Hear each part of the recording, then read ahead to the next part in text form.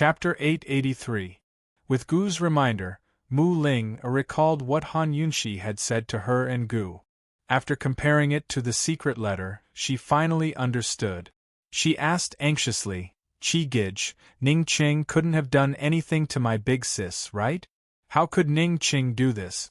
Is he going to betray the Western Qin royal family?" Han Yunxi was the princess of the Western Qin royal family and Ning Qing's master. Since Ning Qing had forged Han Yunxi's secret letter, he must have kept the real letter. What did Han Yunxi write in the real letter? Tell the truth? Ask for help? What was the reason for Western Qin stopping the war? "Qi brother, Ning Qing wouldn't have put my sister under house arrest like the Chu family, right? He wouldn't want to use my sister as a puppet, right?" Mu Ling Er's heart was in a mess. Gu had been very worried on the way here. He had already sent people to investigate, but it was a pity that they couldn't find any useful information.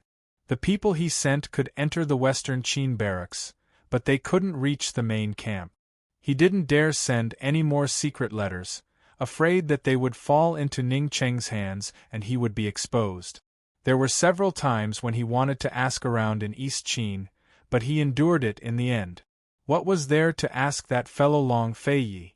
If he let Long Feiyi know about the situation in Western Qin, he would only be laughed at. Gu could only stay calm and start with Ning Qing. No matter what Ning Qing was planning, at least he didn't dare to do anything to Han Yunxi. He could only stay calm and restrain Ning Qing. He didn't believe that when the time came, he wouldn't be able to exchange Ning Qing for his poison girl with the Western Qin army. "Qi brother, tell me, what should we do now?" Mu Ling stamped her feet anxiously. "Why are you in such a hurry?" Gu asked unhappily. "Why isn't Qi brother in a hurry this time?" Mu Ling couldn't figure out why Qi brother hadn't gone looking for Han Yunxi in Tianning Palace like a madman. "Because Poison Lass has forgiven me." Gu chuckled. He was just following his heart and could not be considered impulsive. He had been impulsive the last time because he was worried that Poison Lass would ignore him. As long as Poison Lass forgave him, his world and his heart would not crumble no matter what. Mu Ling avoided his brilliant gaze and asked, "Qi brother, then why did you come to Ning Qing's territory?" Gu stood up and rapped Mu Ling on the head. "Who told you that the three-way black market is Ning Qing's territory?" Mu Ling looked aggrieved. "You said he's the host." Mu Ling suddenly realized something and grabbed Gu's hand. "Qi brother, what do you mean?" Gu smiled coldly. "Cloud Realm Trade Consortium's influence in the three-way black market has long declined. Ning Qing can't even count as half a master now." Mu Ling sucked in a cold breath. "Qi brother, shu."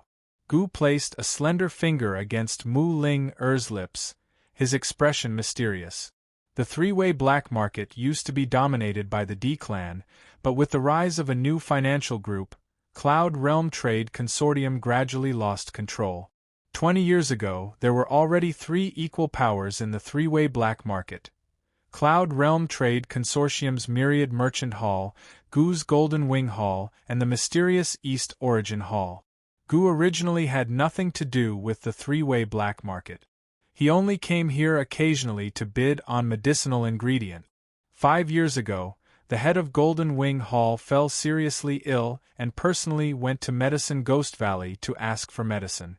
Gu demanded an exorbitant price for a single stalk of medicine. The head of Golden Wing Hall loved money, but he cherished his life even more. For the sake of survival, he had no choice but to hand over all of Golden Wing Hall's wealth to Gu. From then on, Gu became one of the biggest financiers in the three-way black market. He secretly brought in many medicinal ingredients to sell, earning Golden Wing Hall plenty of money and securing his position as princess. Mu Ling was stunned. She remembered how confident she'd been when she said she understood Qi brother. Now that she thought about it, she couldn't help but feel hurt. Perhaps she didn't even know how many identities Qi brother had. "Qi brother, then who's the master of East Origin Hall?" Mu Ling murmured. The name East Origin, Does it mean purple chi from the east? If it meant purple chi from the east, then this East Origin Hall's background was most likely related to the royal family. Purple chi from the east was an auspicious omen, and also a symbol of the chi of emperors. I can't find out. East Origin Hall has always been low-key. However, they've snatched up many big deals in the past few years. If we were to really compete, Myriad Merchant Hall might not be their match, Gu said seriously.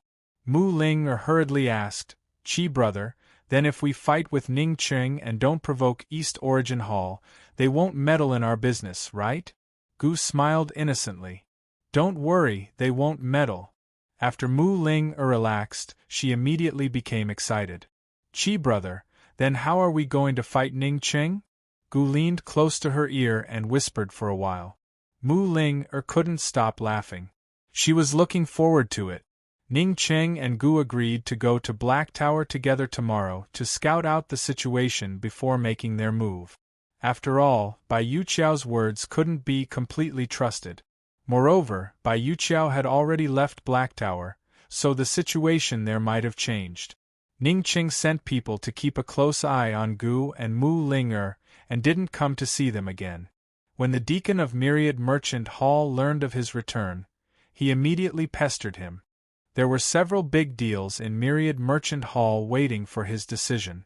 It was late at night, but the black market was at its busiest. Ning Qing listened to the deacon's report on the situation of the black market in the past 6 months, and also patrolled a few auction halls. He didn't know that Ning Jing and Tang Li were quarreling at the entrance of the three-way black market. Ning Jing was no longer dressed as a man, but was dressed in a simple but elegant yellow dress. She wore a light muslin waistcoat and her hair was combed into a horse bun, the very image of a noble lady. When she was dressed as a man, everyone could tell she was a girl. But now that she was a woman, even Cloud Realm Trade Consortium's people couldn't tell that she was Ning Jing. After all, very few people in the world had ever seen her in her graceful, dainty beauty. Although she wasn't living as well as before, she seemed to have put on some weight and lost her previous slender frame. Instead, it was Tang Li who looked much thinner by her side. Tang Li and her were heading north to Northern Li to find that man called Ouyang Jing and get Ning Jing's personal seal. When they passed by three-way black market this evening, Ning Jing insisted on dragging Tang Li inside to play. Don't think I don't know that Myriad Merchant Hall in three-way black market is your Cloud Realm Trade Consortium's true headquarters. Tang Li exposed her bluntly. You know quite a bit about Cloud Realm Trade Consortium. Ning Jing laughed coldly. Tang Li, was it really a coincidence that we met by chance back then? Long Fei Yi had long known about the relationship between Cloud Realm Trade Consortium and the D-Clan's Ning family. How could Tang Li not know? Although she was the one who drugged Tang Li back then, it looked like Tang Li had taken advantage of her while the Ning family suffered losses. You're thinking too much. If I knew your identity back then, I wouldn't have touched you even if I had to find a prostitute. Tang Li's mocking smile made Ning Jing's eyes hurt. The more it hurt, the prouder she smiled. It's a pity I didn't know earlier. You were raped by me. Tang Li narrowed his eyes. Are you leaving or not? It's been a long time since I spent money, so my hands are itching. Let me go buy a few things, then we'll leave at daybreak. I promise I won't expose my identity, Ning Jing said seriously. No way. Tang Li grabbed her by the arm and tried to drag her away, but Ning Jing's attitude suddenly softened. She wrapped her arms around Tang Li's neck and looked up at him like a spoiled child. Ali, just do as I say. Just do as I say. I promise I won't expose my identity, I swear. Ali. Tang Li's expression was calm as he pretended not to hear anything and strode forward. Ning Jing wouldn't give up. Her small hands gently caressed Tang Li's face as she said tenderly, Ali, we already agreed that if you found my seal, you'd protect me from death. I'd stay in the Tang clan forever and stay by your side. A day as husband and wife means endless devotion. We've been husband and wife for almost a year now, so how could I go back on my word? Tang Li looked away as a cold smile rose to his lips. He laughed at Ning Jing's preposterous words and said, "You're thinking too much. Who wants you to stay by my side forever?" "Then you're letting me go?" Ning Jing arched a brow. Tang Li's heart felt stifled as he grew irritated.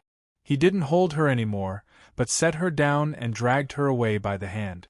But Ning Jing suddenly hugged him and forced him to look at her. "Ali, actually, I don't want to go back to Cloud Realm Trade Consortium either. I didn't complete my mission, so I don't know what kind of punishment I'll face when I go back. Ning Cheng won't let me manage Cloud Realm Trade Consortium anymore. Maybe one day he'll give me to the consortium's old man to play with." "Enough," Tang Li said sternly.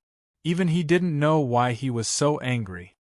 "Being imprisoned in the Tang clan for the rest of my life is better than going back to Cloud Realm Trade Consortium. I'm not an idiot." Ning Jing had never spoken so gently to Tang Li before.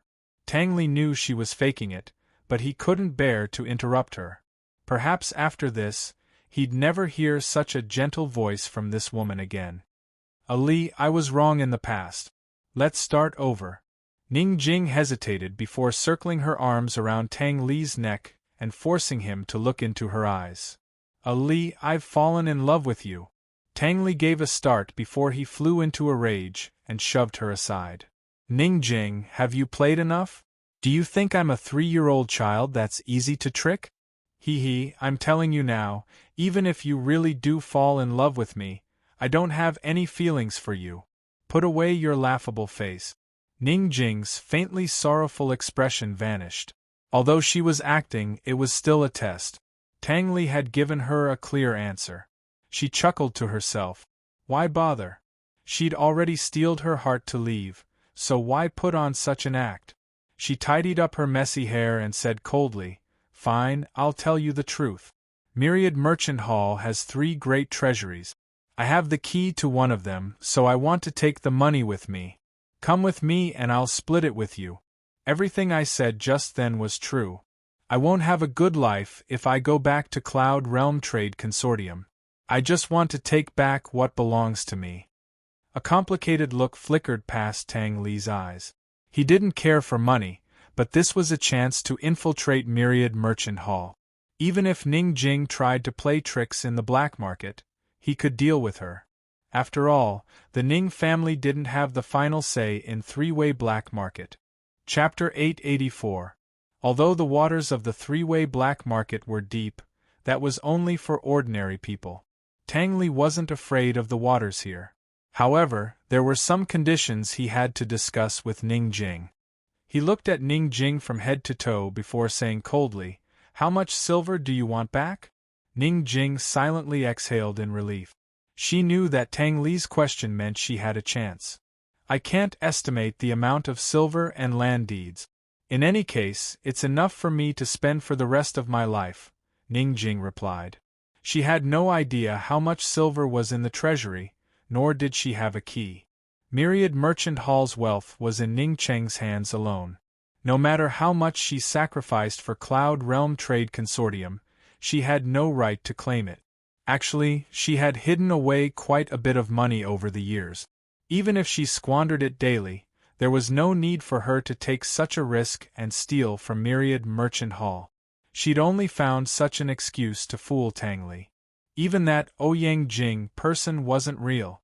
She was certain that she'd have to pass through the three-way black market on her way to Northernly. As long as she could get there, she'd have a chance to shake off Tang Li. "Tang Li, let's meet again after this night." "Let's never meet again." "D-Clan, let's meet again after this night." "We won't meet again in our next lives." Tang Li had no idea of the truth. He only assumed that Ning Jing had gone to the black market to find a chance to send a message to Ning Qing and ask for help from the Ning clan. He wasn't coveting Myriad Merchant Hall's wealth, but asking Ning Jing like that just now was a test to see the true extent of Myriad Merchant Hall's wealth. "What, your Myriad Merchant Hall only has that much in its treasury? Nothing else?" Tang Li probed again. Of course Ning Jing knew there was more, but even if she was leaving the D-Clan, she wouldn't reveal any more of its secrets. She arched her brows and smiled. Of course there's more, but I can't take it away, nor do I want it. Come on, you'll know once you see. Alright. I'll go with you. Upon hearing Tang Li's words, Ning Jing's mood, which had been gloomy for the past few days, suddenly brightened up. For some reason, she also felt a little sad. Sad? She was such a pragmatic person that she had never felt this way since she was young. Ning Jing did not want to think too much, nor did she dare to think too much. She decisively ignored the feelings deep in her heart and patted Tang Li's shoulder casually. Since you trust me, I'll give you half of the money when I get it. When we return to the Tang sect, take good care of me. How about that? Her eyes were bright and her face was full of generosity. She spoke as if she was telling the truth. Tang Li didn't answer her. He took out a pair of exquisite white jade bracelets from his sleeve. Ning Jing's expression changed when she saw the bracelet. Tang Li, what do you mean by this? This item was called the torture bracelet, and it was a type of hidden weapon of the Tang sect. It was specifically used to bind the hands of the enemy. Its function was very similar to handcuffs, but it was far more useful. The size of the two jade bracelets could be automatically adjusted according to the size of the wrist. Once it was put on, it would automatically adjust to a state where it couldn't be broken free. The two bracelets were connected by a thin line that was so thin that it couldn't be seen with the naked eye.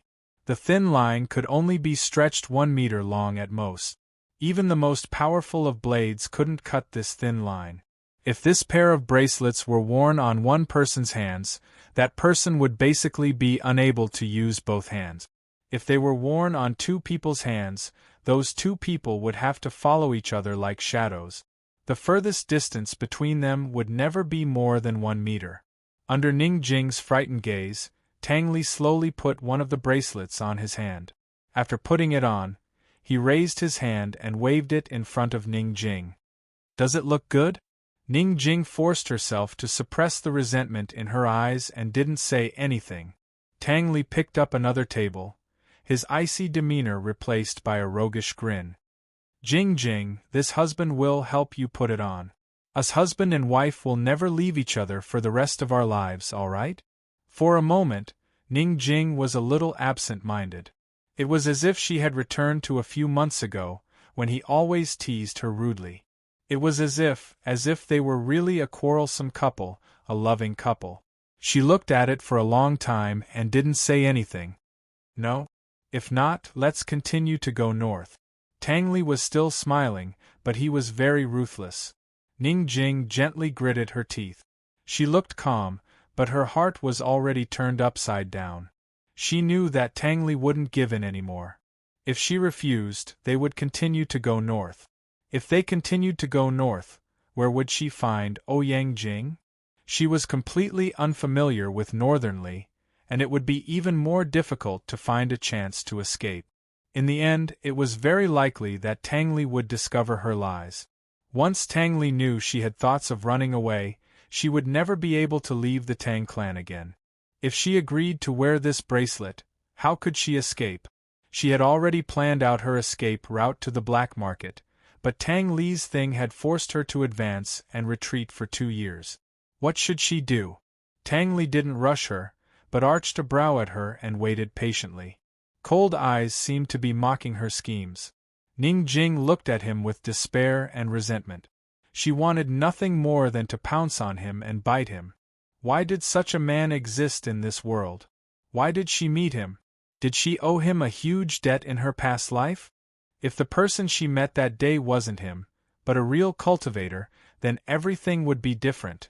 Then she could always stay at Cloud Realm Trade Consortium and focus on doing business. She wouldn't have to be involved in so many schemes and intrigues. She wouldn't have to be involved in the conflict between the Eastern and Western Qin factions. Tang Li, she suddenly said angrily, as if she wanted to say something to him. I'm here, Tang Li said mildly. Ning Jing had a belly full of words, but in the end she forced them back down. No matter how sincere her words were, would he believe them? Even if he did, could she really be with him? Since she was young, she had fought for whatever she wanted. She dared to do whatever she wanted and never backed down. If Tangli wasn't from East Chin, then even if Tangli didn't like her, she would still work hard to fight for him. But Tangli wasn't only from East Chin, but also loyal and devoted. She couldn't fight for him even if she wanted to. She would run away from the D clan, but she would never betray them. In the end, her belly full of heartfelt words melted into a tender laugh. All right, help me put it on. From now on, you and I will be husband and wife, never leaving each other. So speaking, she added resolutely, we'll be together in our next life too. All right. Tangli agreed gladly. He lowered his head and helped Ning Jing put on the bracelet, as if he was helping his wife put on a piece of jewelry. Ning Jing watched him with a cold smile in her heart. Never leaving each other? How could there be such a thing in this world? Cutting off one of her hands and not leaving each other would be a joke. Tangli, let's be together in our next life. After putting on the jade bracelet, Ning Jing raised her hand to examine it and smiled. It looks pretty good. If you like it, I'll give it to you. Wear it all the time? Tangli smiled back. Ning Jing became serious. Let's make this clear first. Once we get out of the black market, you'll take it off for me immediately. Tangli did not answer her. He covered Ning Jing's face with a veil and said mildly, let's go. In order to hide her identity, Ning Jing did not bring Tangli through the secret passage. She naturally had ways to disguise her identity and avoid detection. Actually, Tangli also had many ways to enter the three-way black market, but he remained calm and collected. Just as they passed through the last checkpoint, Tangli discreetly gave the gatekeeper a look, but Ning Jing did not notice. As the night deepened, the black market became livelier, especially the auction house and gambling house. After Tangli and Ning Jing passed through the checkpoint, Ning Jing led him to the nearest gambling house. Tangli could tell at a glance that this gambling house belonged to Myriad Merchant Hall. Just as the silence was drowned out by the crowd, Tangli whispered, "Are we going to the treasury now?" "Of course. This is the busiest time for Myriad Merchant Hall, so it's the best time. I know of a secret passage. When we get there, help me deal with those guards. Once we get what we need, we'll leave through the secret passage," Ning Jing whispered. Ahead of them was Myriad Merchant Hall's busiest gambling house. Once they were inside, she would sever her hand when Tangli was not paying attention and create chaos to escape. There was a secret passage in this gambling house that led to Myriad Merchant Hall's private passage. She would be safe as long as she escaped into the secret passage. With Myriad Merchant Hall's guards around, Tangli would not be able to enter. Ning Qing was in the army anyway. With her current status, she still had some say in Myriad Merchant Hall. Those guards would definitely not dare to block her way. She could just make up an excuse to leave when the time came. Once the matter was exposed, Ning Qing would not be able to interrogate these guards even if he came back. Ning Jing was definitely a businesswoman. In her opinion, it was worth it to exchange a hand for the child in her womb and her own freedom. Gradually, the two of them were drowned in the crowd.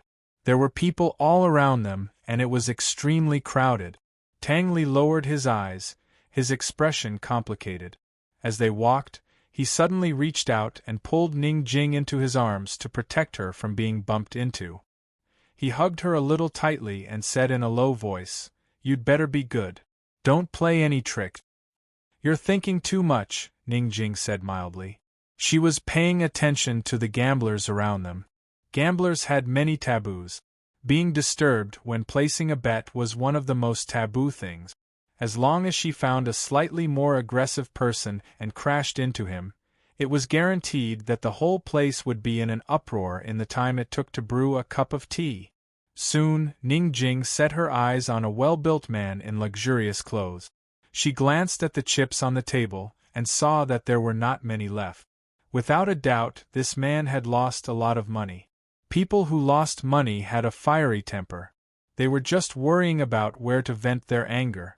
As long as she crashed into him gradually, They were getting closer and closer to the man. At this moment, someone suddenly squeezed over from the right. "Be careful!" Tang Li exclaimed. He hurriedly protected Ning Jing and moved to the side to avoid it. "You didn't get hit, right?" Tang Li asked. I'm fine," Ning Jing replied mildly. Actually, even if she had been hit, it would not have been a big deal. That person's movements were not big. The two of them had already fallen out. Why did he have to protect her like this? Ning Jing realized that she suddenly missed Tang Li's embrace.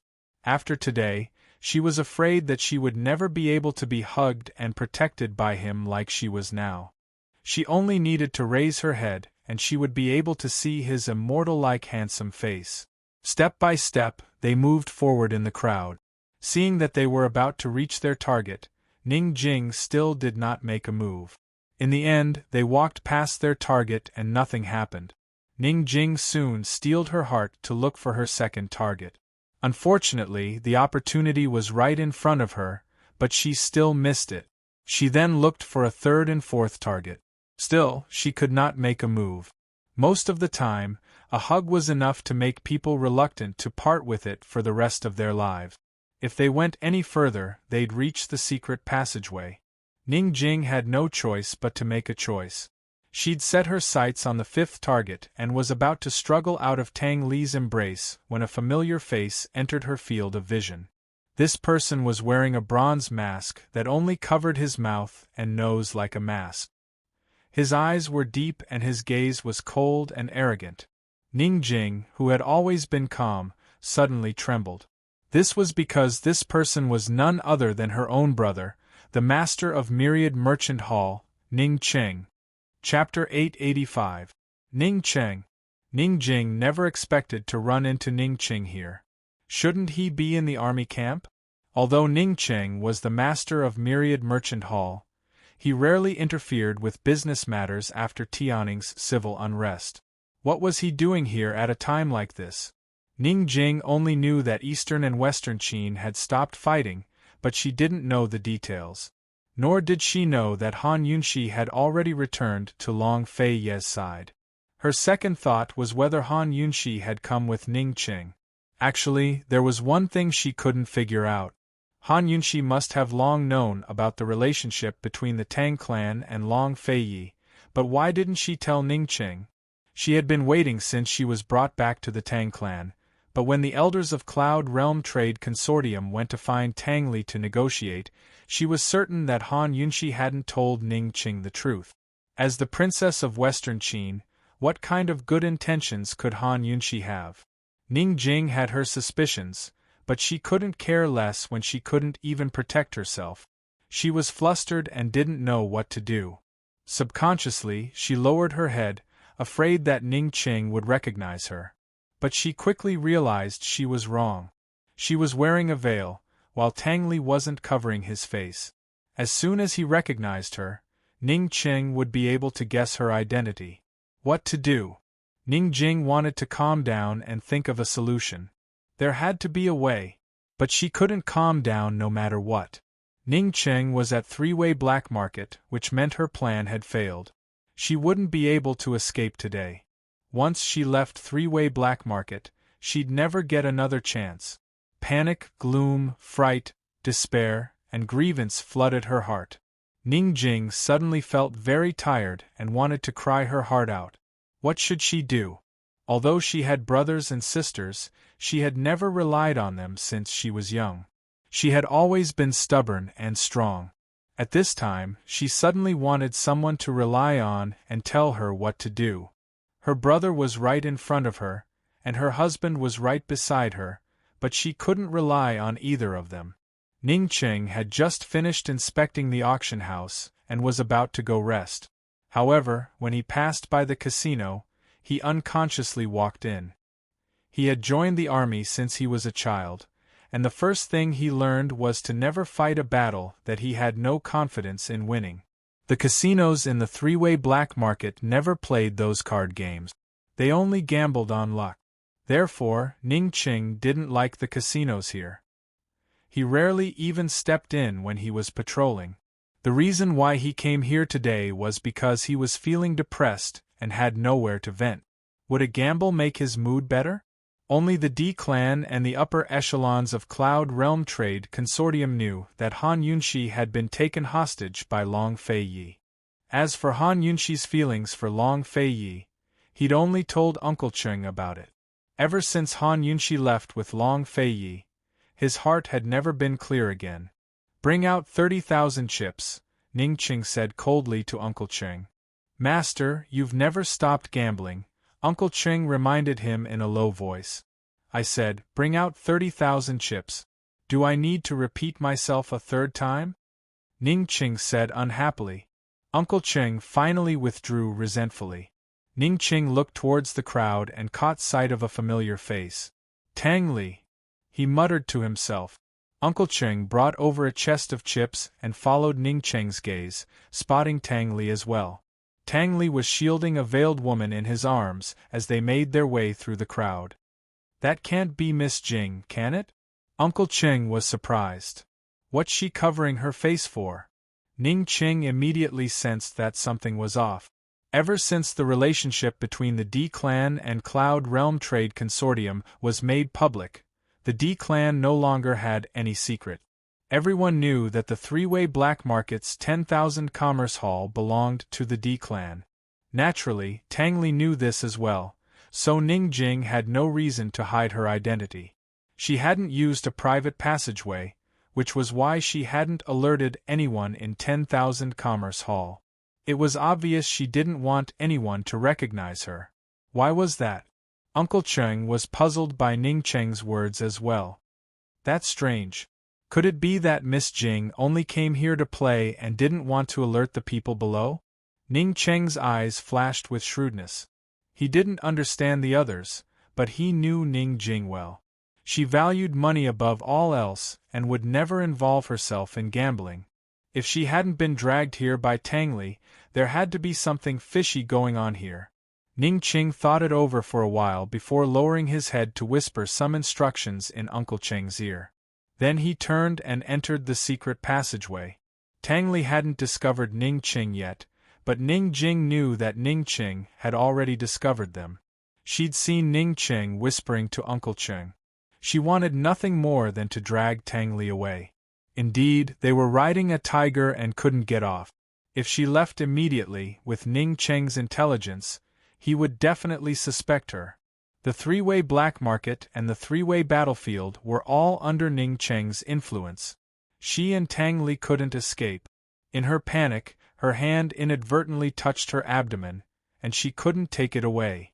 She gently placed her hand on her abdomen, which was already showing signs of pregnancy, and suddenly calmed down. She suddenly realized that there was still one person in the world she could rely on and give her strength. This person was the little life in her abdomen, the trace that Tang Li had left for her, the only memory she could take away. As a mother, she was strong. After calming down, Ning Jing quickly sorted out her thoughts. Whether she had a chance to escape or not, she had to deal with Ning Ching first and dispel Ning Cheng's suspicion of her and Tang Li. Otherwise, Tang Li would definitely die in the three-way black market. Thinking of this, Ning Jing suddenly grasped Tang Li's hand in fear. Tang Li didn't know how fragile the heart of the woman in his arms was. He whispered, "What are you doing?" Before Ning Jing could answer, a lean middle-aged man appeared out of nowhere. He grabbed Tang Li's hand and stuffed a handful of chips into it. Young master, I'm really unlucky tonight. It's obvious that this is your first time here. Please help me bet a few rounds to change my luck." Ning Jing could tell at a glance that this lean man was sent by Uncle Cheng. He was an actor, but anyone who was hooked, no matter how strong their willpower was, would lose to the point that they would go bankrupt. Did Ning Cheng want Tang Li to defeat the entire Tang sect?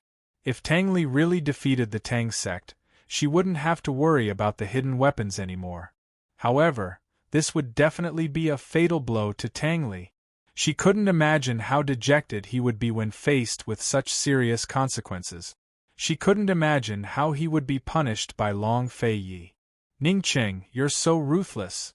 If she removed her mask now and exposed her identity to help Tang Li, Ning Qing would definitely notice her abnormality. She could only remind him secretly. Actually, even without Ning Jing's reminder, Tang Li could tell at a glance that this lean man was an actor.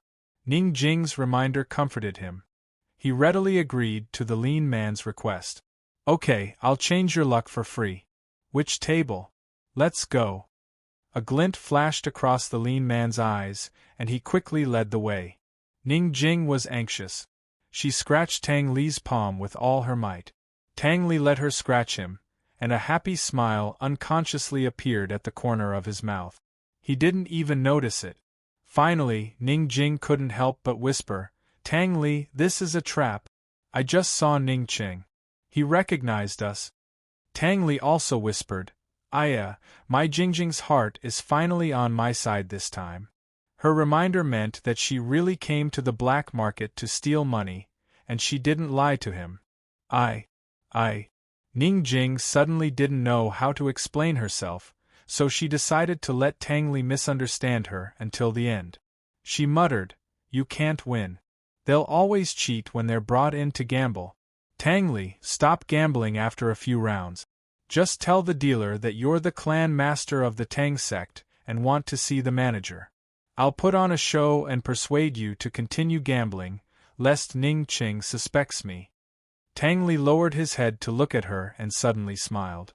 Ever since he left Medical City, he hadn't smiled so brightly. He said, "Jingjing, since you didn't lie to me, I'll help you win back what you deserve. Let's not steal from the treasury tonight." "Tang Li, you can't win. They're all cheaters." Ning Jing anxiously stomped on his foot. "Let's make a bet?" Tang Li chuckled softly. "If I lose, I'll let you go. If I win..." Tang Li thought for a moment, then leaned over and whispered in her ear, "When we get back your personal seal, you'll go back to the Tang sect and give birth to my baby, okay?" With a baby, it would be much easier for him and his mother to stand their ground and protect her life. Ning Jing's eyes were red, but her voice was still cold. "I don't have the right to be pregnant with your child, and I don't want to be pregnant with your child. I'm telling you, if you don't listen to me today, don't blame me for not warning you if anything happens." Tang Li smiled cold and didn't answer. Soon, they were brought to a large gambling table by the lean man. Ning Jing recognized the dealer at the table as Uncle Cheng at a glance. She was almost desperate. Under the gaze of Uncle Cheng's hawk-like sharp eyes, she didn't even dare to whisper to Tang Li. "What should I do? Tang Li, this idiot, how could he escape from Uncle Cheng's trap?" "This is..." Uncle Cheng asked with a smile. "This is my friend. He helped me play a few rounds. If I lose, it's on me, and if I win, it's on him," the lean man quickly replied. As long as it's agreed." Uncle Cheng nodded and began to shuffle the cards. This table was finished with big or small bets, and the winner would be decided when the cards were opened. Tang Li didn't say anything. He played with the limited chips in his hand while quietly watching Uncle Cheng shuffle the cards. It had to be said that Ning Qing and Ning Jing didn't know Tang Li very well. As the young master of the Tang sect, he was good at eating, drinking, and gambling. The only thing he lacked was prostitute. When he was 13 years old, he secretly went to the casino with the Tang sect's guards and lost for 5 years. Since he was 17 years old, he had never lost again, not for any other reason but because he was a master of cheating. Uncle Cheng's every move couldn't escape his eyes. Until dawn, Tang Li didn't leave the gambling table. At first, he won and lost, but later on, he kept winning and winning. His bets were getting bigger and bigger, and it seemed that he was starting to go crazy. Ning Jing was too familiar with this kind of trick. Uncle Cheng would let Tang Li continue to win and go crazy. Only a truly crazy person would bet all his asset. Ning Qing had been secretly watching. It was only when Gu urged him that he, Gu, and Mu Ling went to explore the Black Tower. At this time, Long Feiyi, who was still on the road, had already received a secret letter from the guard at the gate. He knew that Tang Li and Ning Jing had gone to the black market. Why did he bring Ning Jing there? Long Feiyi couldn't figure it out. Although Tang Li was easily annoyed, he wasn't addicted to it. He wouldn't send Ning Jing to the three-way black market at this juncture.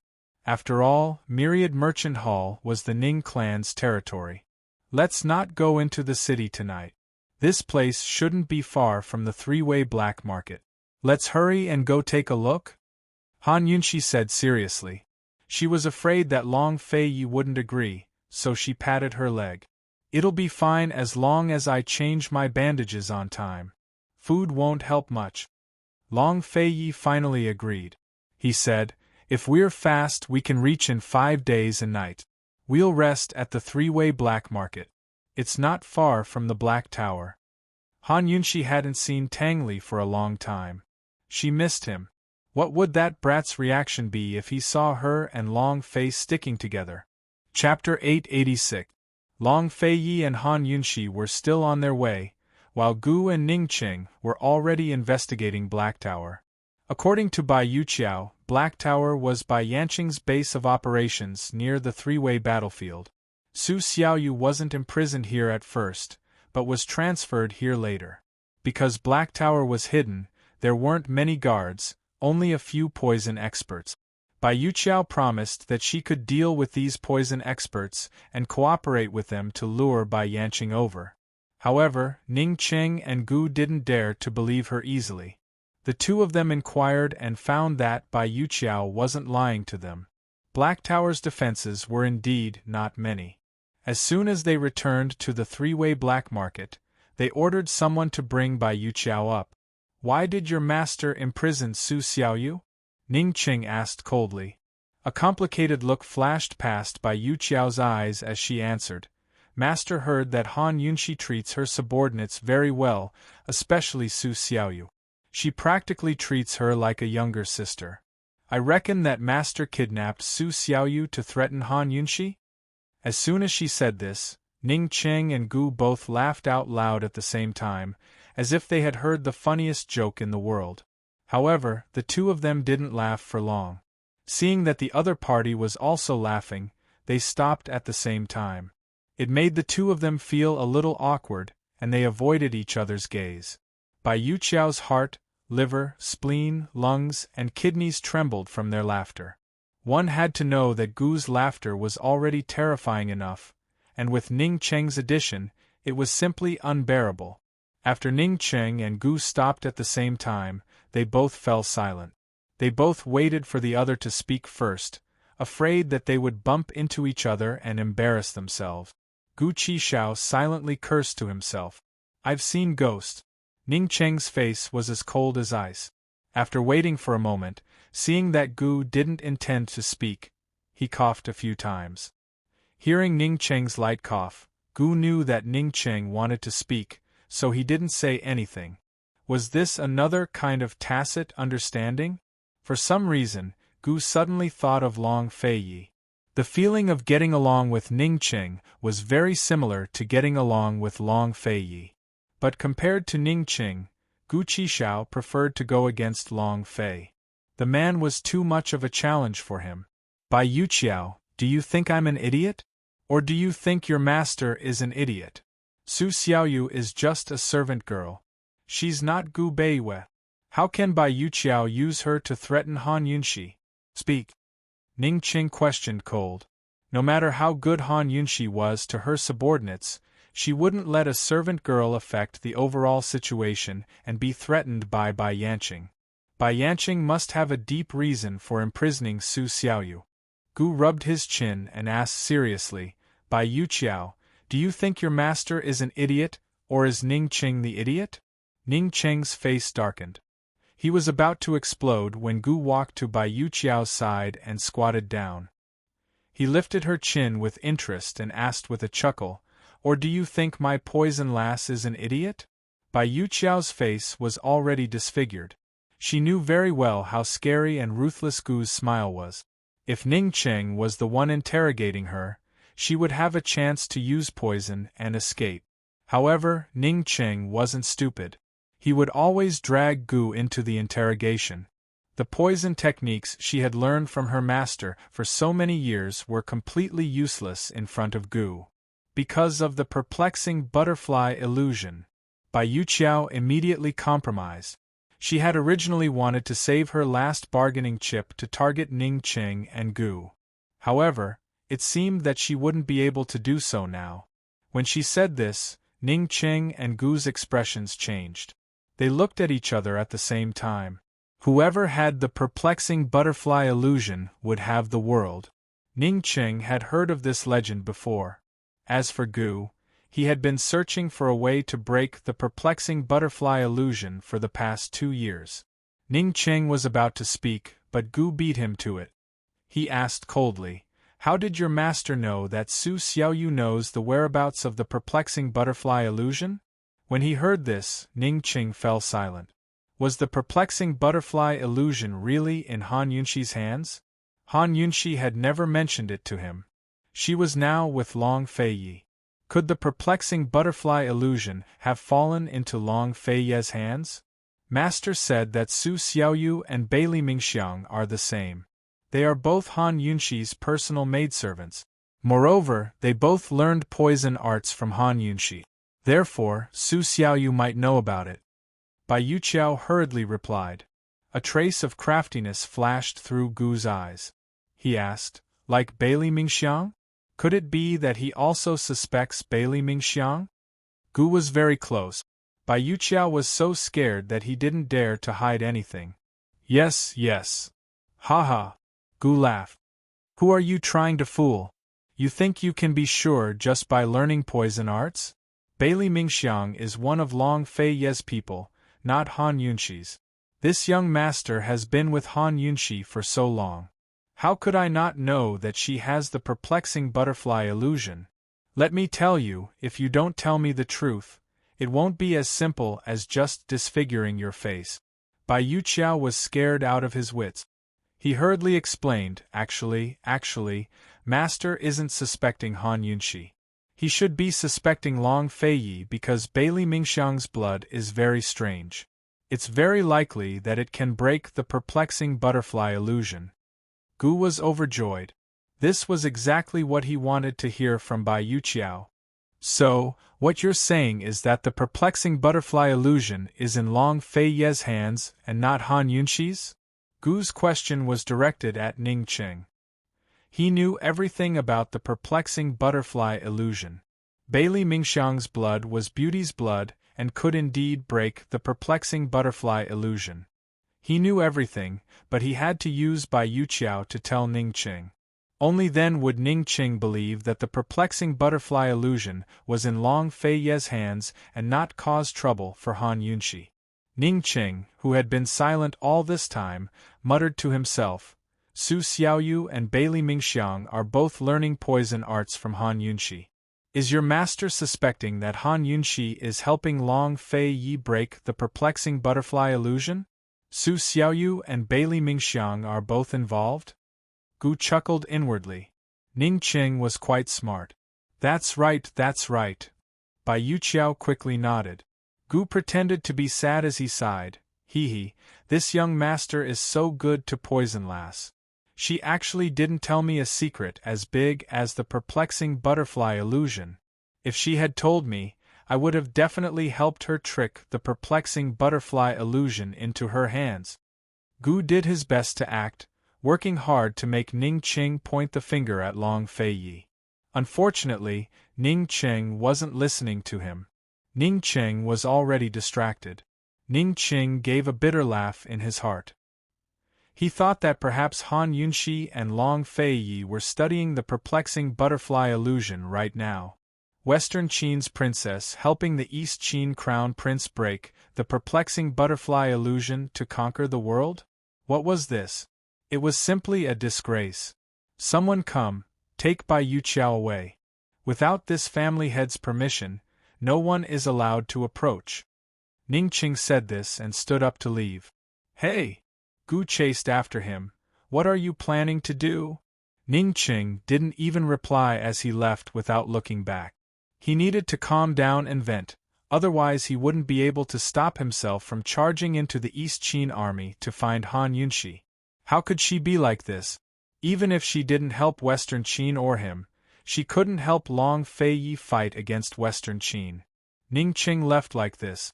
Gu was not in a rush, he had the patience to wait. He had his own plans, so he needed time.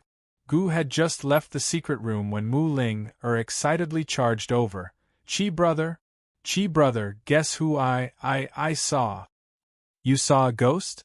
What's all the fuss about? Gu said irritably.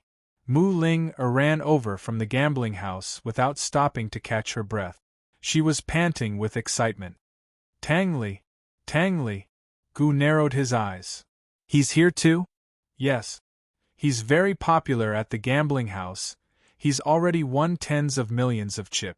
There's a woman by his side who's wearing a mask. It's very likely that she's Ning Jing. Mu Ling said anxiously.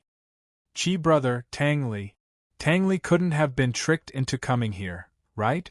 Myriad Merchant Hall belongs to Ning Jing's family, right? Gu cocked his head at her. What's that got to do with you? Mu Ling gave a start, unable to answer. They weren't very clear on the relationship between the Tang clan and Long Feiyi, much less the relationship between the Tang clan and Cloud Realm Trade Consortium by marriage. Mu Ling couldn't figure it out, while Gu had no interest at all.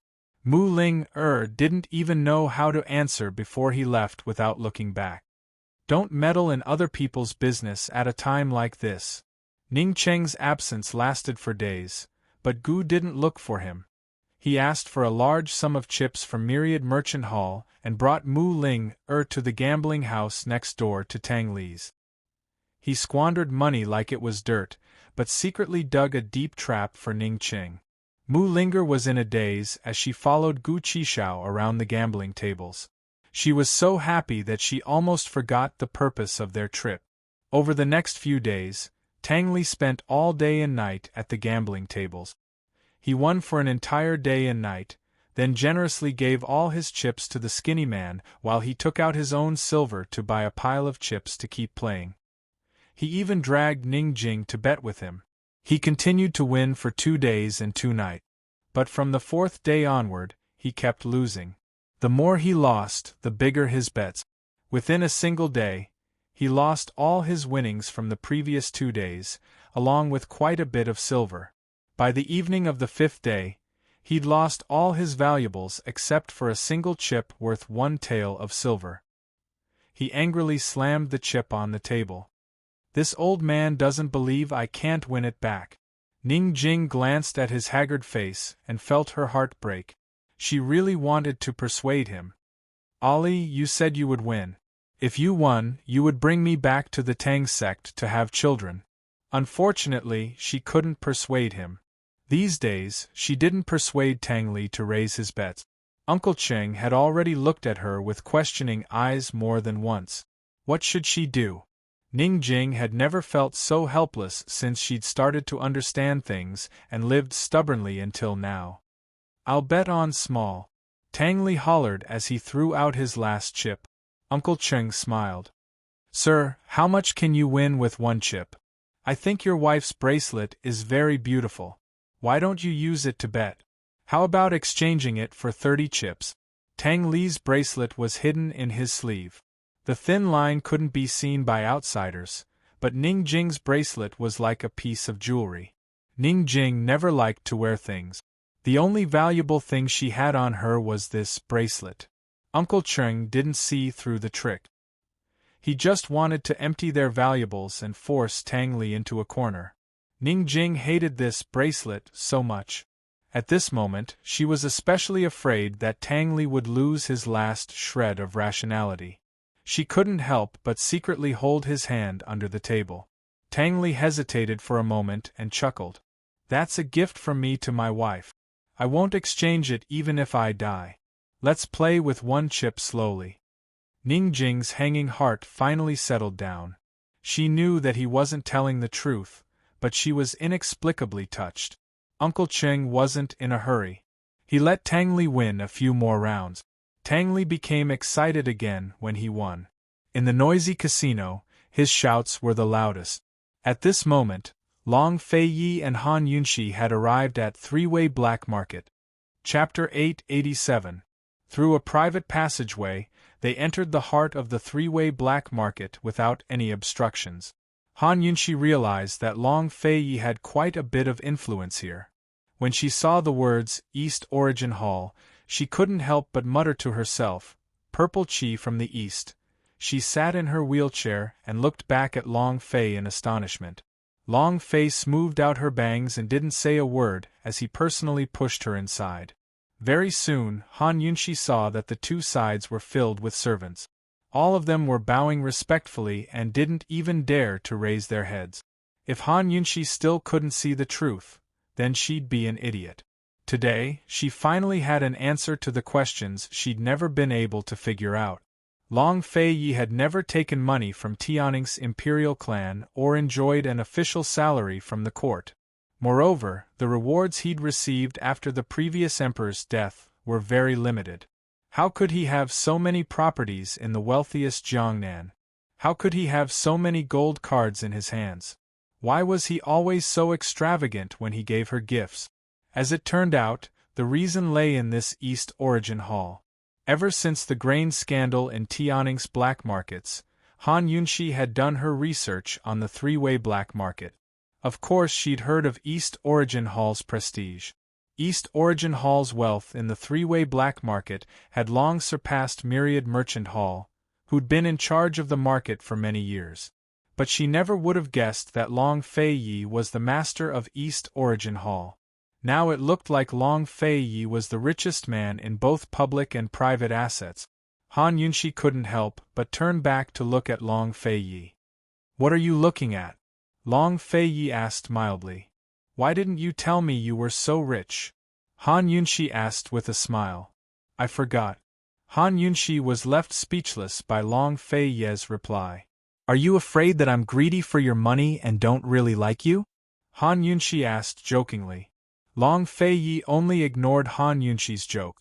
He retorted, "Then are you greedy?" "Yes." Han Yunshi nodded immediately. Without another word, Long Fei-yi took out a key from his sleeve and handed it to Han Yunshi.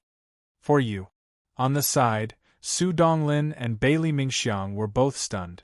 Long His Highness doted on the princess, but they never expected him to spoil her so much. That key was the key to the East Origin Palace's treasury. Before the East Qin Empire was restored, the East Origin Palace's treasury was equivalent to the East Qin Empire's national treasury. Over the years, besides the limited subsidies the Tianning court gave to the Bailey Navy, all of East Qin's expenses came from this treasury. Su Donglin immediately thought of Tang Zijin, Aunt Ru, and General Bailey's stern faces. If they knew of His Highness's actions, who knew what their expressions would look like? Bailey Mingxiang looked at His Highness's tall figure from behind, his heart filled with complicated feelings. When they first met, he never expected that the cold and detached man could dote on a woman so unconditionally. Long Fei-yi had long pushed Han Yunshi away. Han Yunshi looked at the key and asked in a low voice, "Is it from the treasury?" "It's from the treasury." "Keep it well," Long Fei-yi said lightly, as if he was just chatting idly. Han Yunshi was scared out of her wits and quickly returned the key to him. "I don't want it. That's East Qin's treasury." She was already scared witless by the East Qin imperial jade seal, much less the treasury key.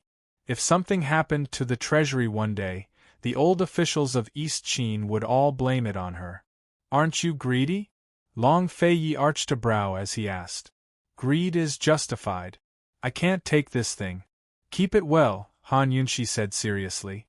The East Qin imperial jade seal was only being entrusted to her. She would have to return it to him after the Wind Clan's troubles were taken care of. So what if she had the treasury key?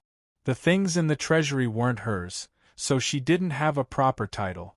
Han Yunshi said seriously, "Long Fei-yi, I'll take your personal things, no matter how valuable they are.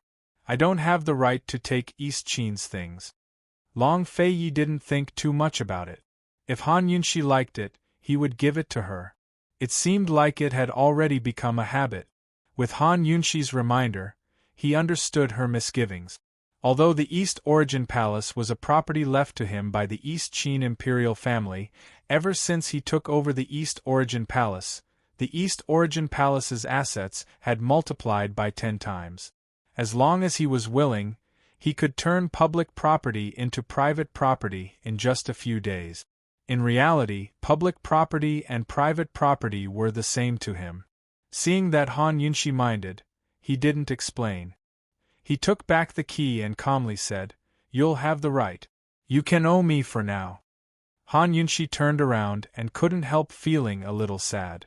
Unless the enmity between East and West Qin was a misunderstanding and could be resolved, how could she have the right? Actually, she wasn't greedy at all. She had his body and his heart.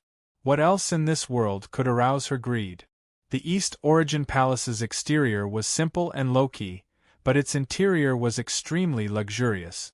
It didn't pale in comparison to the high-profile Myriad Merchant Hall. Long Feiyi brought Han Yunshi to his sleeping quarters. This palace was hidden in the quietest and most secluded part of the East Origin Palace. No one could disturb it. As soon as she saw the hot spring behind the sleeping quarters, Han Yunshi really wanted to soak in it comfortably.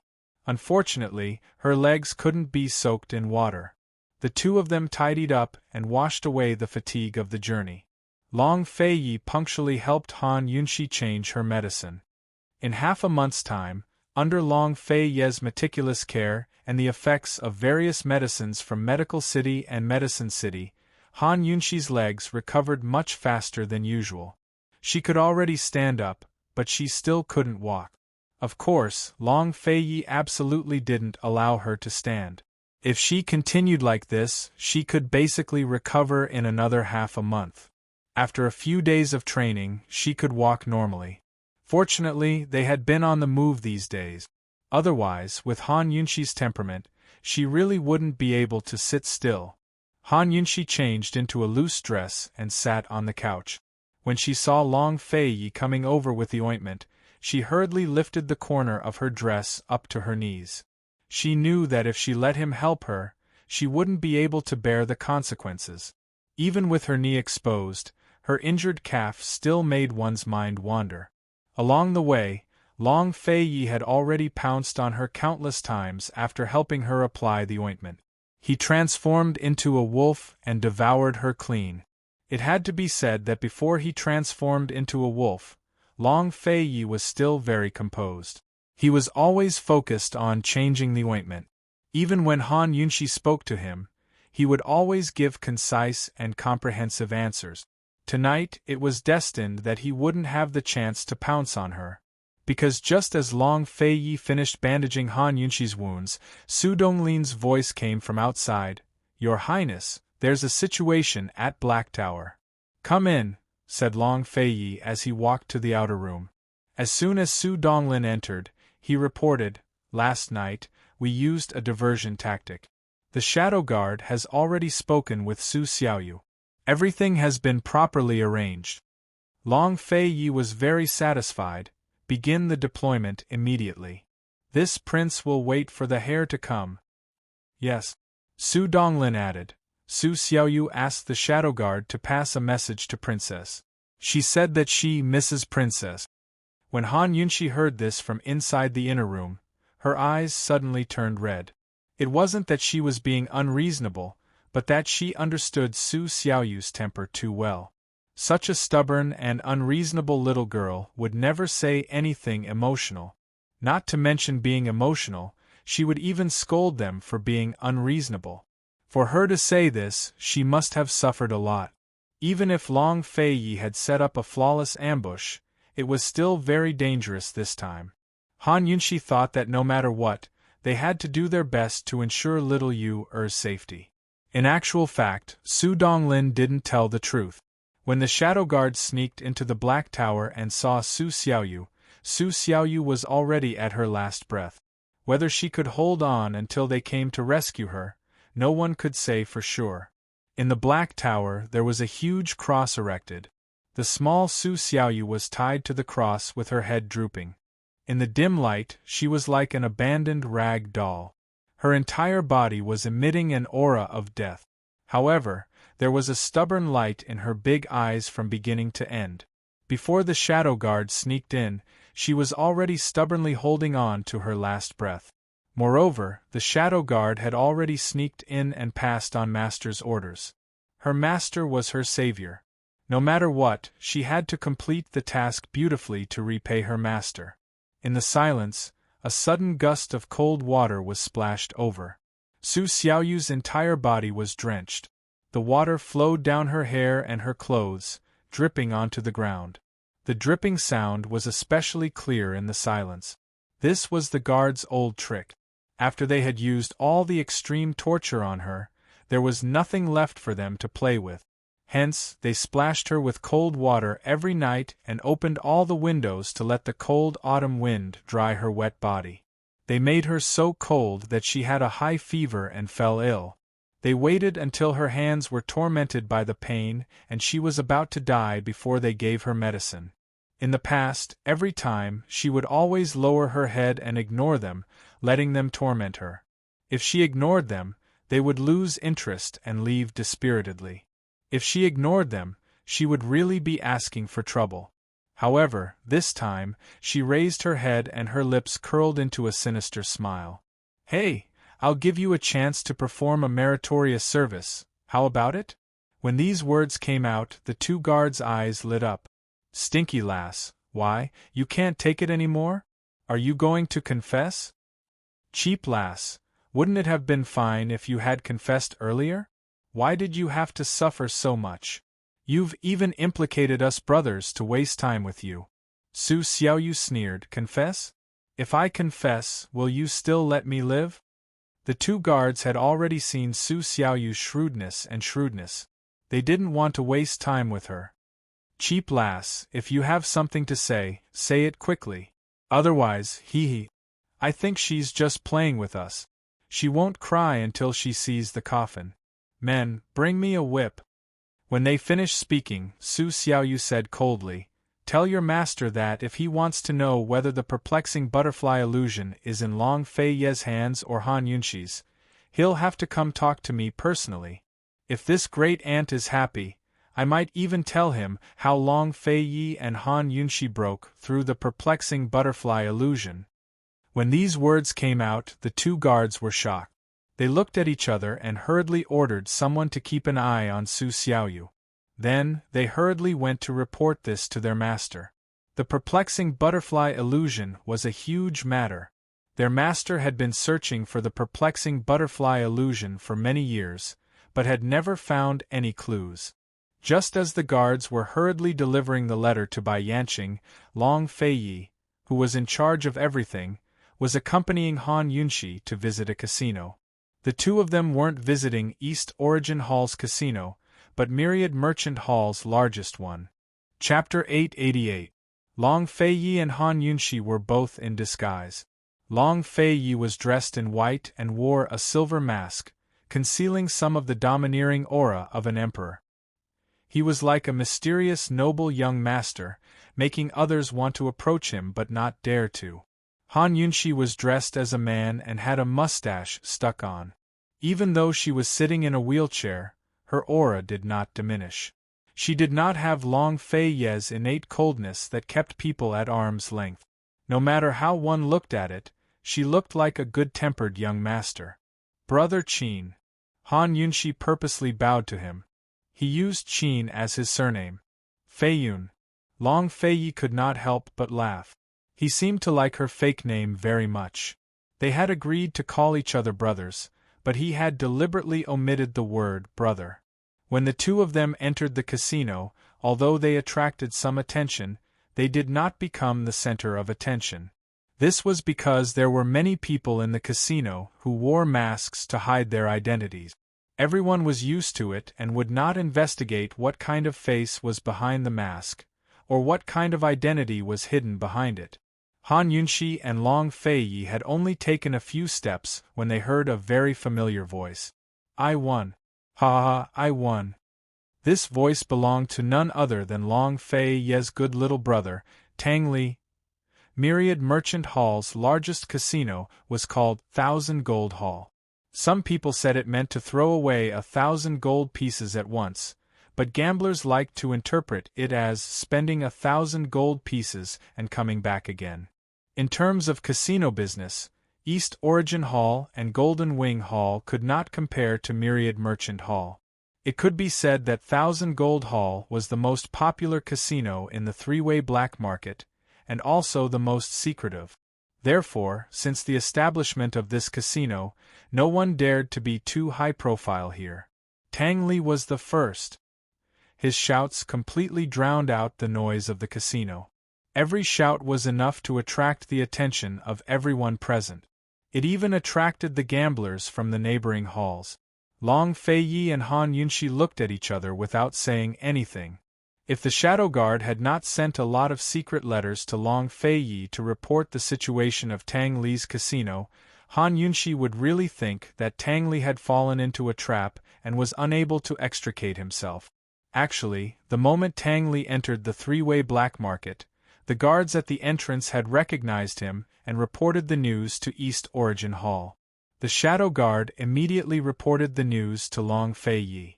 At the same time, he sent an informant to follow Tang Li to understand the situation. At first, the informant also thought that Tang Li had fallen into a trap at the gambling table. It was not until Tang Li recognized the informant and gave him a few glances that the informant realized that Tang Li was still conscious. The masked woman beside him should be Ning Jing, right? Han Yunxi whispered. Long Feiyi also whispered. He pushed Han Yunxi through the crowd and approached the gambling table where Tang Li was. Although this gambling table had become the focus of the entire three-way black market, most people still gathered around to watch. They did not dare to sit at the table. Occasionally, someone would throw in some chips to rub off on Tang Li's luck. After all, Tang Li's luck was extremely good today, and he kept winning. Different gambling tables had different standards. The gambling table where Tang Li was at required that the first bet must not be less than 30 million chip. It was the gambling table with the highest starting point in the entire black market. If one wanted to get a seat and comfortably sit down to gamble, they would have to fork out 30 million silver. After all, this was not a small sum. Therefore, other than Tang Li, there were only 3 middle-aged men sitting at the large oval table. Long Feiyi threw in 60 million chips at the beginning. He had 30 million chips, and Han Yunxi had 30 million chip. The two of them sat on the right side of Tang Li. Tang Li was so excited that he only glanced at them and did not recognize who they were. Long Feiyi's eyes flashed with a touch of displeasure. Han Yunxi looked at Ning Jing with interest. She found that Ning Jing seemed to have gained a little weight. As the saying goes, the body grows fat when the heart is broad. Ning Jing was under house arrest, but she still gained weight? Was she broad enough, or was she confident enough to believe that she could turn the tables? Tang Li was doing well in the Tang sect. Why did he go to the Ning family's territory to gamble? Han Yunxi couldn't figure it out no matter how much she thought about it, so she naturally suspected Ning Jing. At this time, the dealer had already shuffled the cards and politely asked everyone to place their bet. Small. Still small. I'll bet 10 million. Tang Li slammed the table and stood up. If I don't play small, I'll write the word Tang upside down. For a moment, everyone's attention was on Tang Li. Han Yunxi rolled her eyes a few times. She could not tell that Tang Li was acting. This kid must have gone crazy from playing. At this moment, the dealer, Uncle Cheng, gave Ning Jing a look. This was already the third time. Ning Jing could no longer ignore it. She sneered at Tang Li and said, "Since you're so sure, why don't you bet all your chips? What's the point of writing the word Tang upside down?" When Ning Jing said this, she secretly tugged at Tang Li. Tang Li knew that she was acting for the dealer, so he played along. "Fine, I'll bet all my chips. Hee, if your husband wins, I'll buy you delicious food." Many of the women present burst into laughter. How could this rich man be so cute when he won so much money to buy delicious food? He must love his wife very much in private, right? For a moment, everyone's hearts were filled with admiration. If it were any other time, Han Yunshi would have laughed too. Tang Li always had his way of making women happy. However, at this time she could not laugh. She was even more certain that Ning Jing had seduced Tang Li to this place. If she knew that Tang Li and Ning Jing were sincere to each other, she would know that there was another woman in this world who was in the same boat as her. Unfortunately, she did not know. She only knew that Ning Jing had schemed against Tang Li, and Tang Li had played along. The two of them had been secretly competing, and now, Tang Li had the absolute upper hand. Putting aside her identity as the Princess of Western Qin, Han Yunshi would openly admit that she was biased and protective of Tang Li. She hoped that Tang Li could win this smokeless war between Tang Li and Ning Jing. Although Tang Li was sloppy, he was still very reliable when he was serious. He was worthy of a better woman. Boom! Tang Li suddenly pushed out all the chips in front of him and scattered them all over the table. He had won more than 50 million chips in one day. Ning Jing was shocked. She had secretly tugged at Tang Li's hand just now to remind him that she was just acting and not to listen to her. She did not expect Tang Li to be so willful. For a moment the audience was in an uproar. Many people stopped what they were doing and came over to watch.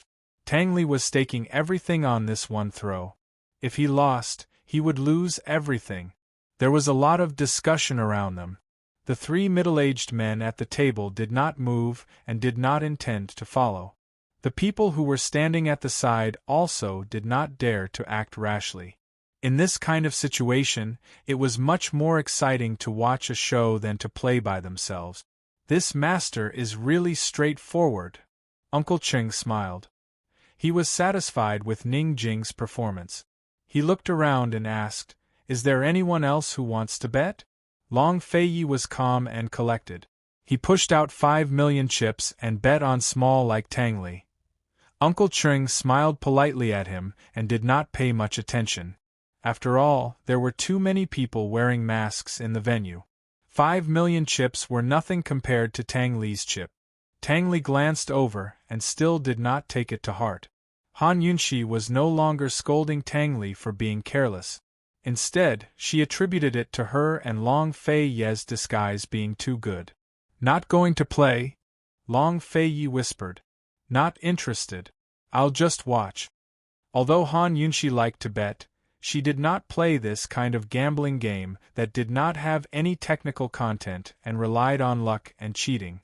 She thought that it would not be a loss to use 30 million chips to exchange for a seat and return it after watching the show. Long Feiyi did not persuade her. The dealer asked around again and was about to open the dice bowl after making sure that no one was betting. At this moment, an extremely deep and sexy voice came from outside the crowd and attracted everyone's attention. "Wait, I want to bet." The voice was deliberately fake and could not be distinguished from the original voice. The crowd consciously opened up a path and saw a young man in black casually walking over. His black clothes were mysterious and low-key, but the mask on his face was extremely high-profile and showy. The mask was made of pure gold. Under the illumination of the lights, it was golden and especially bright. Compared to his high-profile appearance, the girl behind him was much more low-key. The girl was about 17 or 18 years old. She was dressed in a yellow robe and wore a white veil bamboo hat. Her entire head was covered and nothing could be seen. Han Yunshi, like everyone else, did not pay much attention to the yellow-robed girl. Her attention was on the black-clothed man's face. She wanted to go over and ask, "Sir, isn't the golden mask heavy?" Tang Li saw that his limelight was stolen and was a little unhappy. The black-clothed man and the yellow-robed girl had just sat down when he impatiently urged, "Hurry up if you want to bet. Don't waste my time." The black-clothed man glanced at the chips that had been placed and asked, "How much is this pile?" "This Sir Tang bet over 50 million and this Sir Qin bet 5 million. After Uncle Cheng finished explaining, he very professionally asked, "Sir, how much do the two of you want to bet?" The black-clothed man ignored Uncle Cheng and looked at the three middle-aged men who did not bet. He chuckled and asked, "You guys don't want to play?" The three middle-aged men were all steady people. They were not easy to block and loved money. They would not be impulsive and would not show off their power. The three of them simultaneously shook their heads. One of them politely smiled and said, "We just played a few rounds. Take a break and enjoy yourselves." Who knew that the black-clothed man's face would immediately change? "If you don't want to play, then go to the side. Don't ruin my mood." As he spoke, he looked at Long Fei and Han Yunxi and waved his hand disdainfully. 5 million? If you can't afford to play, then go to the side. Don't hinder me and this sir from washing 1,000 gold hall with blood. When these words came out, Uncle Cheng's face slightly changed. Ning Ching, who was hidden in the shadows, was even more displeased. Who else could this black-clothed man be other than Gu? Ning Ching had just arrived. He originally wanted to find Gu to discuss the matter of Black Tower and the operation tomorrow. Who knew that he would actually stroll over to Tang Li's side? He and Mu Linger each had 60 million chip. They did not buy them, but took them for free. He was having fun in the hall next door. Why did he come to 1,000 Gold Hall to join in the fun? "Master, do you want this subordinate to call Gu back?" the attendant asked in a low voice. "No need. Let's see what he wants to do first," Ning Ching said coldly. After these days of interaction, he more or less understood Gu's temper. Once that guy went, he would not be able to call him back. He still believed in Uncle Cheng's ability. He was not afraid of Gu causing trouble, nor was he afraid that he would win. If he rashly went over now, it would instead disturb Tang Li's mood. One must know that people who were immersed in the gambling table were most afraid of having their mood disturbed. Once disturbed, it would be very easy for them to wake up. If Gu went over, it might not be a bad thing. Perhaps it would make Tang Li even crazier. Chapter 889. Ning Ching was still able to keep his cool. If he angered Gu and ruined his plans, the losses would outweigh the gains. It wasn't as if he couldn't afford to spend those tens of millions of taels of silver. "Yes." The guard nodded, then added, "Master, Tang Li's been winning all this time today. Half of it was Uncle Cheng going easy on him, and the other half was luck." His luck today isn't bad," Ning Ching smiled coldly. "Uncle Cheng's intention is to let him win for one more day. We'll make our move the day after tomorrow. We've already instructed the Loan Shark brothers," the guard said in a low voice. In a gambling house, the scariest people were the loan sharks who walked between the gambling tables. Gambling houses would never lend money to gamblers. If a gambler wanted to borrow money, he could only borrow from these loan sharks. Once he provoked them, he'd never have a chance to turn things around. These loan sharks were the darkest powers in the black market. They didn't belong to any faction, and the loan sharks weren't under the casino's jurisdiction either.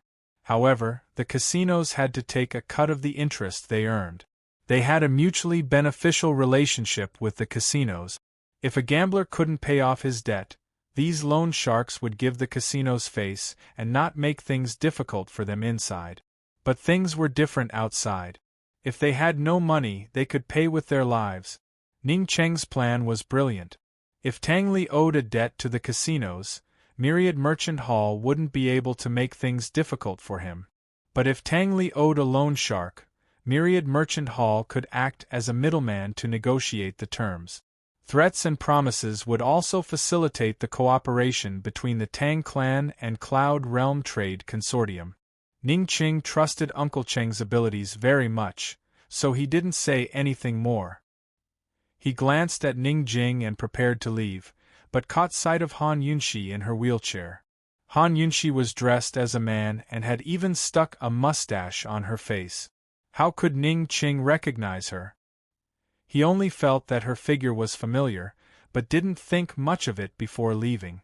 It was time to make arrangements for Black Tower. The excitement at the gambling table continued.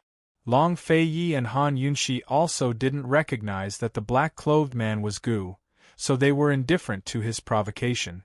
Uncle Cheng didn't want to complicate matters, so he advised Gu with a smile, "Young master, everyone is waiting for you to place your bet. Tang Li also urged him unhappily, "Why are you talking so much nonsense? Hurry up if you want to bet. If you don't have money, you're just making a ruckus. Why are you pretending to be rich?"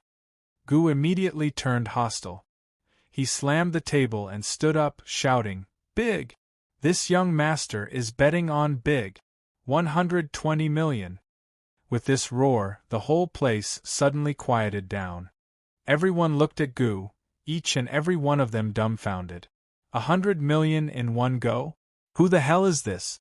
Under everyone's gaze, Gu smiled coquettishly and casually pushed out his and Mu Ling Er's chips.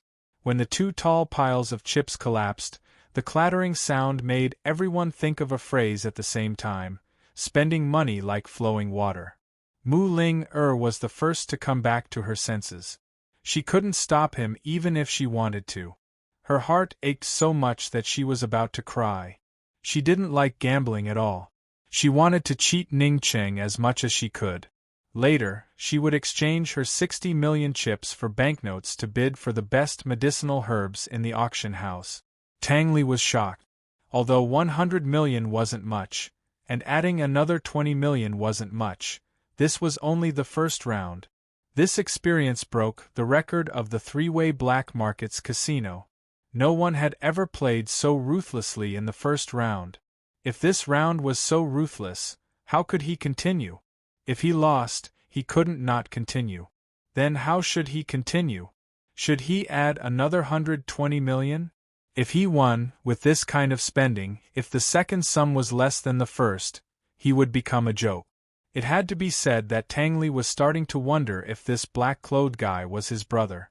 In this world, other than his brother, who else would spend more than 100 million on the first round? This generosity was as if he didn't have to pay for the chips himself. But his brother wouldn't appear here. And it was even more impossible for him to wear such a flashy golden mask.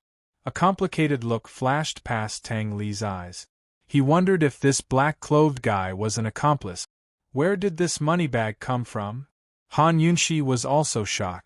She whispered, "Could he be an accomplice? Is he here to set a trap for Tang Li?" Long Fei Yi was the calmest in the entire venue. He was unperturbed and said calmly, "Let's wait and see." Uncle Cheng was already burning with anxiety. He kept signaling the attendant beside him with his eyes. After a while, the attendant came back to his senses and went backstage to look for Ning Cheng. Master, this is bad. Gu, he. Ning Cheng was frowning as he pondered over something. When he saw the attendant rushing in, he was instantly displeased. Coldly, he said, "You're making such a fuss over nothing. It's best if," before he could finish, the attendant hurriedly said, "Gu bet 120 million chips on his first round." Ning Cheng was stunned at first. Then, he slammed the table and stood up, rushing out. He stood on a hidden stand on the second floor and looked down. He saw that all the gambling tables in the huge casino had stopped. Everyone was looking in the direction of Gu and Tang Li. The entrance of Thousand Gold Hall was already packed with people. Everyone was waiting for Uncle Cheng to reveal the size of the dice. "Master, what should we do?" the attendant asked. Although Ning Ran frowned, he was not impulsive. "Let's wait and see." First, he would shake the dice, then bet on the size of the dice. Uncle Cheng would cheat at different times according to the situation and control the size of the dice. As a dealer who often stood at the gambling tables, his eyes and heart were extremely sharp. He could clearly understand the psychology of the gamblers. If he was sure that the gambler would bet on the size of the dice, the dealer would cheat when shaking the dice. If he was not sure, he would wait for the gambler to place his bet and cheat when the lid was opened. If Gu did not cause trouble, Uncle Cheng could play slowly with Tang Li. The rhythm of winning and losing was under his control. However, with Gu's interference, Uncle Cheng had to be wary of Gu. A complicated look flashed past his eyes. He thought that Gu could not keep wasting his time here like Tang Li. Gu still had important things to do. "Everyone, watch carefully." Uncle Cheng regained his standard dealer smile and slowly opened the lid. At this moment, the huge casino was extremely quiet. However, the silence only lasted for a moment. Tang Li suddenly jumped up from his seat. Small. Ahahaha. Small. Small. I've won. He hugged Ning Jing excitedly and then cast a provocative look at the man in black. He deliberately dragged out his tone. Small. In fact, his excitement was fake. When Uncle Ching shook the dice, he saw that Uncle Ching had cheated and rolled big. Uncle Ching wanted him to lose. However, the man in black interfered, so Uncle Ching could only let him win. When Uncle Ching opened the lid, he saw that Uncle Ching had cheated and changed big to small. On this day, he lost and won. It seemed that he was under Uncle Ching's control, but in fact, everything was under his control. It was rare for him to be so smart. Under Gu's mask, his whole face was gloomy. Gambling was his strong suit. Before he took over Golden Wing Temple, he often came to the three-way black markets casino to play. After taking over Golden Wing Temple, he spent a long time in his own casino to practice. Anyway, winning or losing was his own chips, and he did not need to pay. He clearly saw that Uncle Ching had done something when he opened the lid. You want to cheat me, right? You want to take back the 120 million chips that Ning Ching gave you for free, right? Gu slowly narrowed his eyes and exuded an extremely dangerous aura. Ning Ching, oh Ning Ching, old debts are owed, new enmity. This young master is going to take revenge now. Gu Qixiao abruptly tossed a gold card to one of his attendants. Bring out 120 million chips. Soon, the attendant brought 120 million chips and piled them up in front of Gu. Tang Li received double the chips and had more than 100 million in front of him. This is really too much. Uncle Cheng's face darkened. He waited for a moment, but Ning Ching did not send anyone over. He resolutely started the next round and rolled the dice. Everyone, please place your bets, Uncle Ching said calmly. Tang Li did not hesitate to bet more than 1,000 chips on small. Gu's eyes flashed with a sneer, and he pushed more than 100 million chips on big. Long Fei Yi did not move and just watched. Uncle Cheng's eyes flashed with ruthlessness, and he decisively opened the lid. This time, Tang Li laughed wildly again. Small. Small again, ha ha, small again. Without a doubt, Uncle Ching cheated and cheated Gu again. No matter how many chips Tang Li won, he would make him spit them out in the end, and Gu could not win. If Gu's chips were a few million or 20 to 30 million, Uncle Ching would let him win a few rounds and send him off. However, if it was more than 100 million, it would be a huge loss. Gu could not leave after winning one round. He had to at least win a few rounds. If he played with bets of more than 100 million, winning a few rounds would mean he would lose hundreds of millions. How could the casino suffer such a loss? The price was too high. The anger in Gu's eyes grew. He threw out another gold card. 120 million. Soon, the chips arrived. Uncle Cheng made Gu lose again, and Tang Li won again. At this point, Gu lost 3 rounds in a row and lost a total of 360 million. Tang Li won 3 rounds in a row and won a total of more than 250 million. No matter how rich a person was, the amount of money in his gold card was limited. After deducting the 120 million that Ning Ching gave him, Gu lost more than 240 million. He only had 2 gold cards left. Again. For the 4th time, Gu lost another 120 million. Even Tang Li was secretly amazed. This dealer is really ruthless. Gu Qixiao's rage had reached its peak. He tossed his last gold card at the attendant and said, "Give me another 120 million. The attendant brought in the chips again. Just as Uncle Cheng was about to start the next round, Gu and Tang Li stood up in unison. For a moment, everyone was shocked. Uncle Cheng looked calm, but his heart was about to jump out of his chest. In the distance, Ning Cheng was also unable to calm down. After all, Gu had lost 4 rounds in a row, and Tang Li had 500 million in chip. Any decision made by the two of them would be very scary. Someone, bring Gu back. Tell him that I'll return all my losses to him. Ning Qing made a prompt decision. Unfortunately, just as the attendant went to Gu's side and whispered in his ear, Tang Li laughed and said, "I've won so much. I'm not playing any more." Tang Li looked calm, but in fact, he was overjoyed.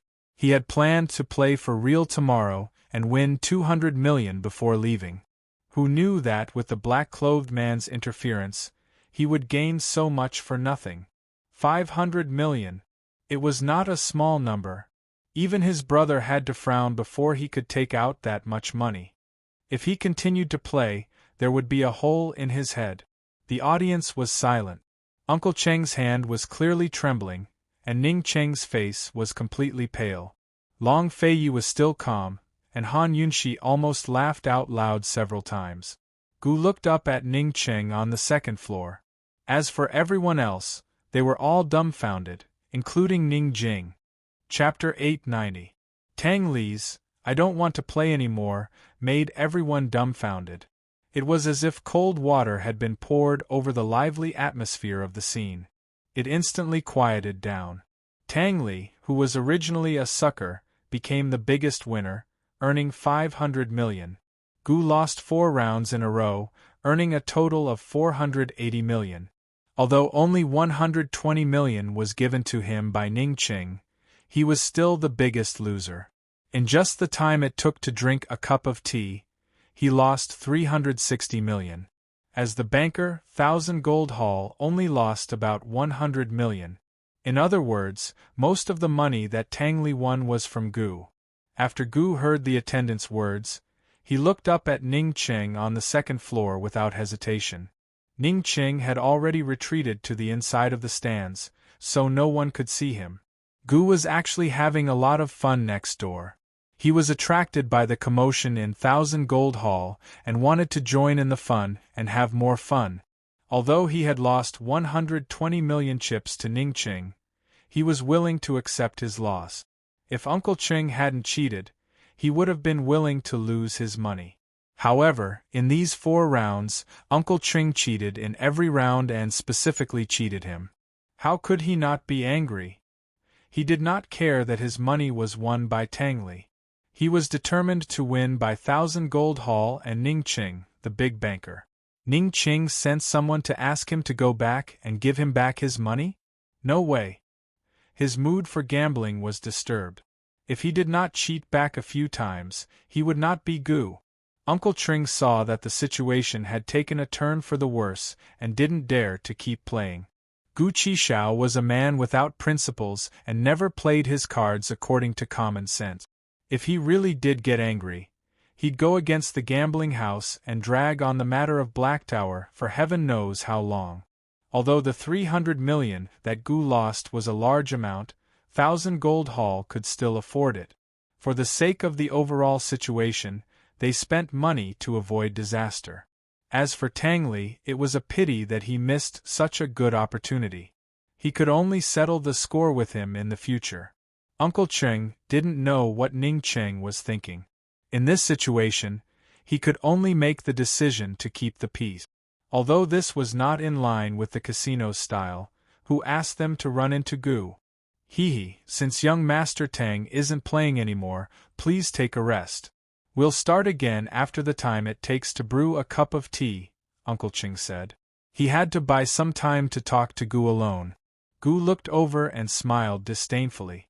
What? Are you afraid that this young master can't afford to lose? No, it's just that young Master Tang has left the stage. We also, before Uncle Qing could finish his words, Gu threw the last gold card in front of Uncle Qing. This young master wants to change the gambling method with real money. This card of mine doesn't have a limit. If you win, this card belongs to you. If you lose, go back and ask your master for a card as compensation. Everyone's eyes lit up at the mention of a limitless gold card. Cloud Realm Continent's gold cards could be used anywhere and had different levels. The highest level was the limitless gold card. It was the equivalent of a limitless credit card with no limit. You could spend as much as you wanted, and the money you spent would become the card owner's debt. Naturally, the private bank would demand payment from the card owner. There were only about 10 limitless gold cards in all of Cloud Realm continent. It wasn't easy to get a limitless gold card like this. Unless one had enough assets and wealth, the big banks wouldn't let them pass. Tang Li had just broken a new record in the three-way black market when Gu immediately broke it. Not only was he the first to bet extravagantly, he was also the one who lost the most money in a single day. He'd even broken the casino's rules and used his gold card as a wager. At first, no one wanted to find out what kind of face or identity was hidden under that golden mask, but at this moment, everyone was extremely curious. Looks like he's not an actor, what's his background? Han Yunxi was filled with doubts. She'd seen plenty of gold cards over the years, but she only knew of 2 limitless ones.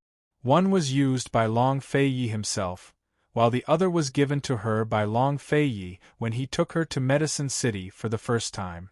Long Feiyi looked at the black-robed, golden-masked man with interest, a flash of admiration in his eyes.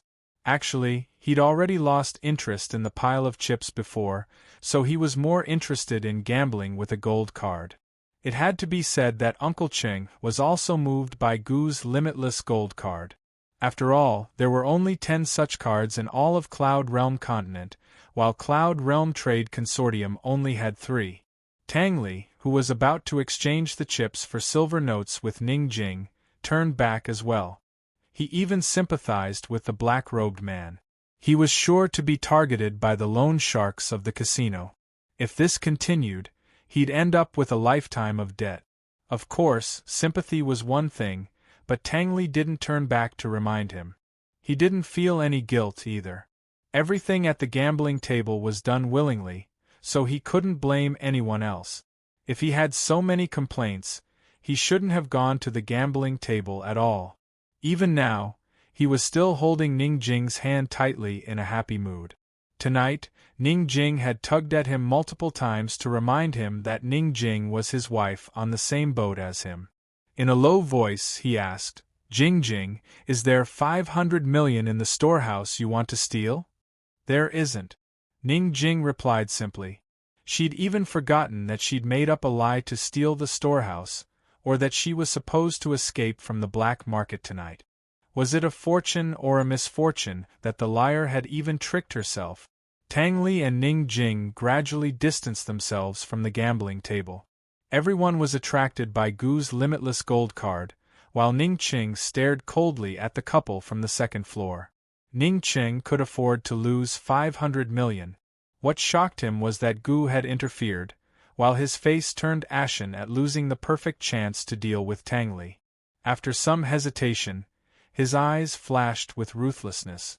In a low voice, he ordered the attendant by his side, "Have head elder show himself and bring Miss Jing and the son-in-law to the Harmony Hall for tea. Without my orders, they're not allowed to leave Myriad Merchant Hall." The situation in Northernly was growing more and more tense.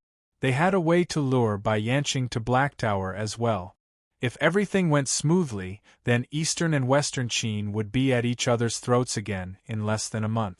He'd continue to use the Tang clan's assassination weapons as support. Since Tang Li had come to his turf, how could he let him go so easily? If head elder didn't let Ning Jing and Tang Li leave, Ning Jing should know what he meant. Yes, the attendant left in a hurry. Ning Qing looked towards the gambling table.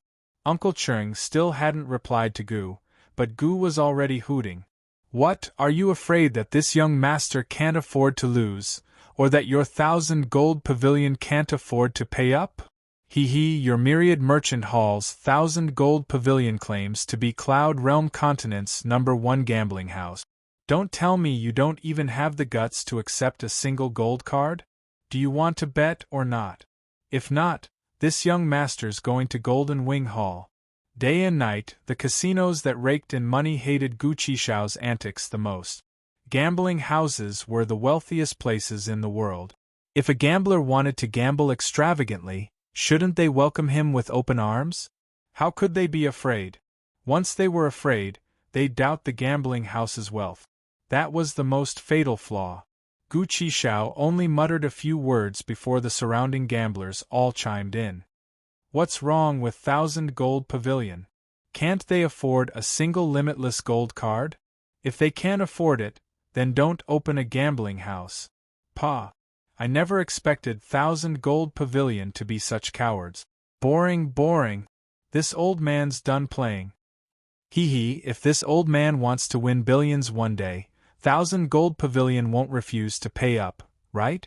So boring, so boring. Everyone leave, this place isn't fun. The limitless gold card was a big deal. Moreover, Gu seemed like he'd continue gambling extravagantly no matter who won or lost. Uncle Cheng couldn't make the decision anymore, so he'd long sent an attendant to ask for instructions from Ning Qing. He pacified the crowd as he waited anxiously. But it wasn't an attendant who showed up, but a gray-robed man. As soon as he arrived, he attracted everyone's attention. He was a tall, thin man with a sharp, angular face. His nose was especially high, and his short, golden hair was very eye-catching. At a glance, one could tell that he was from a foreign race on the outskirts of Cloud Realm continent. He wasn't thin, but neither was he thin because of his illness. Instead, he looked like he was suffering. However, his eyes didn't show any signs of suffering. Under the gazes of the crowd, he didn't place anyone in his eyes. Instead, he walked step by step to Uncle Cheng's side. There were 3 types of men in this world who could attract countless onlookers just by standing in a crowd. The first type was men like Long Fei Yi, who were naturally noble and domineering. Lofty and aloof, he didn't need to be angry to make others revere him and fear him. The second type was men like Gu, who kept a high profile. His peerlessly beautiful face and harsh words made it impossible not to pay attention to him. The third type was men like this man before them. Although he didn't have Long Fei Ye's aura or Gu's high profile, people couldn't take their eyes off him as soon as he appeared. As soon as he arrived, Uncle Cheng's heart settled back into his chest as he set his mind at ease. He nodded at Uncle Cheng before Uncle Cheng relaxed and left. What's the meaning of this? You're leaving because you can't afford to gamble? Gu had a lot of complaints about Uncle Cheng's cheating ways. This young master, the dealer, does not have the qualifications to change the rules, so this table will be taken over by me. I am the 1,000 Gold Hall's deacon. My name is Jean. Manager Jean was polite but humble. His smile was unfathomable, and he was very professional. But even so, Han Yunshi could still see a trace of unruliness in his eyes. Han Yunshi knew that this guy was not as well behaved as he looked on the surface. Mu Ling was also staring at Deacon Jean. She never thought that there would be a man as beautiful as Chi brother in this world. Deacon Jin's beauty was different from Gu's beauty. He was purely good-looking and handsome. Mu Ling suddenly wanted to know what Deacon Jean looked like when he smiled. But one thing she was sure of was that no matter what, Deacon Jean would not be better looking than Chi brother. Those who often came to 1,000 Gold Hall to play had heard that the 1,000 Gold Hall's deacon was an extremely skilled gambler, but almost no one had seen him before. Deacon Jin's arrival made the people present quiet down. Everyone was amazed at his young age. Have you seen this person before? Han Yunshi asked in a low voice. I've heard of him. He's a foreign orphan with unknown origins. Long Fei Yi said in a low voice. Gu did not care who the newcomer was. He asked unhappily, so you're saying that you have the qualifications to change the rules? Yes. Deacon Jean calmly replied. Gu pulled out a chair and sat down. Good, let's play the simplest game. Let's see who's bigger. Chapter 891. When Gu said this, many people almost laughed out loud. They all thought that Gu was courting death. Deacon Jin's gambling skills were a legend. Gu actually suggested such a game. If he wasn't courting death, then what was? One had to know that the game of dice seemed to be the simplest, but it wasn't. Not only did it rely on luck, but it also required a high level of skill. Of course, it was also the easiest game to cheat. The rules were that 2 people each held a set of dice. They would roll them at the same time, stop them at the same time, and open them at the same time to compare the number of dice. Although everyone was secretly laughing, they didn't dare to make a sound. The gambling table was like a chess table. Once the decision was made, the spectators didn't speak. Otherwise, if they spoiled other people's plans, they wouldn't even know how they died when they stepped out of the casino. All right, whatever you say. Deacon Jean also sat down. There were more and more onlookers, but the scene became quieter and quieter. Everyone stared at the gambling table with anticipation and nervousness. How about a bet? Han Yunxi whispered. Before she could say what they wanted to bet, Long Feiyi said lightly, "A draw." You think quite highly of that black-clothed young master? Han Yunxi smiled.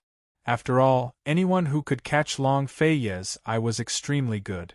Long Feiyi didn't know how to gamble, let alone how to cheat. However, he was smart. He was familiar with the various unspoken rules of the casino. He had already seen through the game at the gambling table and guessed that the dealer had cheated.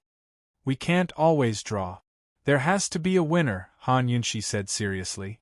Based on the black-clothed young master's temper, if there wasn't a winner, he might stay here for a few days. What do you think?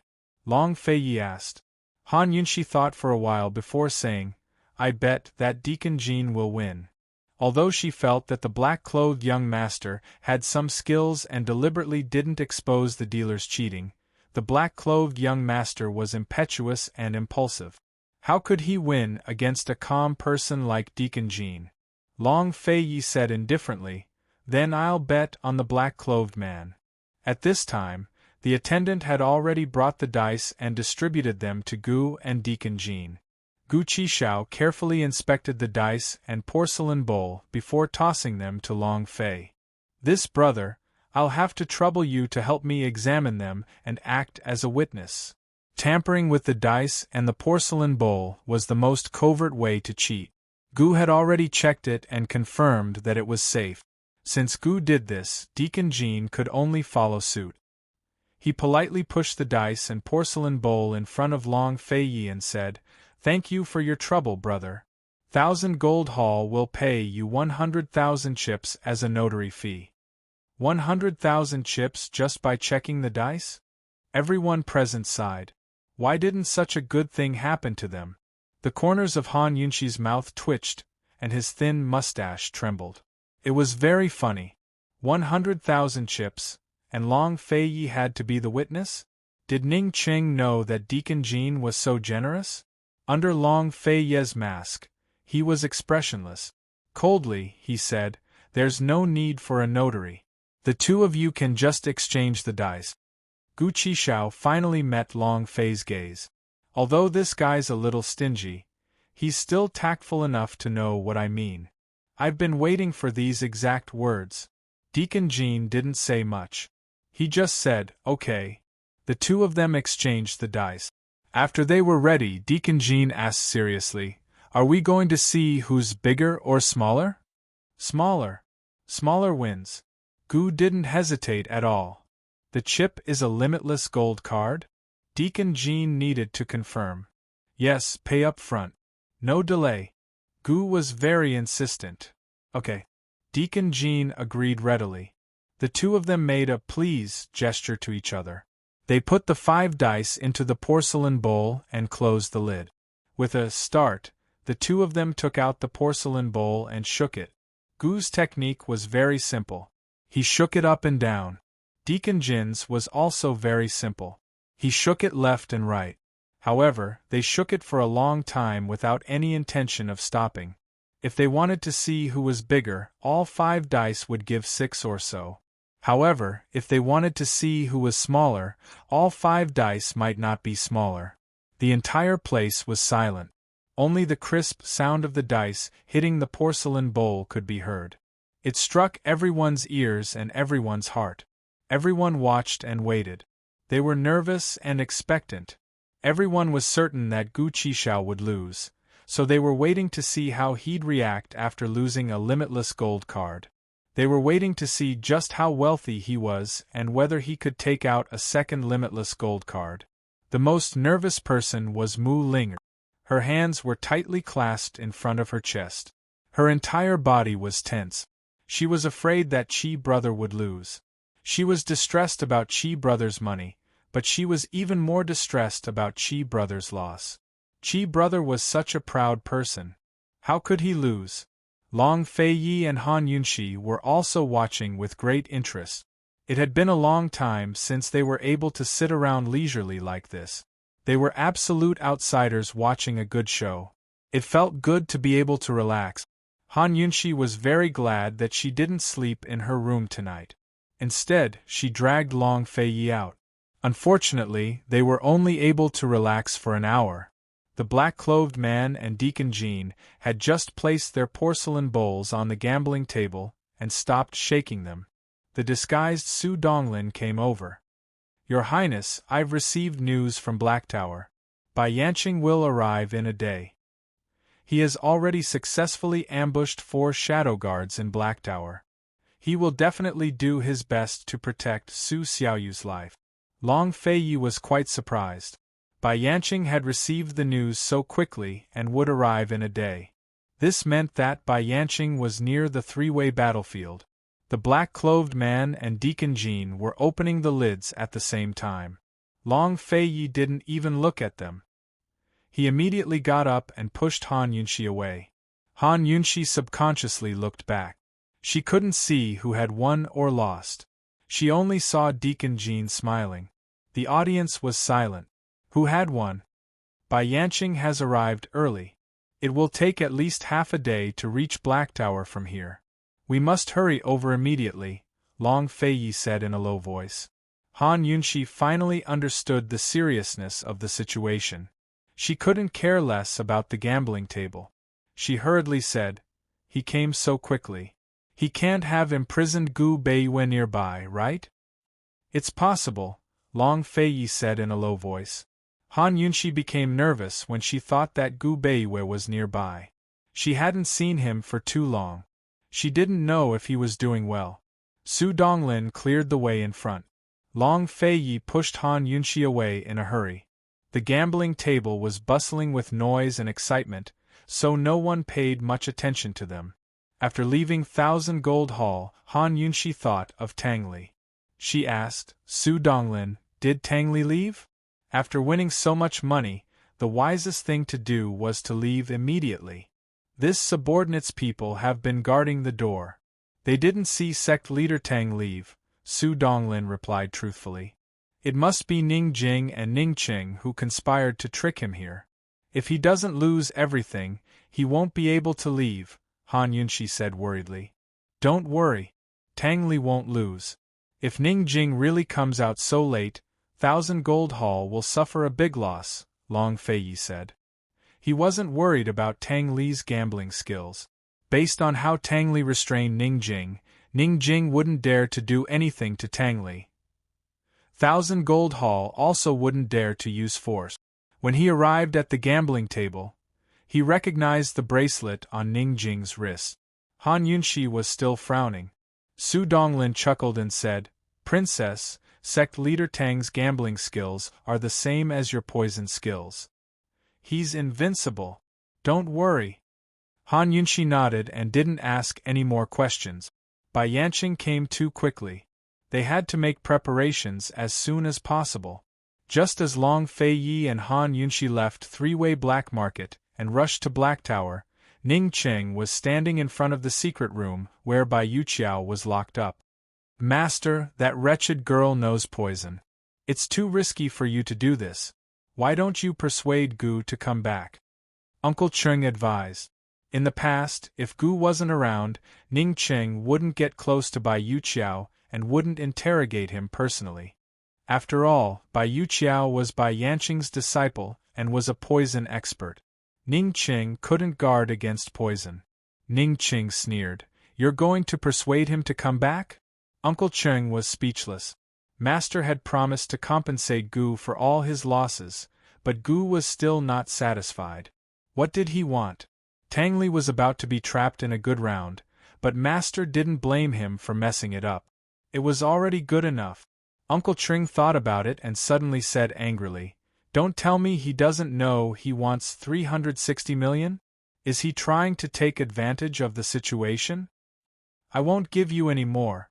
Ning Cheng's expression was ugly, and a trace of malice flashed across his eyes. He pushed the door open and went in. Uncle Cheng couldn't stop him, so he could only instruct the poison doctor to wait at the door while he followed him in. There was an iron cell in the secret room, and Bai Yuqiao was locked in it. He wasn't tied up like Su Xiaoyu, so he could still move freely. When he heard someone come in, Bai Yuqiao hurried to the iron bars and said loudly, "Gu, what do I have to say to make you believe me? My master treated me like this, and I hate him to the core. How can I still side with him? Gu Qishao, everything I told you guys was the truth. If there's even half a lie, I'll be struck by lightning and die a horrible death. Is that enough? Gu, you're already here. If you don't act now, it'll be too late. If my master sends Su Xiaoyu to Gu Beiwei, you'll never find her." Bai Yuqiao was really anxious. She couldn't wait for Ning Qing and Gu to kill her master. Once her master was dead, her senior brother wouldn't be so stupid to be used by her master. Actually, she was very clear that Ning Qing and Gu might not be her master's match. But as long as Ning Qing and Gu made a move, she would have a chance to escape and inform her master. Ning Qing originally didn't want to show his face, but seeing that Bai Yuqiao mistook him for Gu, he also stood in the shadows and didn't make a sound. "Gu, can you fucking stop dawdling? Alright, I'll tell you the last secret. Those guards in Black Tower are my confidants. My master didn't save me and mistakenly thought that I died. He definitely didn't tell the people in Black Tower. As long as I can control those guards, it won't be difficult to kill my master." Bai Yuqiao threw caution to the wind. At this time, Ning Qing walked out from the shadows and stood in front of her. Bai Yuqiao was startled. "Ning Qing, you, what? Could it be that you and Gu have some unspeakable secret that you're afraid this patriarch will find out?" Ning Qing coldly retorted. Bai Yuqiao was keenly aware that something was wrong. There seemed to be some problem between Ning Qing and Gu. She sneered. "What secret could I have? I'm just curious. When did Patriarch Ning trust me so much and not fear my poison techniques?" Ning Qing personally lit the lamp, illuminating the room. He looked down at Bai Yuqiao. "Little girl, how about we make a deal?" Chapter 892. A deal? Upon hearing these two words, Bai Yuqiao was certain that Ning Qing must have fallen out with Gu and had no other choice. That was why he took the risk and came to find her alone. Along the way, Bai Yuqiao had already compared Ning Qing and Gu. Both men were very scary, but Gu was far scarier than Ning Qing. Gu did not play by the rules at all.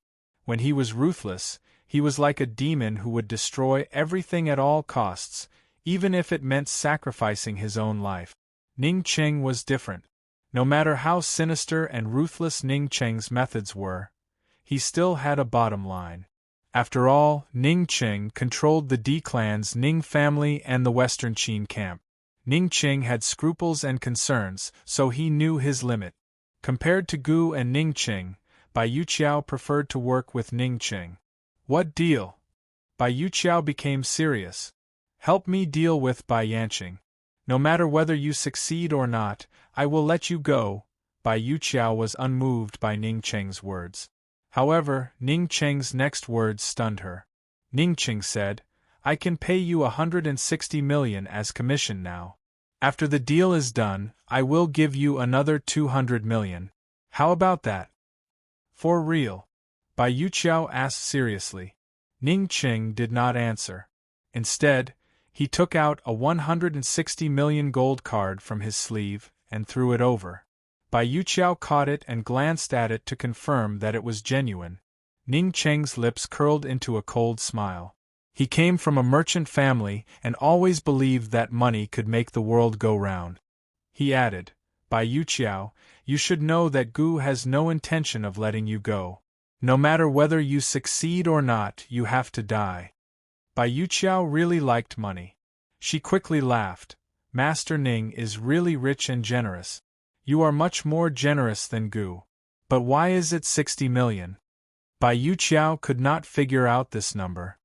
This clan head just likes this number, Ning Qing intoned. 360 million. This was the amount that Gu had lost to the casino tonight. He wanted to return it, but Gu did not want it. He could use it to bribe Bai Yuqiao. Hehe, 6 is an auspicious number. Bai Yuqiao's smile like a flower. Why didn't I meet Master Ning earlier? If I had met Master Ning, I would not have been reduced to be Bai Yanqing's servant. It's not too late to meet them now, Ning Qing said coldly. Agree or not, you don't have time to consider. Hehe, for the sake of the money, of course I have to agree. Bai Yuqiao was very straightforward and added, Don't worry, clan head Ning. I won't poison you while we're working together. These words were obviously exposing Ning Qing's shortcomings. This was exactly the promise Ning Qing wanted. If he didn't fear her poison skills, why would he talk about cooperation with her in the first place? Why would he spend so much money? 300 million was a lot of money in the casino, not to mention outside of the casino. 300 million was enough to support an army for 3 years. It was also enough to replenish a batch of weapons. I also believe in you. Ning Cheng's words were actually somewhat false. He had always been suspicious. How could he easily believe in such a shrewd girl like Bai Yuqiao? However, rather than cooperating with Gu, he would rather take a gamble. Gu was causing a ruckus in the casino. Only the heavens knew how long it would last. Only the heavens knew whether or not he would ask for too much. More importantly, he could not deceive Gu for too long. If Gu discovered that Han Yunxi's secret letter was fake, or if Han Yunxi contacted Gu through other means, then the consequences would be very difficult to deal with. Ning Cheng's move was not impulsive. Rather, it was a desperate gamble. Whether this decision was right or wrong, victory or defeat, would be decided in the next few days. You just said that the attendants of Black Tower are your confidants? Ning Qing seriously asked. Bai Yuqiao smiled and said, Master Ning, since you want to cooperate with me, you should show some sincerity. Ning Cheng's eyes flashed with displeasure. However, he still had someone unlock the door and let Bai Yuqiao out. Bai Yuqiao had a sly smile on her face like a little fox. She stared at Ning Qing and walked towards him step by step. Ning Qing slowly narrowed his eyes. He also stared at her, watching her approach step by step. Uncle Cheng's heart trembled with fear as he watched from the back. He was afraid that Bai Yuqiao would go back on her word and poison his master before fleeing. Not long after, Bai Yuqiao stood in front of Ning Qing. It was only a step away. Ning Qing was very tall and Bai Yuqiao was petite. She did not even reach his chest. Bai Yuqiao looked up. Ning Qing looked down disdainfully. Bai Yuqiao suddenly laughed. Master Ning, you have guts. Don't worry, Bai Yuqiao, will do what I say. I will definitely not poison you. I have an extra small request. If you agree to it, I will take you to Black Tower right now. I have a way to deal with my master. It had to be said that Bai Yuqiao's smile was very sweet. Her eyes were big and very beautiful. However, Ning Qing was indifferent. His face was still cold. Speak. It's not a big deal. If you have the chance to deal with Gu, help me stab him a few times. Bai Yuqiao's smiling eyes suddenly turned cold. She was like a demon. Uncle Cheng was a little apprehensive. Cooperating with this kind of girl, his master was taking too much of a risk, but Ning Qing was happy. He laughed loudly and said, All right. It wouldn't be too late to deal with Gu after he finished dealing with Black Tower. What method do you have to deal with your master? Ning Qing asked. Let's go. I'll tell you when we get there. Bai Yuqiao grew serious. We have to get there as soon as possible. This matter can't be delayed. When Master and I went to Tianning's imperial capital, we mentioned that we wanted to take Su Xiaoyu away from Black Tower. Ning Qing wasn't impulsive. Instead, he said coldly, Let's talk about this before we leave. Bai Yuqiao beckoned Ning Qing closer with her finger. Ning Qing bent down, and Bai Yuqiao immediately drew closer. But Ning Qing still distanced himself from her. He hated such close contact, regardless of whether it was with a woman or a little girl. Bai Yuqiao laughed at the sight.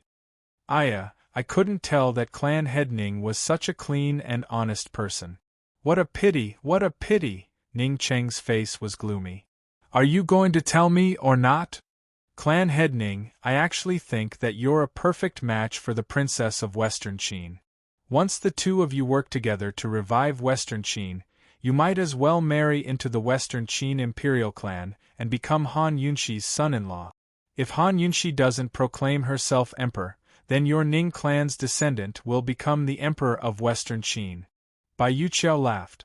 Ning Qing didn't hesitate to grab her by the neck. If you dare say such things again, I promise to cut off your tongue and feed it to the dogs. Bai Yuqiao slapped Ning Qing's hand with all her might. She struggled, but didn't use any poison. This was because she didn't know if Ning Qing was truly angry or just testing her.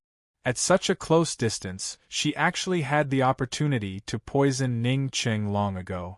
Moreover, she could guarantee that Ning Qing wouldn't have time to find Han Yunxi to detoxify the poison.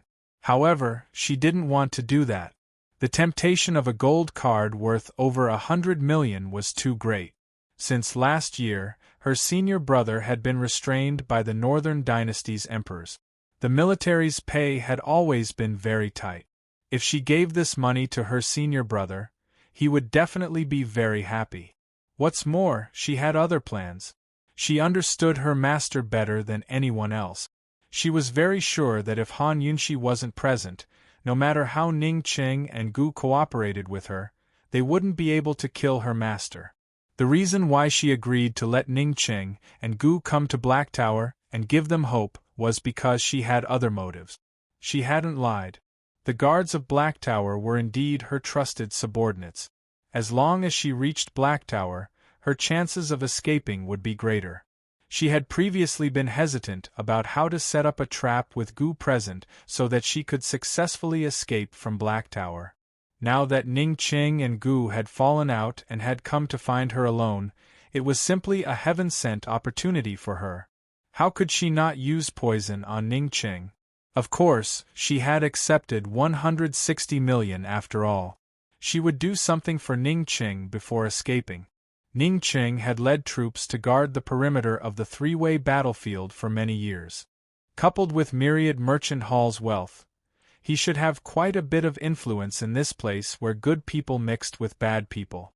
Therefore, even though she knew that the chances of killing her master weren't high, Bai Yuqiao still hoped to borrow Ning Qing's strength to injure her master. First, it was to avenge herself, second, to avenge her senior brother, and a chance to escape her master's control. Tonight, she would bring Ning Qing over. After bribing the guards of Black Tower, she would set up a trap and bring her master here. Then, she would immediately escape with Su Xiaoyu. Su Xiaoyu was an important hostage in the investigation of the perplexing butterfly illusion. She naturally had to do her best to kidnap her and bring her to her senior brother. When she thought of this, Bai Yuqiao's usually harsh face unconsciously revealed a gentle smile. No matter what, she had to make everything go smoothly. She thought that when her senior brother knew the truth and saw what she had done for him, he would definitely not treat her coldly anymore. After hearing Su Xiaoyu's strategy, Ning Qing wholeheartedly approved of it. Of course, he wasn't stupid enough to believe that he could kill Bai Yanqing with such a small strategy. No matter how many ambushes he secretly laid down and how many preparations he made, Bai Yuqiao would not know. He more or less hoped that Han Yunxi could fight with him at this moment and kill that traitor Bai Yanqing. It was a pity that Han Yunxi was far away in the East Qin army. Even if he was filled with resentment and hatred, whenever he thought of her name, Ning Qing's cold and arrogant eyes would unconsciously soften.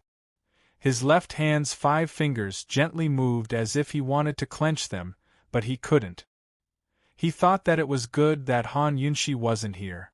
Otherwise, Bai Yanqing would use the same trick and use Gu Beiwei as a bargaining chip to threaten him, wasting all his efforts.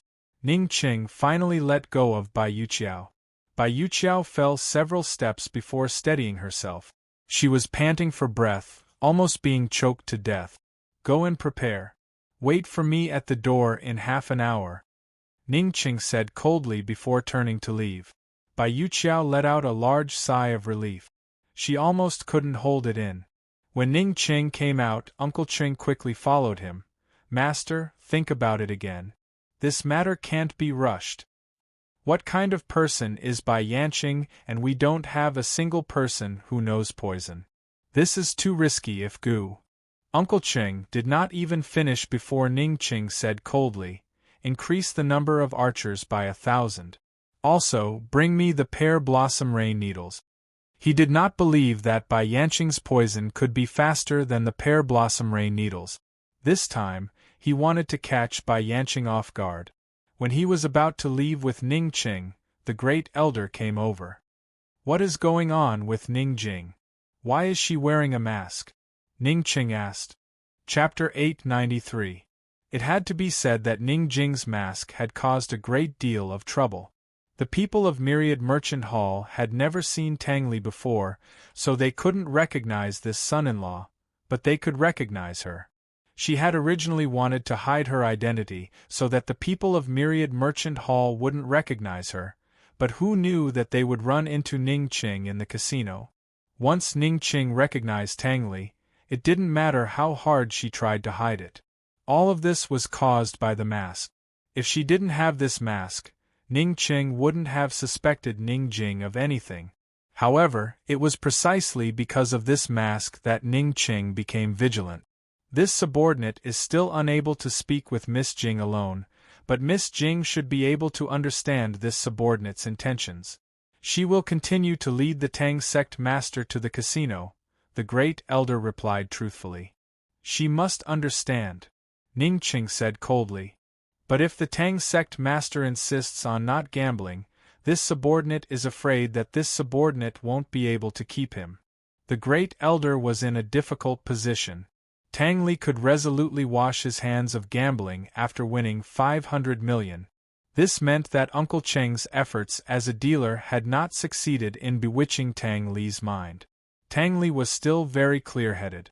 You have to stay even if you don't want to gamble. Ning Cheng's attitude was domineering. He was determined to capture Bai Yanqing on this trip to Black Tower. Once he captured Bai Yanqing, he could continue with Han Yunxi's scheme and use Bai Yanqing to threaten Jun Yixie. Once he restrained Jun Yixie's warhorse, he could resume the war with East Qin. He admitted that he was very anxious, for no other reason than that Han Yunxi had fallen into Long Fei Ye's hands. In public, if this matter was accidentally exposed, or if Long Fei Ye maliciously announced it, Western Qin would lose all face and the hearts of Western Qin soldiers would turn cold. Personally, he just wanted to see that woman as soon as possible. You just need to find a chance to pass on my words to Ning Jing. Leave the rest to Ning Jing. Ning Cheng's attitude was firm. Tell Ning Jing to finish what she needs to do in the black market. She doesn't need to return to the Tang clan, either. I'll leave everything in Cloud Realm Trade Consortium to her. Hearing this, First Elder let out a sigh of relief. Letting Miss Jing, who he was most familiar with, deal with Tang Li was better than letting an old man like him, who knew nothing about Tang Li, come up with an idea. He believed that Miss Jing wouldn't disappoint everyone. I understand. I'll do it right away. The great elder left happily. After instructing the head elder, Ning Qing took Bai Yuqiao with him and left three-way black market behind Gu's back. Through the night, they headed for Black Tower. Currently, Ning Jing and Tang Li were in a tea-house in Myriad Merchant Hall. Only a few servant girls waited on them, but Ning Jing was well aware of the number of guards outside. She was even more aware that someone was watching their every move from the shadows. She and Tang Li hadn't even exchanged their chips for silver notes when First Elder arrived. He pretended to recognize Tang Li as the Tang clan head and the son-in-law of Cloud Realm Trade Consortium. It was obvious that First Elder's actions were on Ning Cheng's orders. From that moment on, Ning Jing knew they wouldn't be able to escape. She could only take off her mask and admit her identity. Tang Li was shrewd enough to know that Ning Cheng wasn't planning to let them go. In the silence of the room, the two of them had a tacit understanding of the situation. Ning Jing wanted to speak multiple times, but didn't know what to say. In the end, it was Tang Li who spoke first. In a low voice, he asked, "Will we be able to leave if we cooperate with the arms trade?" "Yes." "Will you agree?" Ning Jing knew it was impossible, but she couldn't help but harbor some hope. Tang Li didn't hesitate to deny it. "Impossible." Ning Jing laughed coldly in her heart, but her face remained expressionless. "Then what do we do?" "Then we'll just wait." Tang Li's face was relaxed and optimistic.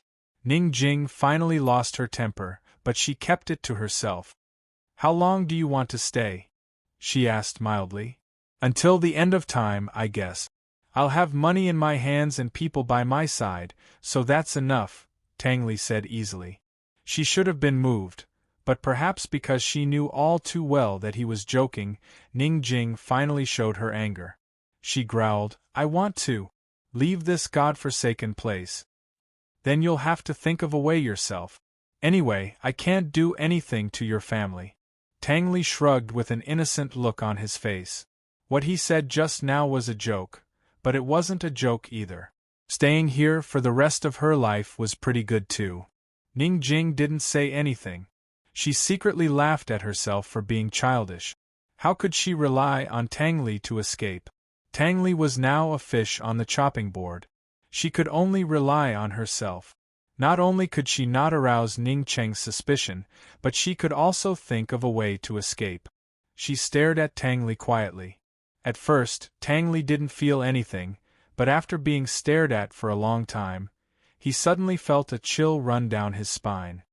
"Jing, what are you thinking about?" he asked timidly. "Nothing." Ning Jing then shifted her gaze and looked out the door. She had an idea.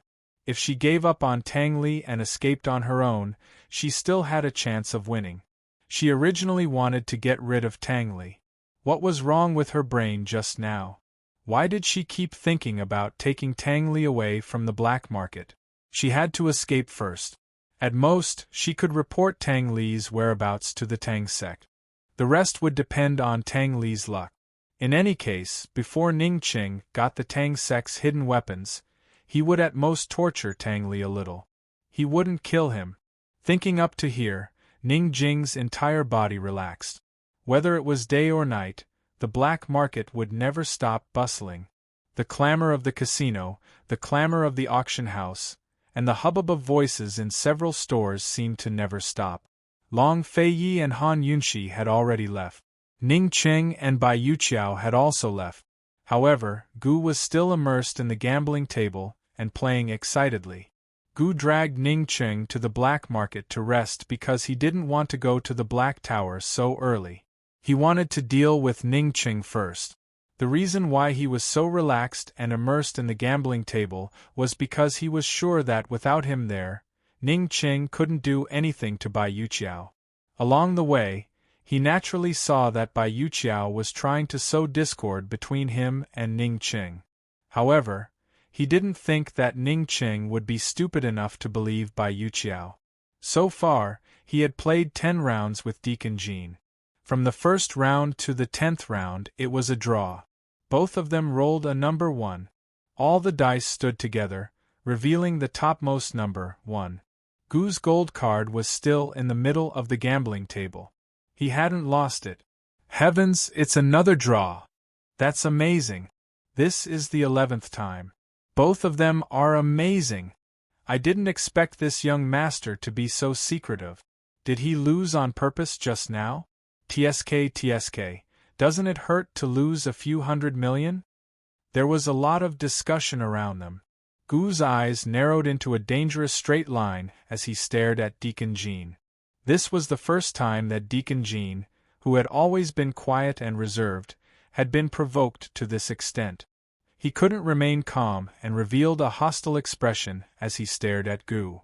However, Deacon Jean was the host after all. He still maintained his professionalism and said calmly, "Young master, do you want to continue?" "Of course." As Gu Qishao spoke, he slapped the table, causing the dice in the bowl to scatter into the air with a clear, melodious clatter. The corner of Manager Jin's mouth curled up in disdain. With a gentle wave of his hand, the dice in his porcelain bowl scattered and fell into the bowl. Without a doubt, his technique was much more brilliant and elegant than Gu Qishao's gentle pats. Gu's eyes turned cold when he saw this. The two of them were competing over such small details. It was obvious that the two of them were really at loggerheads. At first, Mu Linger was worried sick at heart, but after witnessing Qi Gige's gambling skills, she felt completely at ease. She sat by Gu Qishao's side and cheered on his every move, applauding him. As for Deacon Jean, although her first impression of him was good, Mu Ling had long regarded him as an enemy.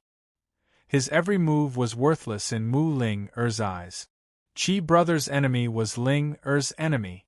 The 12th round soon began. This time, Gu put the lid on the porcelain bowl and did not move. Deacon Jean despised him for slamming the table, didn't he? He slammed until the end. When he slammed the table, the porcelain bowl jumped up. The dice in the bowl also jumped up and hit the lid with a crisp sound. The porcelain bowl fell on the table and landed very steadily. It did not break or topple over. Gu did not slap it casually. Gu sat lazily on the chair and crossed his legs on the gambling table. He slammed the table casually. The porcelain bowl jumped up and down, and the dice in it jumped up and down. It had to be said that Gu's action was a sight to behold in the casino. It was lazy, coquettish, noble, and casual. Even if his devastatingly beautiful face was not revealed, he still attracted the adoration of countless women. Mu Ling-er's attention was no longer on the gambling table. It was all on Qi Brother. She smiled foolishly, her heart full of joy and adoration. Gu was so late, so Deacon Jean naturally had to follow. Deacon Jean was still sitting upright. He pressed one hand on the armrest and slammed the table with the other. Although he did not have as many fancy moves as Gu, he still made the porcelain bowl land on the table steadily. He slammed the bowl while looking at Gu, just like how Gu was slamming the bowl while looking at him with raised eyebrows. However, he inadvertently glanced at Mu Ling-er a few times. His good brother, Ning Qing, had told him that it would be best to take down Mu Ling-er while holding back Gu. Deacon Jean had never failed in seducing women. Several women in the black market who were rich, smart, and beautiful had all fallen at his feet. After fighting with Gu for more than 10 rounds, he did not see through Gu. However, he saw through Mu Ling-er. Although Mu Ling-er did not show her true colors, her every move betrayed her completely. Deacon Jean was very sure that this girl was simple, straightforward, willful, and free. She did not have any tricks up her sleeve. It had to be said that in Deacon Jin's opinion, Mu Ling-er was not a woman. She could only be considered a girl. He could not help but secretly laugh. Ning Qing could not even handle such a little girl? Seeing that Mu Ling-er was cheering for Gu again, Deacon Jin's eyes flashed with disdain. He suddenly slammed the table. In that instant, his porcelain bowl suddenly flew out and smashed straight at Mu Ling-er. Everyone was watching excitedly. No one had expected such an accident to happen. Mu Ling-er was so shocked that she did not know how to dodge. However, Chapter 894. This sudden accident shocked Mu Ling-er so much that she couldn't react in time and forgot to dodge. In that split second, Gu's leg, which was resting on the armrest of the chair, swept over and accurately sent the porcelain bowl flying towards Deacon Jean, smashing right into Deacon Jin's forehead. The porcelain bowl fell to the ground and shattered, and the dice rolled all over the floor. Deacon Jin's head, which was covered by his hair, immediately split open, and fresh blood slowly flowed down his face. For a moment everyone was shocked. If Deacon Jin's action was an accident, then Gu had done it on purpose. From the wound on Deacon Jin's forehead, it could be seen that Gu had used a lot of force. Before everyone could react, Gu stood up and said coldly, "What's the meaning of this? You can't afford to play, so you want to hurt people? Who are you trying to bully?" With Gu's shout, everyone realized that Deacon Jin's slap might not have been an accident. Deacon Jin was not flustered. He took out a gray handkerchief and gently wiped the blood from his forehead, then pressed the handkerchief against the wound to stop the bleeding. "This young master misunderstands. Just now, this one made a mistake. I definitely did not mean to hurt anyone, nor did I intend to bully anyone. Young master and this one have yet to decide a victor, so how can you say that you can't afford to play?" "Made a mistake?" Gu snorted coldly. "It was indeed a mistake. There are so many pairs of eyes here. My 1,000 gold pavilion wouldn't go so far as to play such a trick, right?" Deacon Jin said seriously. The surrounding people were still on Deacon Jin's side. After all, Deacon Jin and this black-clothed, golden-faced young master were equal in power. There was no reason for him to deliberately interrupt the game, and there was no need to hurt people. Gu Qixiao had his doubts as well. If Manager Jin hurt someone, he'd be the one to suffer. He wasn't that stupid. Could it really have been an accident? Coldly, he said, "Whether it was an accident or not, you've frightened my girl, so you have to apologize." Of course. Deacon Jin had been waiting for this opportunity. He didn't even bother to treat his own wound, but instead walked over to Mu Linger and bowed very sincerely.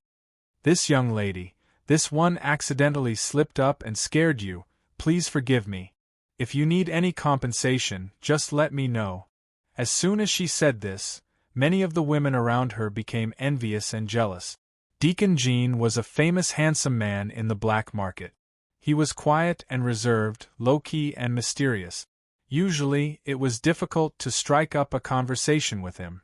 Who would have thought that this little girl would be so lucky to receive such a big gift from Deacon Jin and even receive compensation? "Little girl, let Deacon Jin accompany you to the black market for a day as compensation." "Ha ha. Little girl, it's now or never. You have to think about it carefully. Our young Master Jin is not someone that ordinary people can ask. Little girl, why don't Big Sister compensate you with 10 million and you give this opportunity to Big Sister?" The crowd began to jeer, but Deacon Jin acted as if he didn't hear anything. He continued to bow 90 degrees and lowered his head in front of Mu Linger. He had created this accident to create an opportunity for himself and Mu Linger. Gu wanted Deacon Jin to have this kind of attitude. He was now in a bad mood with everyone in Myriad Merchant Hall. If he seized this opportunity, wouldn't he bite down and not let it go? Gu said loudly, "Little girl, since Deacon Jin is so sincere, you can ask for anything." Under the veil, Mu Linger had been smiling foolishly for a long time. She loved the feeling of being protected by Chi Brother. After knowing Chi Brother for so long, he had never cared so much about her. "Deacon Jin, I don't want any compensation. I just want you to promise me one thing. If you agree, I'll forgive you," Mu Linger said seriously. Deacon Jin looked up and smiled. "Little girl, please say it." Mu Linger was overjoyed. "You just have to admit defeat to my Chi Brother." As soon as these words were spoken, the entire place fell silent. However, very soon, a burst of laughter erupted. Everyone was amused by this. As for the name Chi Brother, no one was familiar with it, so they didn't think too much about it. They just thought that the black-clothed, gold-masked man was this girl's seventh brother. Under Gu's mask, he was beaming. Linger, this little girl, was always so cute. The corner of Deacon Jin's mouth twitched a few times, but he remained calm and smiled. "Little girl, you really know how to joke." Mu Linger became serious. "I'm not joking. If you don't agree, call your manager out. I'll lodge a complaint against you. Replace you." Deacon Jin's eyes flashed with a touch of complexity. He had to admit that he had underestimated this little girl. Although she was straightforward and simple, she was not stupid at all. If it was him, no one in Thousand Gold Pavilion would be able to beat Gu Qishao in gambling. Judging from Gu Qishao's actions, Ning Cheng's storehouse would be emptied out sooner or later. Little girl, victory or defeat depends on strength. I believe that your Qi brother will not accept my defeat. Please. Before Deacon Jean could finish his words, Gu interrupted. As for me, I don't mind. As long as my little girl is happy. Mu Linger couldn't help but laugh. Deacon Jin's usually calm face darkened a lot. What could be more depressing than the fact that he had set a trap for himself in the end? Deacon Jean, even my Qi brother doesn't mind. What else do you have to say? Either you admit defeat, or you call Myriad Merchant Hall's manager out. Mu Linger's attitude was firm. At this time, the men and women around them didn't dare to kick up a fuss. The older women all had a whole new level of respect for Mu Linger. The casino, which had been bustling with noise and excitement for a long time, suddenly quieted down. However, Manager Jean soon made the crowd boil again. He still bowed in front of Mu Linger and replied with a smile, "Okay, I'll take it as my loss this round. I apologize to this little girl. I hope she will forgive me." As soon as he finished speaking, the crowd became even quieter. Everyone thought that there was something wrong with their ears and that they had heard wrongly. Even Mu Linger and Gu were very surprised. The two of them didn't expect Deacon Jean to really admit defeat. He was just deliberately making things difficult for them. In the silence, Deacon Jean took out a gold card from his sleeve and showed it around for everyone to see. Then, he placed it on the table and pushed it in front of Gu along with Gu's gold card. He could still maintain a professional smile and said to Gu, "Sir, you've won this round. 2 types of unlimited gold cards. Please keep them well. If you want to continue, this one will accompany you at any time." Finally, the crowd boiled over. Discussions, exclamations, and screams rose one after another. In the hustle and bustle, Mu Linger heard a few people speaking up for Deacon Jean. They said that the gold card didn't belong to Thousand Gold Pavilion, but Deacon Jin's own. Mu Linger believed this. After all, the accident just now was Deacon Jin's fault. Thousand Gold Pavilion couldn't possibly take responsibility for his mistakes. Moreover, Deacon Jean didn't discuss it with Ning Cheng before admitting defeat. It was obvious that he had acted on his own initiative. Looking at Deacon Jin's sincere attitude, Mu Linger suddenly felt a little apologetic. Gu acted as if it was a matter of course. He generously took the 2 gold cards and casually threw one to Mu Linger. He smiled and said, "There's no need to admit defeat. Compensation is still required." Gu knew that the person who was in charge of Thousand Gold Pavilion was definitely not simple. However, he was still a little surprised that Deacon Jean had an unlimited gold card. It looked like this Deacon Jean was still very much favored by Ning Cheng.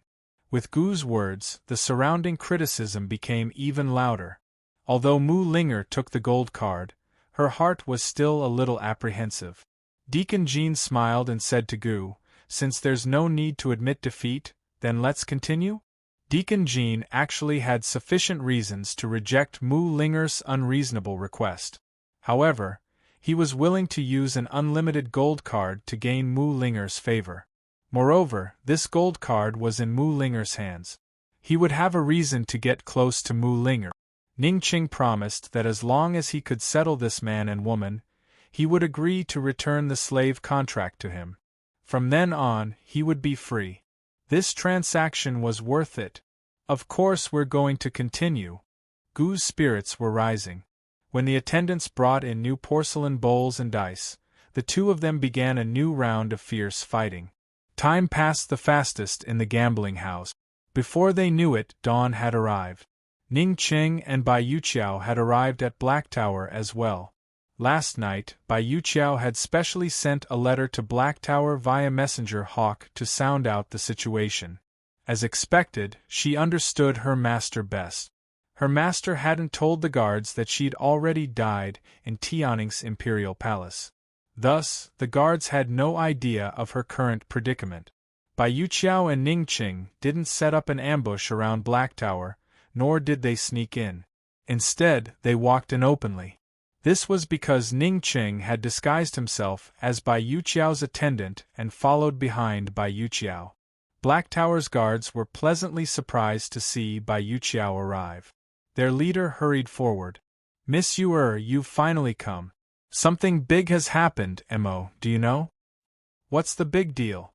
Bai Yuqiao said as she walked towards the secret room where Su Xiaoyu was imprisoned. Ning Qing followed behind her without arousing any suspicion. The guard hurried to catch up and murmured, "Perplexing butterfly illusion." Bai Yuqiao and Ning Qing were both alarmed.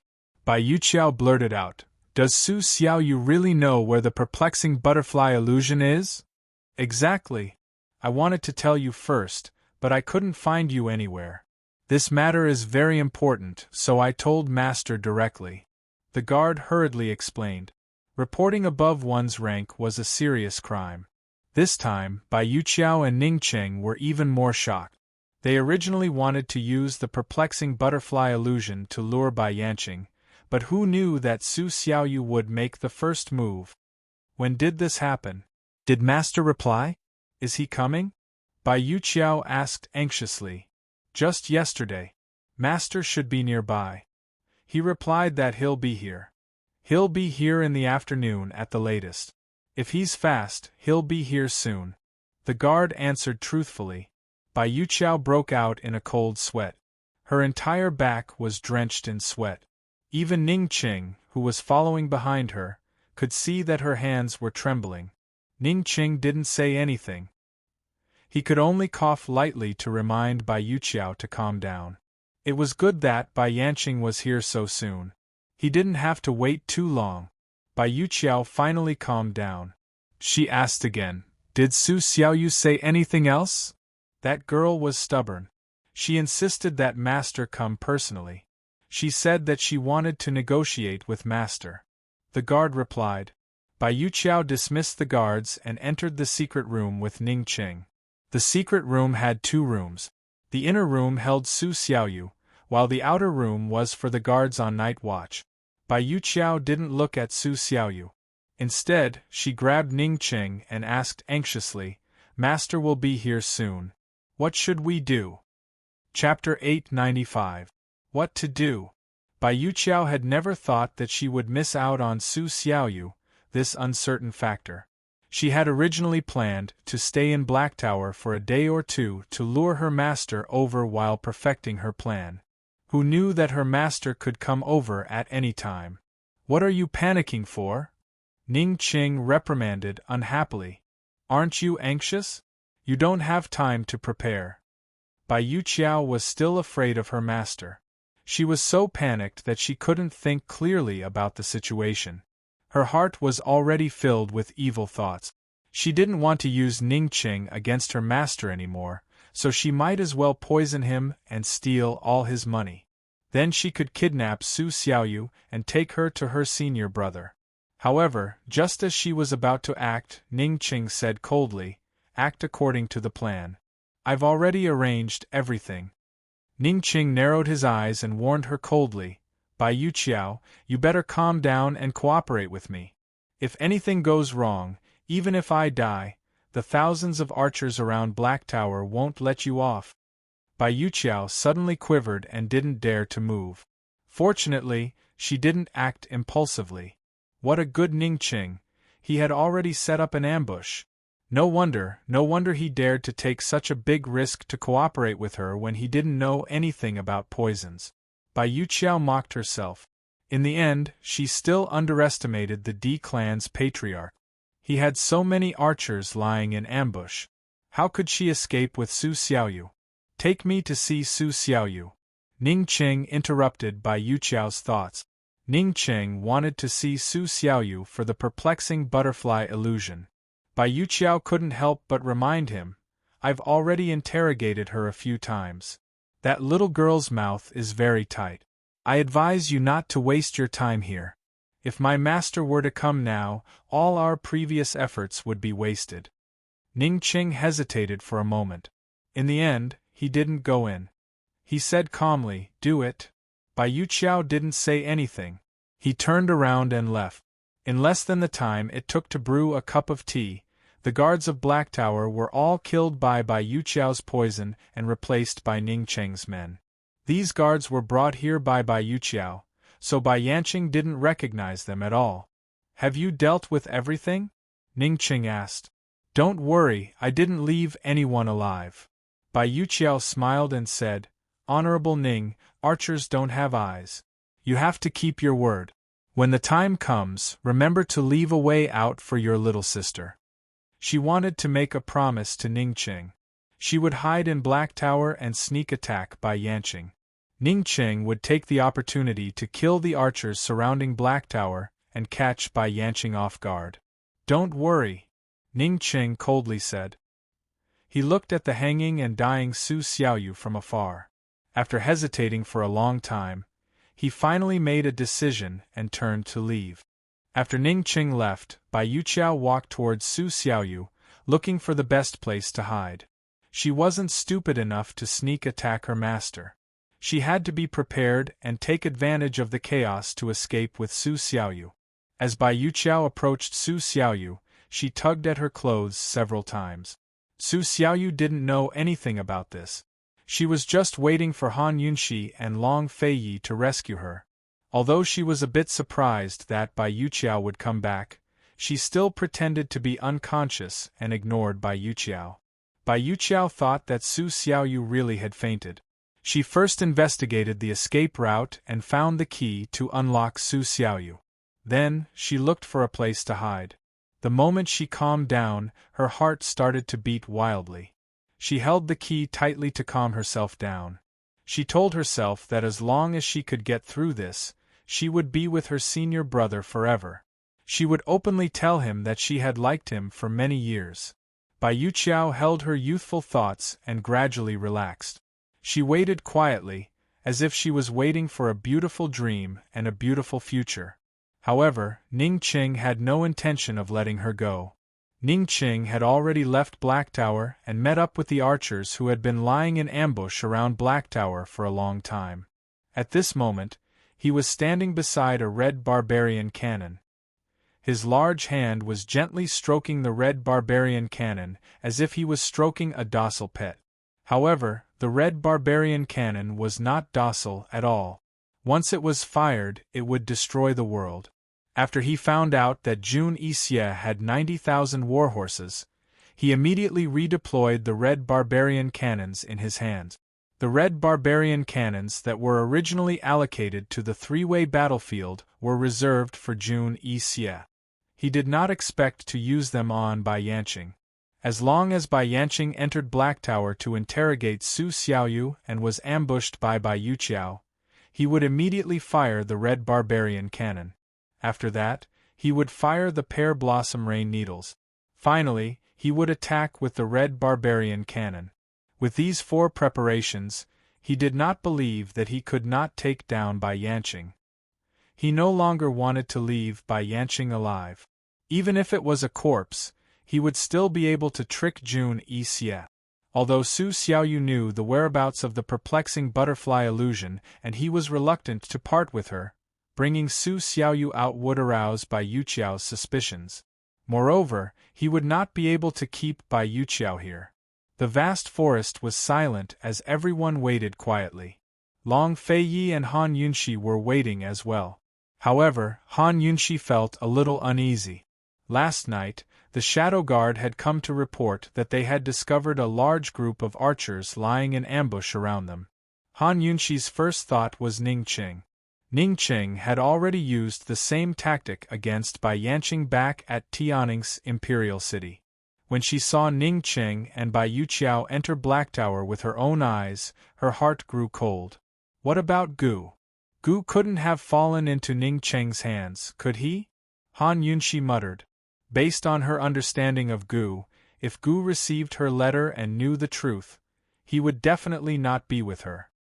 He would not continue to associate himself with Ning Cheng. He would probably take Bai Yuqiao away and search for Gu Beiyue's whereabouts on his own. Now that Ning Qing and Bai Yuqiao had come to Black Tower together, what about Gu and Mu Ling? Nothing will happen to Gu and Ling, right? Han Yunshi was a little anxious. You don't need to worry about him. Nothing bad will happen to him, Long Feiyi said mildly. Even at this point, he still didn't reveal Gu's undying secret. Could something have happened to Ling Er?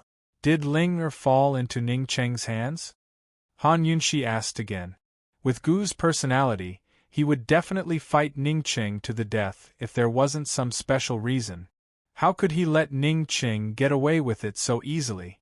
Long Feiyi didn't have many people hiding in Black Tower, so they wouldn't be discovered easily. However, he didn't have the Shadow Guard investigate thoroughly at this juncture for fear of being discovered by the archers. He said mildly, "There's no point in thinking too much. Bai Yuqiao must be in cahoots with Ning Cheng. Let's just watch the show. The two of them might not be able to deal with Bai Yanqing." Han Yunshi said softly. She secretly scolded Ning Cheng for being impulsive. He had clearly exchanged blows with Bai Yanqing, yet he still underestimated Bai Yanqing. If he couldn't contain Bai Yanqing's poison skills, even Long Feiyi wouldn't dare to be careless.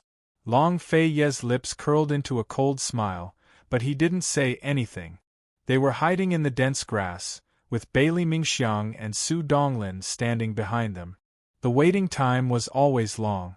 For a long time, they didn't see Bai Yanqing's shadow. However, the more it was like this, the more they had to be patient. Han Yunshi sat in the wheelchair. Long Feiyi squatted beside her, his large hand holding her small hand. Su Donglin was always vigilant, watching out for any movement around them. Bailey Mingxiang knelt in the grass, tightly holding the thing hidden in her sleeve. Her mind kept repeating the words His Highness had said when he gave her this thing. His Highness had said, "Use it when you see it. Your life is in your own hands." The thing His Highness had given her was none other than the Tang Sect's #1 hidden weapon, the Raging Flame Lotus. This was a hidden weapon that could be used to attack from a distance. She didn't have to get close to Bai Yanqing.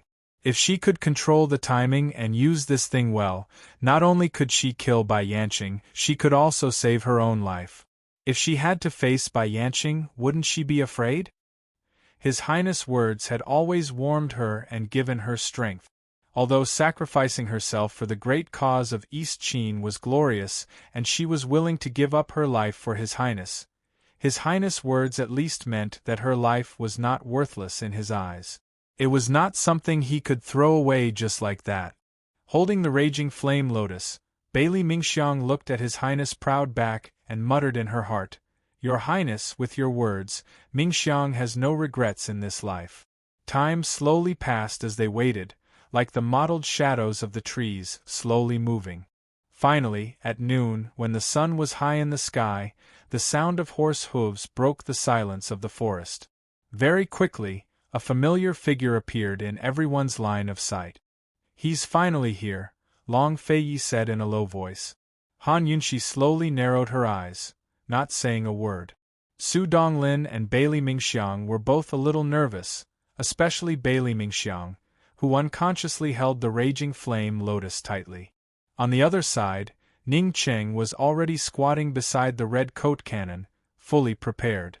The cannonballs were like arrows on a bow, ready to fly out at any moment. Before Bai Yanqing even reached the door, several guards quickly came out to greet him. They all kneeled down and lowered their heads.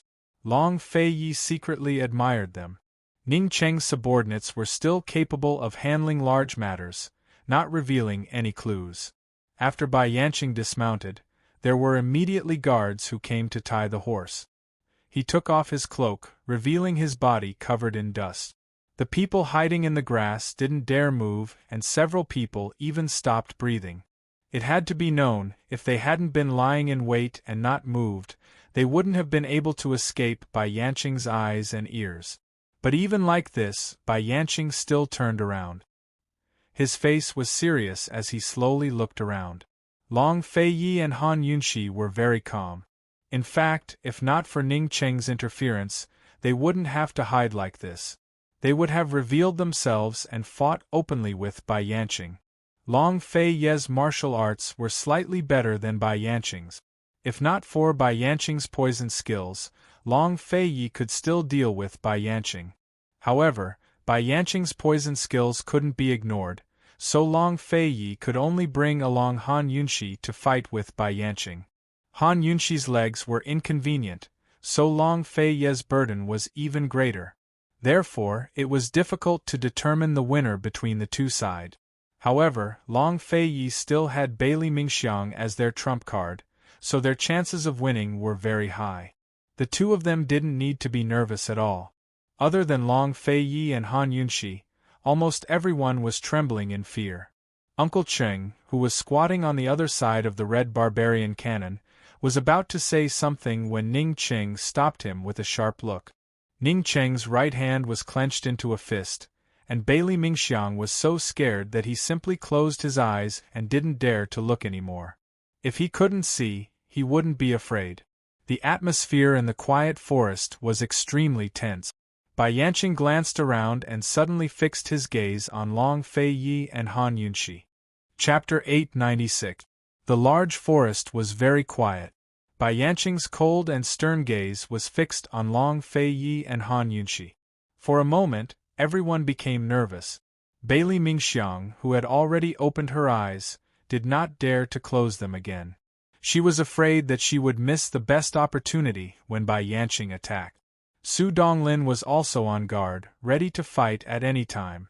Ning Qing did not know that Long Fei Yi and Han Yunxi were hiding in this direction. He only thought that Bai Yanqing had noticed the archers lying in ambush around them. He was also very nervous. Bai Yanqing's gaze was fixed on them for a very long time, as if he had really noticed something and could walk over here at any time. Finally, Han Yunxi's heart also became nervous. She held Long Fei Ye's hand tightly, asking if Long Fei Yi was ready to make a move. If Bai Yanqing really discovered them, it would be too late to make a move. If they made a move at this time, they could still attack Bai Yanqing and catch him off guard. However, Long Fei Yi held Han Yunxi's small hand and immediately calmed her uneasiness. No matter how Bai Yanqing looked at him from afar, he was still as steady as Mount Tai and did not move. Time seemed to have stopped here. Suddenly, a guard ran out of the room and hurriedly reported, "Master, Su Xiaoyu is about to die." Bai Yuqiao was still hiding in the dark room. This group of guards were Ning Cheng's men. Seeing that the situation was not good, they were afraid that Bai Yanqing would discover the ambush around them. Therefore, they could only use this method to lure Bai Yanqing into the room. As for whether Bai Yanqing would discover anything strange in the room, they already did not care. Tricking Bai Yanqing into the room and giving Ning Qing a chance to shoot was better than doing it outside. The probability of Bai Yanqing being blown up inside the house was much higher than being blown up outside. Bai Yanqing looked back and asked suspiciously, "Dying? What do you mean?" The guard originally thought that Bai Yanqing would directly rush into the room, but he didn't expect him to ask for details. The guard hesitated for a moment, but in this moment of hesitation, Bai Yanqing's eyes flashed with a cold light. Unexpectedly, he soared into the air. He wanted to escape. He found out. Han Yunxi exclaimed, "Release the arrows, don't let him escape." Ning Qing made a prompt decision. In an instant, two large circles of archers emerged from the bushes. The first circle of archers crouched on the ground and shot arrows at Bai Yanqing from below. The second circle of archers quickly climbed up the surrounding trees and shot arrows at Bai Yanqing from above. Han Yunxi and Long Fei's group were hiding outside the archers' encirclement to witness everything. It had to be said that even Long Fei Yi admired Ning Cheng's arrangement. In this way, Bai Yanqing was quickly pinned down by the archers below. And once he was pinned down by the archers below, the archers above took advantage of the opportunity. The two circles of archers quickly formed an inescapable net and pinned down Bai Yanqing from the front, back, left, and right. Bai Yanqing swept out circles of sword light again and again. Moreover, as soon as the archers in front were shaken off, there would be more people lying in ambush from behind to fill in the gap. Han Yunshi quickly discovered that Ning Qing had twice as many archers as before. It seemed that Ning Qing had been preparing for this for a long time. Even an expert like Bai Yanqing couldn't keep up with them. However, Han Yunshi didn't understand how Ning Qing would deal with Bai Yanqing's poison technique. It was much easier to control the wind to poison someone in the mountain forest than in the imperial palace. Soon, Long Fei Yi carried Han Yunshi to the top of a tree and overlooked the battlefield of Black Tower. Bailey Mingxiang and Su Donglin followed closely behind. Han Yunshi exclaimed as soon as she reached the top, "Not good, Bai Yanqing is going to use poison." Bai Yanqing held a sword in one hand and swept away the arrows coming from all directions. His other hand was in the air as he made several mysterious and strange gestures. Although Han Yunshi hadn't noticed the change in the wind direction, the detoxification system had begun to warn her that there was a poisonous smell nearby. Once Bai Yanqing used poison, no matter how perfect Ning Qing's ambush was, no matter how many people he had, it would be of no use. "Do you want to help him?" Long Fei Yi asked in a low voice. Did Han Yunshi want to help him? This question was too difficult for Han Yunshi. If she didn't help, could she just watch as Ning Qing's army was wiped out and Ning Qing died? She was still the princess of Western Qin. No matter what, Ning Qing was dealing with Bai Yanqing for the sake of the Western Qin royal family and to save Gu Beiyue. If it wasn't like this, Ning Qing wouldn't need to be enemies with Bai Yanqing. If Ning Qing was like Bai Yanqing and betrayed the Western Qin royal family and colluded with Northern Li, then the East Qin army would be in great trouble. It's all for the sake of catching Bai Yanqing. Han Yunshi revealed a faint smile and then said, "I don't need to help him, they can do it. Once they catch him, you two can split the loot. I won't be partial to anyone." Long Fei Yi raised his eyebrows as he looked at her disdainfully, finally smiling helplessly. Although it was a bit regretful, he still appreciated Han Yunshi's intelligence. As expected, the wind began to change direction and Han Yunshi began to detect that the concentration of poison in the air was increasing with the wind. Although it wasn't strong enough to poison someone, the detoxification system had already helped her estimate the time. Ning Qing only had the time it took to brew a cup of tea left to attack. If his arrows couldn't kill Bai Yanqing, then he would lose. Suddenly, an arrow flew past Bai Yanqing's waist, almost touching Bai Yanqing's waist. It was a pity that it didn't hit. Bai Yanqing leaned to the side and waved his sword, blocking all the following arrows. Casually leaning back, he dodged the incoming arrows. Although it was dangerous several times, the archer couldn't gain the upper hand in the end. Time became more and more pressing. Han Yunshi made a prompt decision. "Long Fei Yi, we should go over."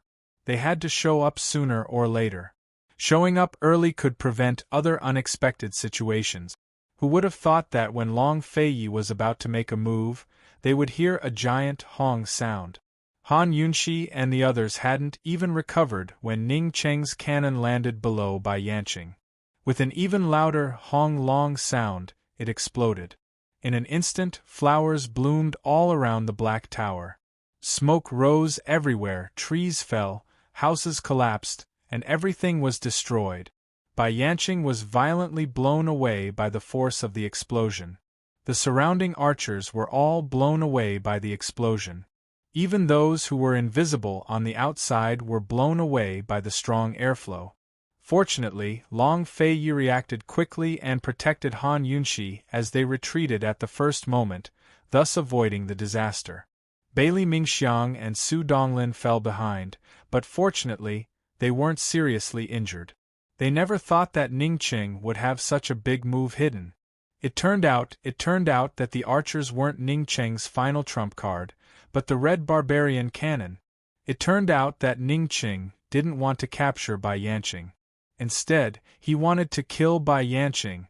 Han Yunshi stared blankly at the scene filled with black smoke. She then realized that Ning Qing didn't want to save Gu Beiyue. Instead, he wanted to give up on Gu Beiyue. How could he do this? Why did he decide to sacrifice Gu Beiwe? Why? For the sake of Western Qin? Gu Beiwe wasn't a member of the D clan. What right did he have to make the decision to sacrifice Gu Beiwe? Han Yunxi's eyes burned with anger. Even when Ning Qing tore her clothes the last time, she wasn't as angry as this time. Despicable, she said coldly. Su Donglin and Bailey Mingxiang rushed over. Bailey Mingxiang was in a sorry state from the fall, but he couldn't care about anything else. He was so flustered that he couldn't even speak clearly before his tears kept falling. Princess, Princess, little Yuer, she. That's right, little Yuer. Han Yunxi looked at the collapsed black tower in shock. Only then did she remember that little Yuer was still imprisoned in the black tower. Not only little Yuer, but also by Yu Qiao and Ning Cheng's guards. The two shadow guards who were hiding in the dark were also in the black tower.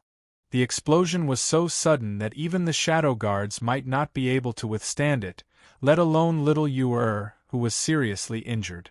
Su Donglin, save him! Quick! Han Yunxi cried out in alarm. Even if the hope was slim, they still had to save him. Su Donglin immediately called for a few shadow guards to go over together. Bailey Mingxiang anxiously wanted to follow them, but Han Yunxi immediately stopped him. Bailey Mingxiang, have you forgotten what you came here to do? Han Yunxi's worry for little Yuer was no less than Bailey Mingxiang's, and her love for little Yuer was no less than Bailey Mingxiang's. After all, she was the one who saved little Yuer. However, no matter how anxious she was, she had to remain calm and make a choice. Bai Yanqing had just been blasted out by the explosion, and she didn't know if he was alive or dead. If he was dead, then everything would be over. If he wasn't dead and escaped, then all their efforts would be in vain. Han Yunxi's words made Bailey Mingxiang immediately realize that she had a heavy responsibility on this trip. She quickly retreated and whispered. Mingxiang was too impulsive. Thank you for the reminder, Princess. A complicated look flashed across Han Yunxi's eyes. Finally, she said indifferently, you don't want anything to happen to little Yuer, and little Yuer must also want you to be well. Be careful, don't make her sad. Long Feiyi didn't have time to waste here.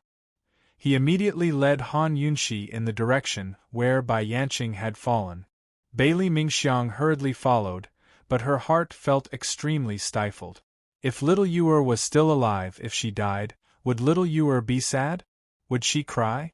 Princess, would she still be sad? Long Feiyi and Han Yunxi chased for a short distance before they saw Bai Yanqing surrounded by a group of experts. His shoulders and legs were injured by the explosion, and his swordsmanship was obviously not as agile as before. However, not long after, one of the experts collapsed on the ground, powerless. It was not for anything else, but because Bai Yanqing had poisoned him. Should we go over there? Long Feiyi asked. Actually, he didn't need to ask for her opinion. She said seriously, of course. Long Feiyi immediately held Han Yunxi tightly with one hand and charged over with his sword in the other. Long Feiyi was very fast. Han Yunxi felt the wind whistling past her from both sides. She didn't know why, but she felt the excitement of going to the battlefield to kill the enemy. Was this how it felt to fight side by side? Han Yunxi wished that her legs would recover quickly so that she could learn martial arts and truly fight side by side with Long Feiyi. Just as Long Feiyi raised his sword to attack Bai Yanqing and caught him off guard, Ning Qing suddenly appeared from the side and blocked Long Feiyi. He said coldly, Bai Yanqing's life is mine. Who the hell are you? Long Feiyi was still wearing the silver mask, and Han Yunxi was still disguised as a man. No wonder Ning Qing didn't recognize them. Ning Qing would never have guessed that Long Feiyi had planted Su Xiaoyu a few months ago. He would never have guessed that the people in front of him were Long Feiyi and Su Xiaoyu. At this moment, Bai Yanqing noticed them. He said sternly, Ning Qing, my good disciple isn't dead, right? Bai Yanqing suspected that Bai Yuqiao controlled Black Tower and gave him false information about the perplexing butterfly illusion. He also didn't expect that the real culprits behind the scenes were Long Fei Yi and Han Yunxi. This misunderstanding was huge. Chapter 897. Bai Yuqiao wasn't dead yet? One had to know that Black Tower had already turned into ruins. Ning Qing snorted, "He's dead. Then this debt will be on your head alone. Give me your life." Bai Yanqing's eyes were fierce. His attention was all on Ning Qing, and he didn't put Long Fei Yi and Han Yunxi, these two strangers, in his eyes.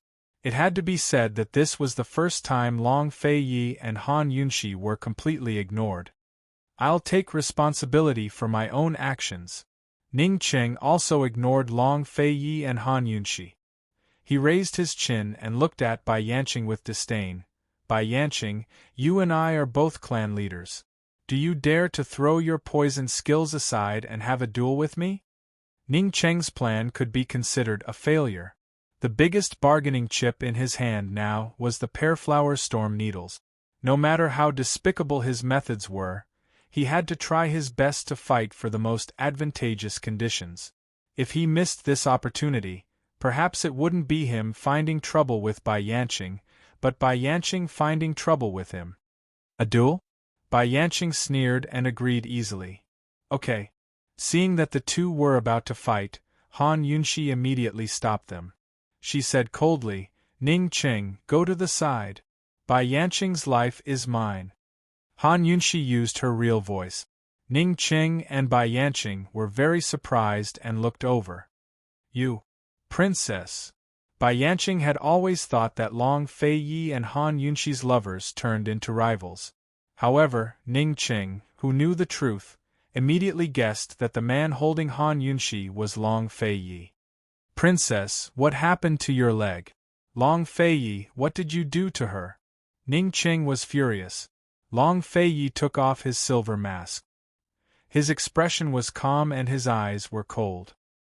He answered Ning Qing coldly, "What I did to her has nothing to do with you." Ning Qing was furious, but in the end, he didn't make a move. He wasn't irrational enough to go against Long Fei Yi in front of Bai Yanqing. Bai Yanqing looked at Long Fei Yi hugging Han Yunxi. He was in disbelief. Why were the two of them still together? Why? He had spent so much effort and laid out such a meticulous plan just to make the two of them turn against each other.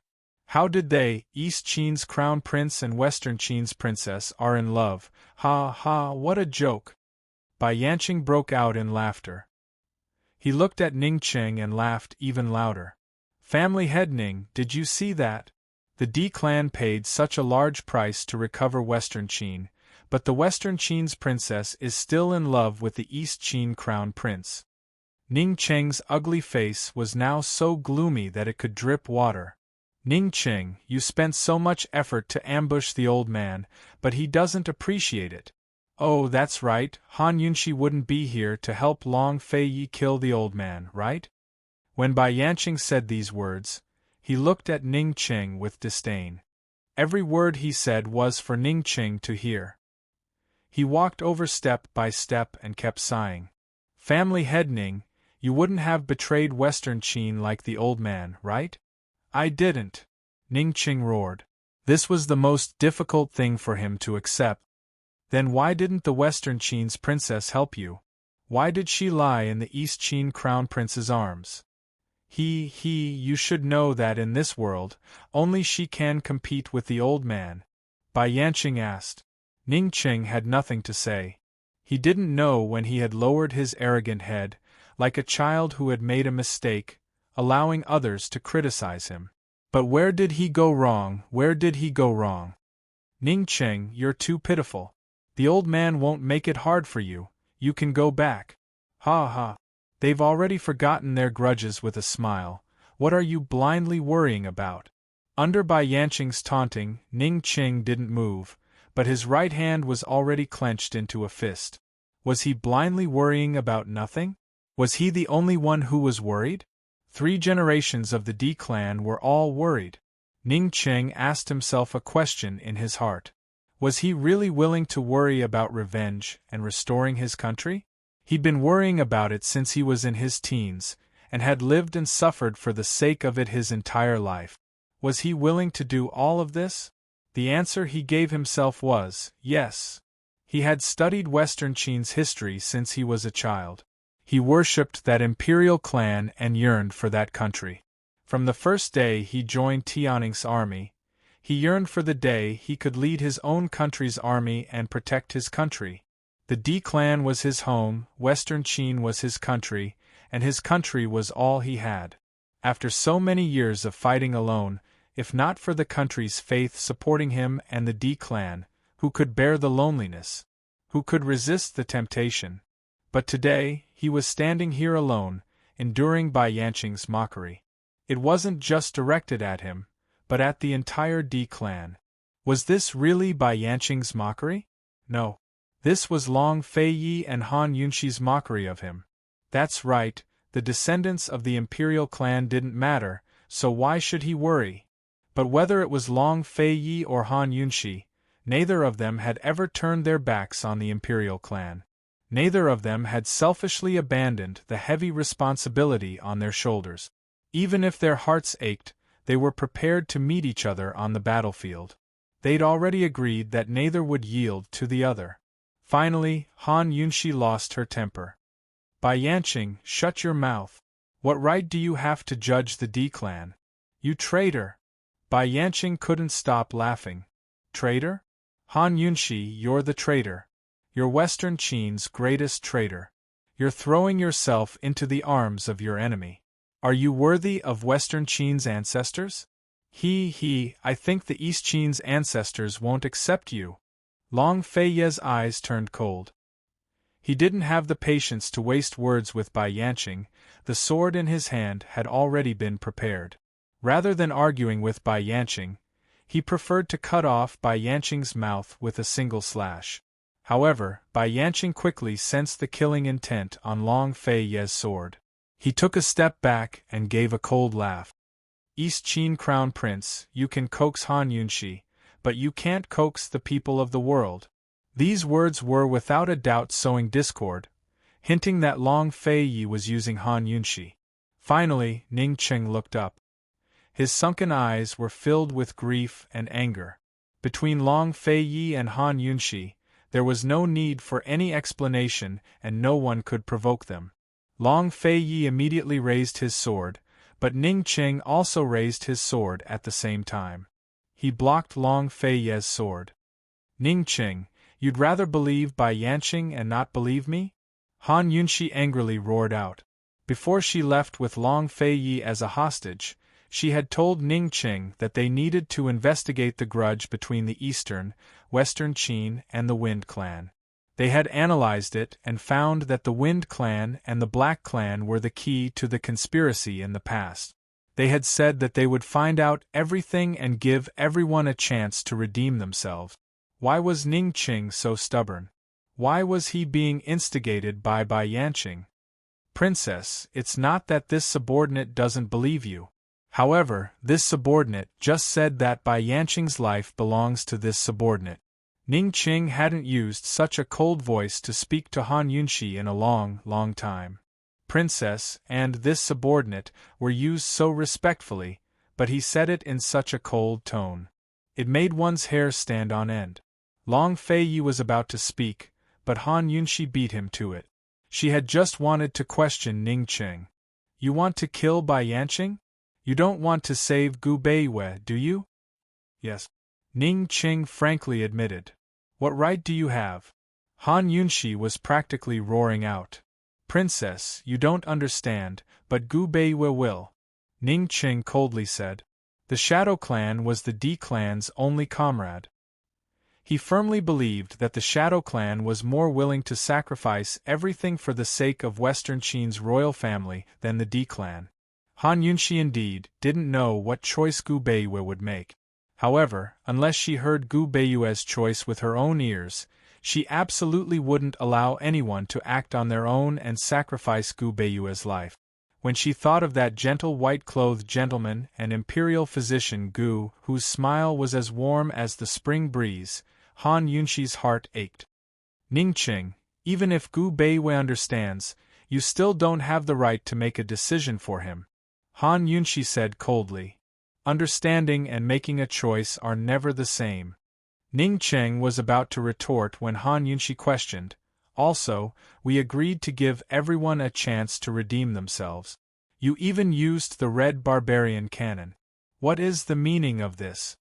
Bai Yanqing didn't understand these words, but Ning Cheng understood in his heart. Even if Han Yunshi and Long Fei Ye's analysis was very reasonable and there was indeed a possibility of a misunderstanding in the grudge between Eastern and Western Qin, Ning Cheng still didn't believe it in his heart. He didn't want to waste time and didn't want to be dragged into Long Fei Ye's trap by Han Yunshi. Killing Bai Yanqing, threatening Jun Yixie, and allying with the Northern Dynasty's emperors to continue the war with East Qin was his wisest choice. Ning Cheng looked at Long Fei Yi and coldly replied, I don't believe the East Qin Crown Prince's intentions. Ning Cheng, you disappoint me too much, Han Yunshi said angrily. As soon as she finished speaking, Bai Yanqing suddenly clawed at Ning Cheng. Ning Cheng was already on guard. He instantly retreated and dodged Bai Yanqing's attack. Bai Yanqing immediately chased after Ning Cheng. Ning Cheng also retreated quickly. As he retreated, he took out the pear blossom rain needles and aimed them at Bai Yanqing. He didn't retreat anymore and allowed Bai Yanqing to close in. Bai Yanqing never expected that the Tang sect's second-ranked hidden weapon would be in Ning Cheng's hands. He couldn't react for a while. However, Han Yunshi was shocked. No matter how much she understood about the pear blossom rain needles, this thing was already useless. There were no hidden needles at all. Ning Cheng was in danger. At this moment, Ning Cheng did not continue retreating. Bai Yanqing was very close to Ning Cheng. If Ning Cheng couldn't kill Bai Yanqing, then it would be Bai Yanqing's sword that killed Ning Cheng. Han Yunshi shot out a poison needle without any hesitation at Bai Yanqing. Who would have thought that at this moment, Bai Yanqing would suddenly roll to the side? Han Yunshi's golden needle shot into Ning Cheng's right eye like this. Almost at the same time, Ning Cheng found that not a single hidden needle came out of the pear blossom rain needles he activated. No one would have thought that this kind of accident would happen. After Bai Yanqing rolled, he ran away after rolling a few times. Of course, he had to run away. If Long Fei Yi and Han Yunshi joined hands, he would definitely not be able to defeat them. If he fell into Han Yunshi's hands, he might be able to use Gu Beiwei as a bargaining chip. However, if he fell into Long Fei Ye's hands, it would be a deader road than falling into Ning Cheng's hands. Although Bai Yanqing had sowed discord, he still couldn't figure out what was going on between Long Fei Yi and Han Yunshi. He didn't believe that Long Fei Yi and Han Yunshi had really forgotten about each other's hatred. Han Yunshi maintained the action of shooting out the needles. Ning Cheng's right eye continued to bleed. He looked at Han Yunshi from afar and asked, Princess, are you so disappointed in me? Was she so disappointed that she wanted to kill him? Han Yunshi was about to explain, but Long Fei Yi hugged her tightly and flew to the right, chasing after Bai Yanqing. Chapter 898. Ning Cheng watched as Han Yunshi and Long Fei Yi left just like that. The vision of a single eye was narrow and the range of vision was limited. Long Fei Yi and Han Yunshi's figures soon disappeared from Ning Cheng's sight, leaving him with an unbearable pain. The eyes were one of the weakest parts of the human body. Ning Cheng not only felt pain, but also a burning sensation, as if he had been dipped in chilly water. It was unbearable. He only felt something flowing down from his right eye, but he couldn't tell if it was blood or tears. Was there such a thing as blood tears? This needle was poisonous. If Han Yunshi's needle was an accident, then what did she mean when she left with Long Fei Yi? The needle only destroyed his eye, but the poison would take his life. He had been poisoned by her needle before and knew that the needles she shot out from her sleeve were all dipped in poison. Master, your eye, quickly find a doctor, quickly! The archers who rushed over all panicked. They had seen their master get seriously injured, but they had never seen him get injured like this. Bai Yanqing fled to the right. Chase after him. Ning Cheng ordered coldly, as if he was not injured at all. Master, the archers hesitated, but Ning Qing said sternly, "Violators will be punished by the warlord." The leader of the archers was helpless. He could only leave 2 guards behind and lead the rest of the men to chase after them. Ning Qing stood motionless, waiting. The 2 guards knew his temper well. They wanted to persuade him but didn't dare. In fact, Ning Qing's wisest choice now was to leave immediately and find a poison master to detoxify the poison and find a doctor to save his eye. But he stubbornly stood there and waited. The woman he liked hurt and killed him. He accepted it. It was wishful thinking and he was asking for trouble. But the princess of Western Qin hurt and killed him. He refused to accept it. He wanted a reason that could convince him. He could sacrifice his life for Western Qin, but Han Yunxi was not qualified to kill him for Long Fei Yi. The pain in his eyes couldn't compare to the pain in his heart. The pain in his heart couldn't compare to despair. The heartache was caused by the loss of love, while the despair was caused by the destruction of a lifetime of faith. Ning Qing stood there stubbornly waiting. He was waiting for Han Yunxi to come back. He was waiting for redemption, but he didn't know who would be redeeming who. However, he could not stand for long. In less than the time it took to brew a cup of tea, he fell to his knees in pain. His badly mangled right eye seemed to be burning, and the burning sensation quickly spread from his eye to his head. It was so painful that Ning Qing unconsciously hugged his head and curled up on the ground. The poison was acting up, and it was a very strong poison. The 2 guards were shocked. They were discussing how to take Ning Qing away by force. But at this time, the 2 guards seemed to have suffered from some kind of magical illness. They both trembled and fell to the side, foaming at the mouth. There was no doubt that they had been poisoned. Suddenly, a small, scarred hand reached out from the bushes and tugged at the corner of Ning Qing's clothes. After confirming that Ning Qing was really poisoned, Bai Yuqiao crawled out from the bushes. She was covered in dust and covered in wounds. She was in a very sorry state. She really wasn't meant to die. After the explosion that destroyed the Black Tower, a huge beam was placed on top of her head and almost killed her. It was because of this near miss that the beam helped her block another beam and saved her life. She wasn't the only one who was lucky enough to survive. Su Xiaoyu was also lucky. The shadow guards who rushed to rescue her had already been poisoned by her. As for the lives of Ning Qing's guards, she didn't care. Anyway, she had poisoned the dust in the ruins. If they weren't proficient in the art of poison, no one would be spared. She originally wanted to drag Su Xiaoyu away from this place and escape to Northernly. Who knew that not long after leaving the ruins of the Black Tower, she would encounter Ning Qing. This cunning, untrustworthy guy. He actually used the red barbarian cannon and tricked her. If she wasn't lucky enough to survive, she wouldn't even know that she had been tricked to death. Master Ning, you're a merchant. It's fine if you're cunning, but how can you not keep your word? The price for playing tricks on this lady is very high. Bai Yuqiao muttered to herself. She turned the curled-up Ning Qing over. At this time, she saw that Ning Qing's right eye had been pierced and the blood was black. He had been poisoned. Master. Bai Yuqiao was very suspicious. She didn't know anything about what had just happened. When she discovered the shadow guards in the ruins, she only suspected that Long Fei Yi had come as well, but never Han Yunxi. Bai Yuqiao pulled out the needle without hesitation, causing Ning Qing to jerk violently from the pain. He was already on the verge of unconsciousness, but the agony caused him to open his left eye and see Bai Yuqiao. Frightened, Bai Yuqiao took out a poison needle and stabbed it into Ning Qing's arm. Ning Qing didn't even know what was going on before he fainted. Bai Yuqiao recalled the terror of her life hanging by a thread and gnashed her teeth. She wanted nothing more than to cut Ning Qing into pieces, but she still hesitated. Ning Qing was a big shot. The head of the D-clan not only controlled Cloud Realm Trade Consortium and Myriad Merchant Hall, but also Western Qin's army. If she could use poison to restrain Ning Qing for her senior brother's use, then it would be a brilliant plan. Compared to Su Xiaoyu, Ning Qing, was an even bigger surprise for her senior brother.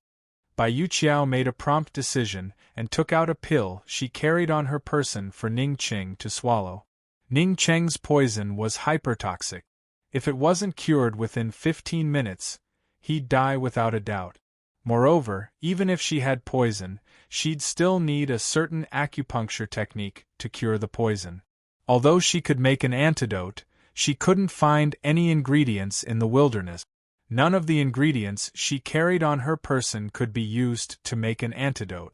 She could only give Ning Qing the pill to prolong the poison's effects and do her best to bring Ning Qing to a safe place before searching for the antidote. Bai Yuqiao whistled and a tall man walked out of the thicket, following the sound. This was Black Tower's true guard, Brother Qi. Back then, Ning Qing had told her to replace all the guards at Black Tower, but she'd kept her most loyal Brother Qi. Back then, she'd told Ning Qing with a smile that the archers were blind and that Ning Qing had left her a way out. Leaving Brother Qi behind was a way out for herself. If she wanted to escape with Su Xiaoyu, she'd need someone to help her. She trusted Brother Qi's poison skills. As soon as Brother Qi saw Bai Yuqiao, he was pleasantly surprised. "Miss Yu, I thought you died in Black Tower." Brother Qi had been hiding in the thicket and had clearly seen the scene of Han Yunxi and the others dealing with Bai Yanqing. "Hurry up and help me take Ning Qing away, we'll go seek refuge with senior brother," Bai Yuqiao said as he turned around to pull Su Xiaoyu, who was hiding in the thicket. "Miss Yu, something big has happened, something big." Brother Qi was still scared witless. "No matter how big it is, let's leave first. I only have 1 day to find the antidote. If Ning Qing dies, I'll hold you responsible," Bai Yuqiao said unhappily. Brother Qi immediately shut his mouth. Bai Yuqiao said in a low voice, "Go to the northeast side, go down the cliff, there's a deep stream that leads directly to Northernly. I can also find the antidote, hurry up." Brother Qi didn't dare to delay and hurriedly pulled Ning Qing up, leaving hurriedly with Bai Yuqiao. At this time, Han Yunxi was already throwing a tantrum at Long Feiyi. She repeatedly told Long Feiyi that she had to go back to save Ning Qing, but Long Feiyi turned a deaf ear to her and hurriedly chased after Bai Yanqing. Han Yunxi held his hand tightly and said angrily, "Long Feiyi, that needle is poisonous. Ning Qing will die." She had already said this 5 times. "He's looking for death." Long Feiyi finally stopped.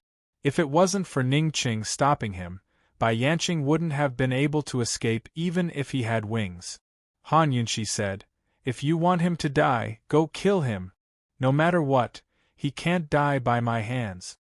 That needle of hers was aimed at Bai Yanqing, and it was purely an accident that it hurt Ning Qing's eye. She had always known that the Pearflower Storm needles were useless, but she really didn't think that Ning Qing's straightforward challenge to Bai Yanqing was actually to use a hidden weapon. Today, whoever captured Bai Yanqing first had the right to punish Bai Yanqing. Long Feiyi wanted to interrogate Bai Yanqing, while Ning Qing wanted to use Bai Yanqing to contain Jun Yixie. It was understandable that they would fight to the death. However, no matter what, Ning Qing couldn't die by the hands of a Western Qin princess. No one could do anything about accidental injuries, but if she didn't save him, she would feel uneasy for the rest of her life. Long Feiyi looked at Han Yunxi and didn't make a sound for a long time. With Bai Yanqing in front and Ning Qing behind, there was only one choice. Chasing after Bai Yanqing and letting Ning Qing die from the poison was the wisest choice he could make as the East Qin crown prince. It was also his duty. Actually, he had already stopped. He had already made his choice, hadn't he? A trace of regret flashed in his eyes as he softly said, "Let's go." "I'm sorry," Han Yunxi said in a low voice. Long Feiyi was stunned at first, but then he revealed a smile. He wanted to explain something, but he gave up. No need. Actually, without Han Yunxi, he couldn't deal with Bai Yanqing alone. If Han Yunxi stood on the side of Western Qin and helped Ning Qing, it was understandable. She wasn't wrong. He had set up such a long line, but Bai Yanqing still escaped. Long Fei should have been angry, but he could still smile. He didn't think he was a noble person, and he didn't plan on using any clean methods to deal with the Western Qin camp. But because of Han Yunshi, he'd become a noble man. Noble? Different standpoints had different definitions of nobility. He just didn't want her to carry the identity of the Western Qin princess with him. It would be too hard for her and cause too much infamy. Because he carried the identity of the East Qin crown prince with her, he could feel the difficulty in his heart. It really was very, very difficult. Han Yunshi's current mood was the same as when he faced Bailey Yuanlong. A sorry and a no need was better than any other explanation. If the world didn't understand, it was fine if they understood each other. Only when they understood each other could they move forward in the face of danger. Quickly go. Han Yunshi didn't waste any time.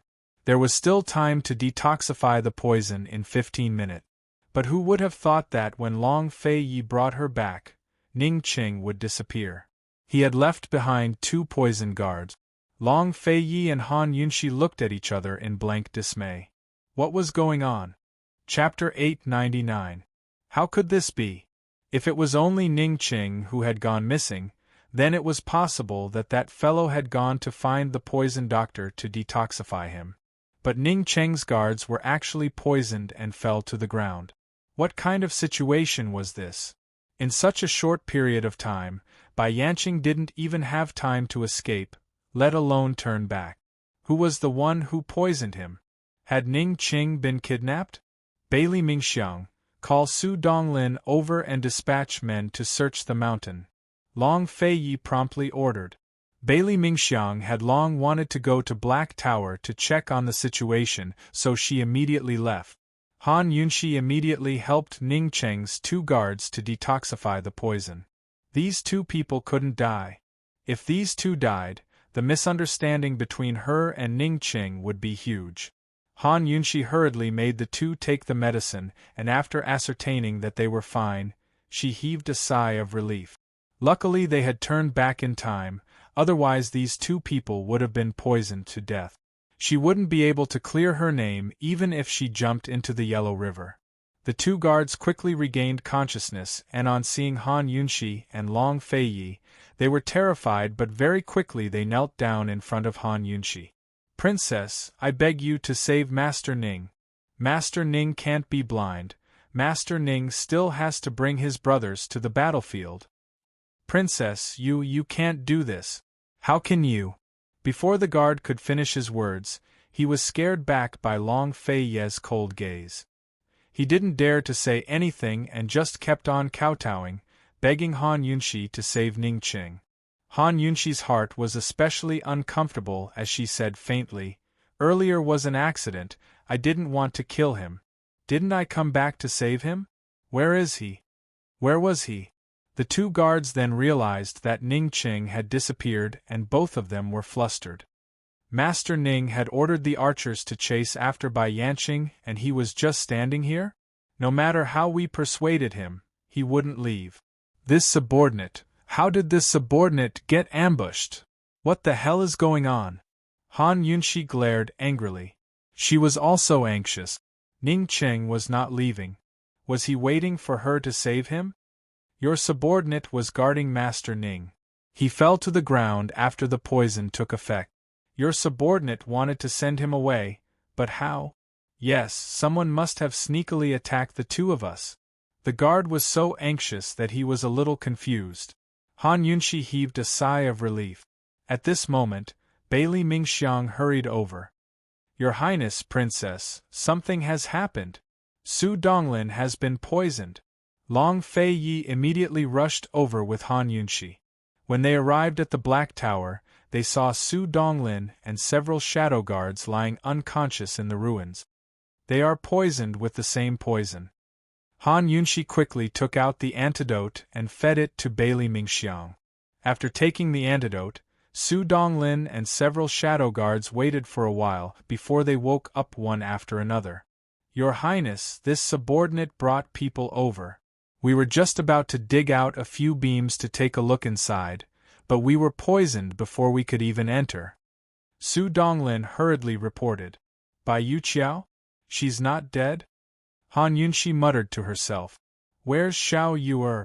Bailey Mingxiang asked anxiously. Long Feiyi personally moved a few large beams away with the shadow guard and pushed away a few large stones. They saw many guards' bodies and finally found the bodies of the 2 shadow guards who were hiding in the Black Tower. However, they searched several times. Su Donglin and the shadow guards even dug up the ruins, but they still did not find the bodies of Bai Yuqiao and Su Xiaoyu. There was no doubt that the person who poisoned and took away Ning Qing was Bai Yuqiao. That girl is really lucky, Long Feiyi said. Han Yunxi was surprised, but she was still somewhat glad. At least Xiao Yuer was not dead. At least the person who took away Ning Qing was not someone else, but Bai Yuqiao, who knew the art of poison. Although the poison in her golden needle was highly toxic, with Bai Yuqiao's level of poison, it could not be cured. It could still be cured. If Ning Qing was taken away by someone else, then she would really be dead. Han Yunxi's heart, which had been hanging in the air, finally settled down. Thinking back to the moment just now, she sighed incomparably in her heart. Her injection was purely an accident. It was purely because she found out that Ning Qing's torrential pear blossom needles were ineffective. She did it in a panic and did not think much about it. If she had thought about it, she would not have used the needle. Her poison was ineffective against Bai Yanqing, wasn't it? Coincidentally, Bai Yanqing had noticed her torrential pear blossom needles and dodged out of the poison's range. Thus, the needle did not pose any threat to Bai Yanqing, nor did it end up in Bai Yanqing's poison storage space. That small difference in timing had caused a huge misunderstanding. Back in Tianning's capital city, Ning Qing had seen her break through Bai Yanqing's poison arts. He understood the poison storage space and knew that any poison attack would be ineffective against her and Bai Yanqing. No wonder he immediately suspected that her needle had been aimed at him. No wonder he asked her, "Princess, are you that disappointed in me?" But despite his suspicions, he still stood there waiting for her to come back. How disappointed must he be when she did not show up? Han Yunxi looked at the 2 guards chasing after her. She didn't know how much they could prove for her. Still, she didn't have time to think about it. Finding the person was more important. Su Donglin, immediately send men to search the mountain. Search the mountain, Long Fei ordered coldly. Bai Yuqiao was probably the only one who knew that she was planning to go to Northernly to seek refuge with Jun Yixie. Long Feiyi and Han Yunxi were most afraid that Bai Yuqiao and Bai Yanqing would join forces. Then Ning Qing and the D clan would be in big trouble. As soon as Ning Qing's 2 guards arrived, Han Yunxi explained the situation. One of you, go find those archers. They won't be able to catch up to Bai Yanqing. Even if they do, it'll be useless. Have them search the mountain quickly. Maybe they'll be able to rescue Ning Qing. The other one, hurry back to Myriad Merchant Hall to get reinforcements. The D clan needs someone to take charge after such a big incident. One of the guards left immediately, while the other knelt down. Princess, you're the master of the D clan. Please take charge of the D clan. Han Yunxi was speechless. She subconsciously looked at Long Feiyi, only to see Long Feiyi looking at the guard with a murderous look in his eyes. Bailey Mingxiang, Su Donglin, and the others all sensed His Highness's murderous look. Did this guard mean that he wanted the princess to go back? Just as Long Feiyi was about to speak, Han Yunxi spoke first. I'll definitely go back and take charge of the situation. Go back first. If I can't find Bai Yuqiao, I'll return immediately. Long Feiyi immediately gripped Han Yunxi's hand so tightly that it hurt. Yes. This subordinate will go back and report this. The guard didn't know why the princess wasn't in the army and was with the East Qin Crown Prince, but he knew that since the princess came back to take care of Master Ning, it meant that the princess still had the D clan and Western Qin in her heart. Once the guard left, Long Feiyi couldn't help saying in a cold voice, "You're leaving." This fellow, he could remain calm when Bai Yanqing escaped, so why couldn't he remain calm now? Long Feiyi, unless we can save Ning Qing in a day or two, I have to go back. If Ning Qing falls into Bai Yanqing's hands, the entire D clan will be in danger. There will be a war between Eastern and Western Qin, and it will start early. Han Yunxi seriously analyzed. God knows what Ning Qing, that stubborn person, would do after misunderstanding her. What if Bai Yanqing succeeded in driving a wedge between Ning Qing and himself? What if Ning Qing was thoroughly disappointed in this Western Qin princess? Would he betray Western Qin? Or join forces with Bai Yanqing? No matter what, Ning Qing had been kidnapped, the D clan was in danger, and Long Feiyi was in big trouble. At this juncture, even if she didn't want to go back, she had to. She had to take control of the D clan and shoulder heavy responsibilities. How could Long Feiyi not understand after Han Yunxi's words? He fell silent, his eyes dark and gloomy. His expression was complicated and no one could tell what he was thinking. After a long time, he finally spoke. Let's find the person first. All right. Han Yunxi dearly wished they could find the person.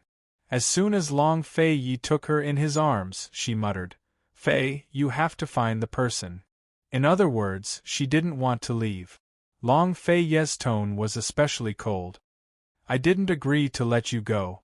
Let's find the person first. With Han Yunxi in his arms, he quickly disappeared into the forest.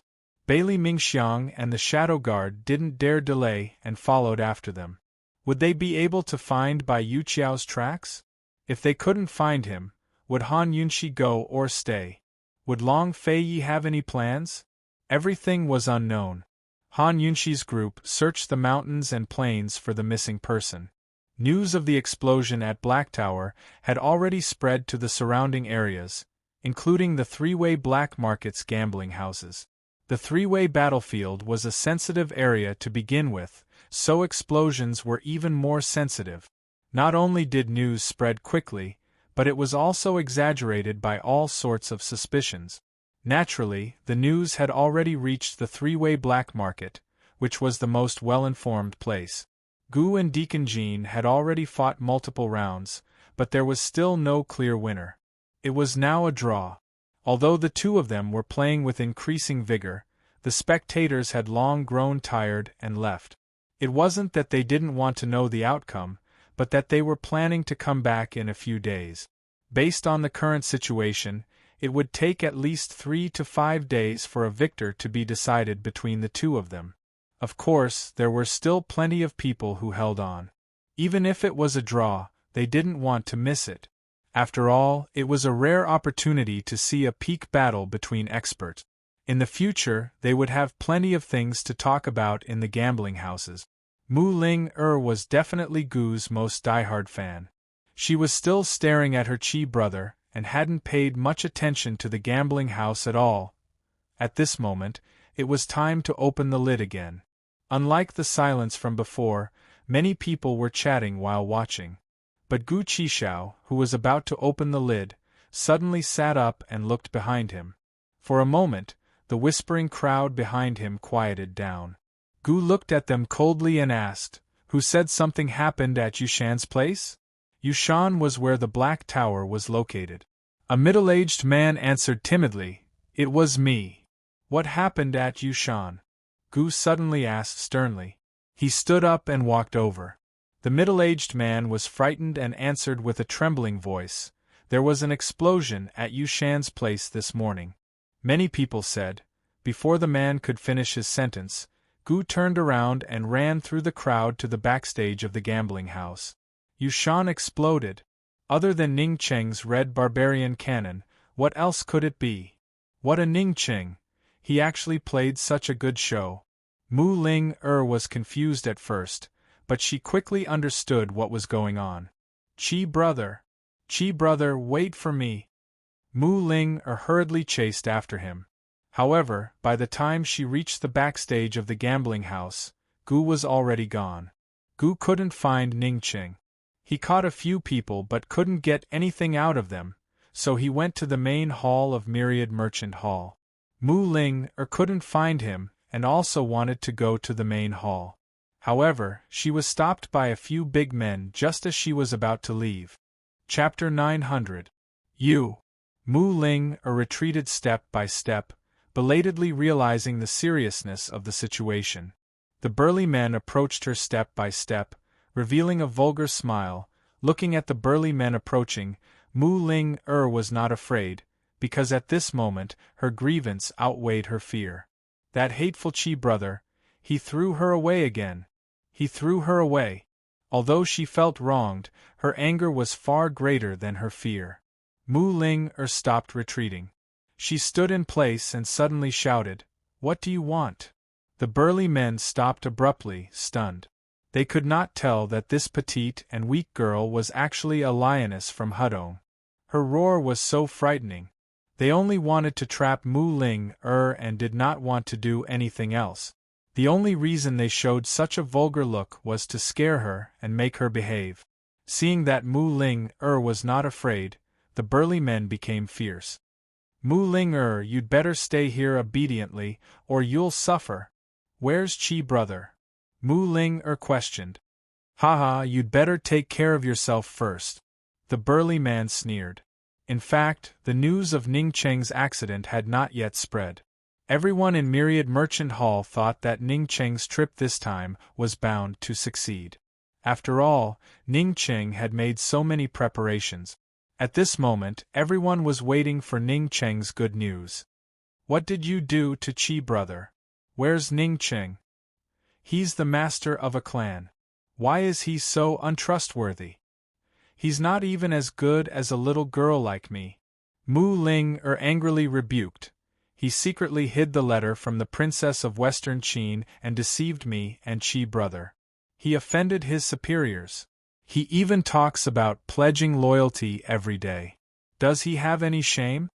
As soon as these words came out, several big men became angry. They would never allow anyone to insult Master Ning like this. A burly man suddenly came forward. Mu Linger did not dodge, and the burly man unceremoniously grabbed her collar and warned, "Shut your mouth. If you insult our family head again, I will not spare you." Mu Linger was panting with anger. How could she think about her own situation? She did not hesitate to kick him, right under his abdomen where he was the weakest. "Ah!" The burly man immediately let go of his hand and cried out in pain while clutching his dick. As soon as Mu Linger regained her freedom, she immediately tried to escape. However, the other burly men surrounded her and trapped her. Mu Linger swung her fists and legs. Unfortunately, her mediocre kung fu was no match for a burly man, not to mention that there was more than one burly man here. Not long after, Mu Linger was grabbed by two burly men and fixed to the wall. Seeing Mu Linger's beautiful appearance, the leader of the burly men immediately became angry and signaled his men to leave. Soon, only Mu Linger and the burly man were left in the room. At this time, Mu Linger finally realized how dangerous her situation was. She was so scared that she screamed, "Ah! Ah!" Unfortunately, her screams only made the burly man more excited. He laughed until his face was full of fat. Just as he was about to make a move, the door was suddenly kicked open. Standing at the door was no one else but Deacon Jean. Mu Linger had a moment of illusion that Deacon Jean was her Chi brother. "What are you doing?" Deacon Jean asked angrily. His eyes under his thin bangs shot out a murderous intent. Mu Linger never thought that the quiet and reserved Deacon Jean would have such a scary side. The burly man trembled all over. No, I was just joking with her." "Yes, I was joking." Deacon Jean walked over step by step and kicked the burly man to the ground. He then pulled out a dagger from his back and chopped off the burly man's hand without hesitation. Mu Linger was stunned. She never thought that such a skinny man would have such strength. Just a dagger was enough to break a person's bones? "I won't kill you because I'm giving Ning Ching face." "Scram!" Deacon Jean said coldly. The burly man got up and fled. Mu Linger looked at Deacon Jean in panic and asked, "You? What is your relationship with Ning Ching?" If this guy was really the 1,000 Gold Halls deacon, How would he dare to call Ning Ching by his name? Deacon Jean seriously wiped the blood off the dagger as he replied, I am the owner of the East Valley Private Bank in the three-way black market. I am Ning Cheng's friend and was entrusted by him to manage the 1,000 gold casino. When these words came out, Mu Linger was really frightened. No wonder this guy would agree to her unreasonable request and give Gu a limitless gold card so easily. It turned out that this guy was the boss of the three-way black market's underground private bank. There were many private banks in the three-way black market, but the East Valley Private Bank was the most famous. This was because the East Valley Private Bank did not belong to any power and was independent of the three powers of the three-way black market. They only did one business, and that was lending money at high interest rates in the casino. Mu Linger stared blankly at Deacon Jean. Deacon Jean allowed her to stare. Since young, he had been stared at by women of all ages and was used to it. Who knew that Mu Linger did not stare for long? She quickly laughed and said with a fawning expression, Big Boss Jean, Can you let me out? No. Deacon Jean replied heartlessly. Mu Linger's expression immediately changed. Jackals of the same lair, scram. Deacon Jean was stunned. Looking at Mu Linger's angry little face, he almost could not help but laugh. Luckily, he did not laugh. This was the first time he heard the word scram in front of a woman. Deacon Jean really turned to leave. He walked very slowly, as if waiting for something. Unfortunately, even when he was at the door, Mu Linger still did not beg him. Strange. Didn't women pester and beg many times when they begged? This girl only begged once? Deacon Jean finally turned back. For his freedom, he was ready to risk everything. The explosion at Yushan must have succeeded. He had succeeded in keeping Gu.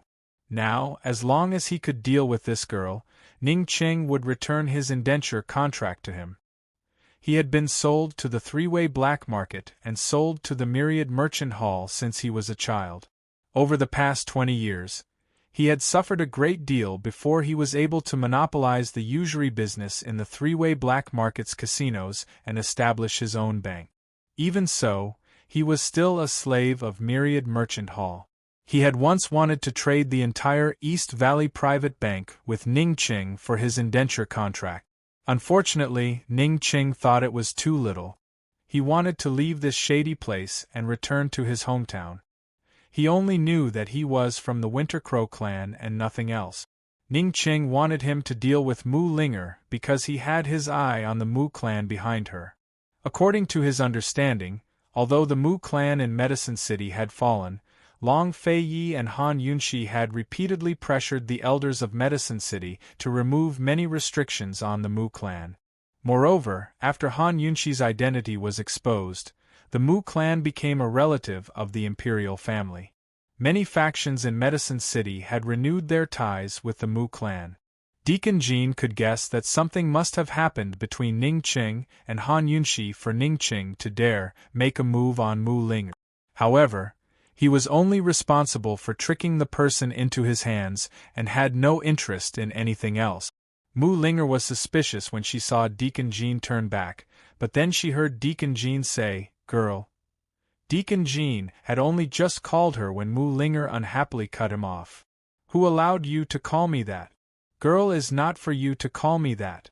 It was Chi Gij who called her that."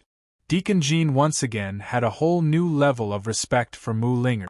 He usually ignored women, let alone called her so intimately. This was the first time he had been rejected like this. "Miss Linger, I have no ill intentions. I just want to tell you that I can't take you out of the three-way black market, but I can take you to the East Valley Private Bank and guarantee your safety for the time being. When Ning Ching returns, I'll have to send you back," Deacon Jean said seriously. "You? Where did you get such kindness from?" Mu Linger blurted out. Deacon Jean was really defeated by this girl. This girl had just begged him, and now she was asking this? Moreover, her words were sarcastic. Deacon Jean had never suffered such a loss in front of a woman. No matter how dissatisfied he was, he still held it in. He smiled faintly. I'm not being kind. I just don't care that Ningqing is bullying a woman. He lowered his voice. Don't blame me for not reminding you. Those people outside are waiting to bully you. Mu Linger was so frightened that goosebumps appeared all over her body. I didn't expect Ningqing to be such a jerk. Too disgusting. I'll definitely tell my sister. Deacon Jean laughed inwardly. After being friends and foes with Ningqing for so many years, he finally managed to trick him. Although Mu Linger didn't completely trust this Deacon Jean, she still followed Deacon Jean out of the casino. Along the way, she asked about the situation at Black Tower several times, but Deacon Jin's answer was that he wasn't sure. She didn't expect Chi Brother to come back to save her. She only hoped that Chi Brother would quickly go to Black Tower and salvage something. At this time, Gu had just come out of Myriad Merchant Hall. He couldn't find Bai Yuqiao, and he couldn't find out anything about Black Tower even after capturing a few people. He could only leave as soon as possible and rush to Black Tower. The people of Myriad Merchant Hall were afraid of his poison skills and didn't dare to stop him. He had completely forgotten about Mu Linger. However, just as he left the three-way black market, a servant from Golden Wing Palace came to find him and whispered a letter. Master, an urgent letter from Medicine Ghost Valley. What urgent matter could there be in Medicine Ghost Valley at this time? Why would they send an urgent letter to Golden Wing Palace? Gu opened it suspiciously and found that there were 2 letters in the urgent letter. One was from Medicine Ghost Valley's butler, and the other was from Gu Beiyue. It had to be said that when he saw Gu Beiyue's handwriting, Gu's heart skipped a beat. It turned out that Gu Beiyue had used a group of old goshawks that had grown their beaks to send a secret letter to Medicine Ghost Valley, asking for his help. When an eagle reached a certain age, its beak would grow longer and longer, almost reaching its chest. If it didn't grind its long beak off or knock it off, it would become more and more difficult to survive. Therefore, the eagles would find a cliff and knock their beaks off. After a period of torment, some eagles persevered and grew a new beak, gaining a new life, while others died. Medicine Ghost Valley had a cliff where herbs that could help the eagles survive were planted. Every year, a large group of old goshawks would be attracted there. Medicine Ghost Valley's medicine boy would pick up the beaks that were knocked off and make them into strange medicine. Gu Beiyue happened to meet an old goshawk when he was under house arrest, so he took a gamble. Fortunately, he made the right bet. Not long ago, when the medicine boy went to pick up the goshawk's beak, he saw a secret letter tied to the goshawk's leg. Gu looked at Gu Beiyue's letter and laughed foolishly. He looked up to the sky and laughed. I got it without any effort. Gu Beiyue's letter said. Chapter 901. In his letter, Gu Beiyue requested Gu to rescue him and explained in detail where he was being held captive. Although he had no idea where he was being held captive, he'd been there for so long that he was familiar with the terrain and the distribution of medicinal plants in the valley. He mentioned his own guesses that he was somewhere between the borders of Tianing and Western Zhou. He even noted down a few rare medicinal plants he'd seen in the valley. It had to be said that Gu Beiyue had made the wisest choice by asking Gu for help, because Gu had an idea as soon as he saw the description of the valley and the distribution of medicinal plants. Who was Gu Qishao? Gu was the pill fiend. He knew better than anyone else what medicinal plants existed in every corner of Cloud Realm continent. Black Yimi flower? Only those 3 places, Gu muttered to himself. Gu Beiyue's letter had mentioned a medicinal plant called the black Yimi flower. Normal Yimi flowers were multicolored, with each petal having a different color, but the black Yimi flower was black from head to toe. It was a type of medicinal plant that had strict requirements for soil and climate. You couldn't find it anywhere else, but Gu had seen it in 3 places. Moreover, the topography and distribution of plants in those places matched Gu Beiyue's description. All 3 places had deep streams and valleys with black soil that was dark and damp with many ferns and plants. They were all near the three-way battlefield. Soaring Dragon Valley on the western border between Tianning and Western Zhou, Tiger Roar Valley on the eastern border between Tianning and Northern Li, and Phoenix Cry Valley south of the three-way black market in Tianning. Gu naturally started his search from Phoenix Cry Valley, which was closest to the three-way black market. He was about to leave when his servant reminded him, "Master, are you planning to rescue them all by yourself?" Gu turned back and asked impatiently, "What else?" "Master, Bai Yanqing is not easy to deal with. Why don't you go with the princess of Western Qin?" the servant asked. Gu still misunderstood that Han Yunxi was under house arrest in the army by Ning Qing. He didn't answer the servant. A sinister look flashed across his eyes as he muttered to himself, "Ning Qing, just you wait." Ning Qing had used the red barbarian cannon, which meant that Bai Yanqing must have arrived at the black market. Without Bai Yanqing by Gu Beiyue's side, it was the perfect opportunity for Ning Qing to rescue Gu Beiyue. He didn't care about the Western Qin. He knew that there was a price to pay for tricking him, and the poison girl who tricked him was even more unforgivable. After Gu hurriedly left the three-way black market, he disappeared. The people of Myriad Merchant Hall knew that he had left, and assumed that he was hurrying to Black Tower, so they did not pay much attention to him. The first elder in charge of Myriad Merchant Hall was still dealing with Tang Li and his wife. The first elder had already hinted at Ning Jing countless times, whether it was through his eyes or his words. He didn't understand why a smart person like Ning Jing couldn't understand what he meant. He only needed Ning Jing to find a chance to talk to him alone. Why hadn't Ning Jing been more than a meter away from Tang Li since last night? At this moment, Tang Li and Ning Jing had just finished their breakfast.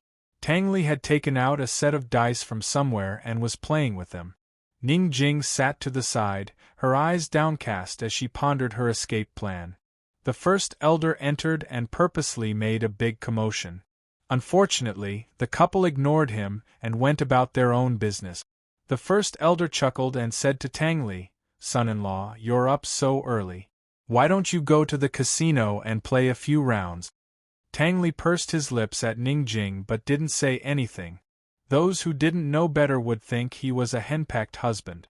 Just as the first elder was about to speak, a servant hurried over. "First elder, there are a few transactions at the auction hall that require your signature." Ning Jing saw the servant's hurried expression and knew that something had happened. However, she didn't take it to heart. The black market had seen all kinds of storms, and the Elders' Council would take care of it. The first elder didn't understand the situation and didn't dare delay. He immediately left. However, less than an hour later, the first elder returned. His expression was even more flustered than the servant's. He stopped hinting and said sternly, "Miss Jing, let's talk in private." Ning Jing's heart grew suspicious. What had happened that the Council of Elders couldn't handle? She touched the jade bracelet on her wrist and looked at Tang Li. Tang Li smiled and said teasingly, "A married daughter is like spilled water." First elder, Jing Jing can no longer make decisions for Myriad Merchant Hall. You should go look for my brother-in-law. The first elder seemed to be suppressing something, and several traces of hatred flitted across his eyes. He ignored Tang Li, and his tone towards Ning Jing turned cold. Could it be that Miss Jing thinks the same? Ning Jing immediately understood the first elder's meaning. She tugged at the invisible string between the two bracelets and cast a pleading look at Tang Li, as if saying to Tang Li, "If you don't give in, they'll definitely suspect me. By then, both of us will be finished." Since their marriage, she had never looked at him so pitifully and begged him. Unfortunately, Tang Li was unmoved. No matter how stupid Tang Li was, he wouldn't let her go. Once he did, Ning Jing might escape on her own, and he would be trapped here. Tang Li avoided Ning Jing's gaze. Ning Jing was inexplicably angry, so she simply said to the first elder, "Son-in-law is not an outsider. If you have something to say, just say it." Unexpectedly, the first elder suddenly sneered and said angrily, "Miss Jing, the Tang sect has gone too far. The hidden needles of the pearflower storm needles have long been used up. The betrothal gift from the Tang sect is nothing but worthless scrap metal. At this point, Ning Jing stood up abruptly, and Tang Li looked over. His hand loosened, and the porcelain bowl shattered on the ground. The pearflower storm needles was the Tang sect's second-best hidden weapon. Even if it was given away, there wouldn't be too many secrets about how to use it. This was to prevent the hidden weapon's structure from being deciphered. Therefore, the Ning family only knew how to use the pearflower storm needles, but they couldn't open it to see if it was full or empty. The betrothal gift was such a big deal. Who would have thought that the Tang sect would tamper with it? Almost everyone thought that the pearflower storm needles were full of needles, including Ning Jing. Tang Li knew that Ning Qing must have used the pearflower storm needles to discover this secret. Tang Li, you big liar! Your betrothal gift is all fake. The Tang sect is too much of a bully. Ning Jing flew into a rage.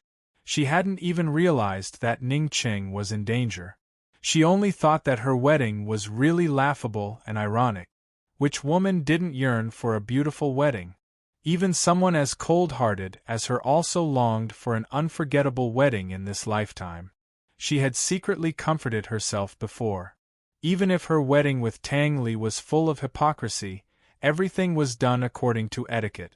They were officially married, and nothing was lacking. But who knew that even the betrothal gift was fake? She especially remembered that when Tang Li went to marry her, he asked her, "Ning Jing, can I marry you if I don't have a heart?" She asked him back, "If I say no, are you not going to marry me?" Now that she thought about it, why was it so laughable? Ning Jing sneered, "Tang Li, I didn't expect the pearflower storm needles to be as heartless as you." At this moment, Tang Li couldn't tell if Ning Jing was putting on an act for the Great Elder or if she was really angry. He didn't know how to answer, but the Great Elder said, "Miss Jing, something happened to Master Ning." Only then did Ning Jing realize that Ning Qing must have been in a very dangerous situation to use the pearflower storm needles. She quickly asked, "What happened to my brother?" The Great Elder went all out and told Tang Li everything about Ning Qing's accident. Just now, it wasn't that there was a deal in the auction that needed his signature, but that Ning Qing's guards had returned with bad news. Tang Li was stunned. He didn't expect his brother to be with Han Yunxi. Ning Jing's face turned pale as she muttered to herself, my brother was poisoned and he's blind? No. I don't want to." Ning Jing started crying as she spoke. "I don't believe it. I don't want to." She wanted to escape from the Ning family. She didn't like Ning Qing, the strict family head, but she never hated Ning Qing or resented him. Ning Qing wasn't just the family head of the Ning family, he was also her brother, her biological brother. Her parents died young, and it was Ning Qing who supported the D clan and the Ning family. An older brother was like a father. Ning Qing had sacrificed much more than the siblings. She would run away, and perhaps Ning En and Ning Nua would run away too. But Ning Qing would never run away. Like them, he had selfish motives, but he wouldn't allow himself to give up. No matter how serious the injury was, as long as he could endure it, there would be a day when he would recover. But how could his eyes be healed when the needle was poisoned? Even the head of the medical city, Gu Beiwei, wouldn't be able to save him. Ning Jing suddenly slapped herself. Tang Li couldn't help but ask, "Ning Jing, what are you doing?" What was she doing? If she controlled her selfishness, if she controlled her feelings that she shouldn't have, Ning Qing wouldn't have fallen to this state today. She should have told Ning Qing about the relationship between the Tang sect and the Long Fei Yi. If she did, Ning Qing would more or less doubt the authenticity of the pear blossom rain needles. But she didn't. She was also one of the sinners. Ning Jing, who had always been stubborn, burst into tears in front of outsiders for the first time. She couldn't control herself. "Brother, I'm sorry." Great Elder didn't want to believe it either, but the guards and archers had seen it with their own eyes, so they had no choice but to believe it. But how could Great Elder know what Ning Jing was thinking? He said angrily, Miss Jing, it's all because of the pear blossom rain needles. If it weren't for that thing, Master Ning wouldn't have fallen to this state." Ning Jing's eyes were blurred with tears as she looked angrily at Tang Li. At this moment, Tang Li knew that the agreement between him and Ning Jing was invalid. The game of truth and lies had come to an end. He thought that Ning Jing would question him further, but Ning Jing didn't. She raised her hand and asked coldly, "Tang Li, are you going to let go?" Tang Li hesitated, but Ning Jing didn't give him a chance to hesitate. She said coldly, "Men, chop off young master's left hand." So ruthless. Tang Li untied his bracelet and shrugged. "Ning Jing, you win. Keep an eye on him." Ning Jing turned to leave after she finished speaking. Great Elder glanced at the bracelet on the ground and finally understood why Ning Jing couldn't leave Tang Li. He couldn't understand why the two of them had to use that kind of bracelet, but he didn't have time to ask.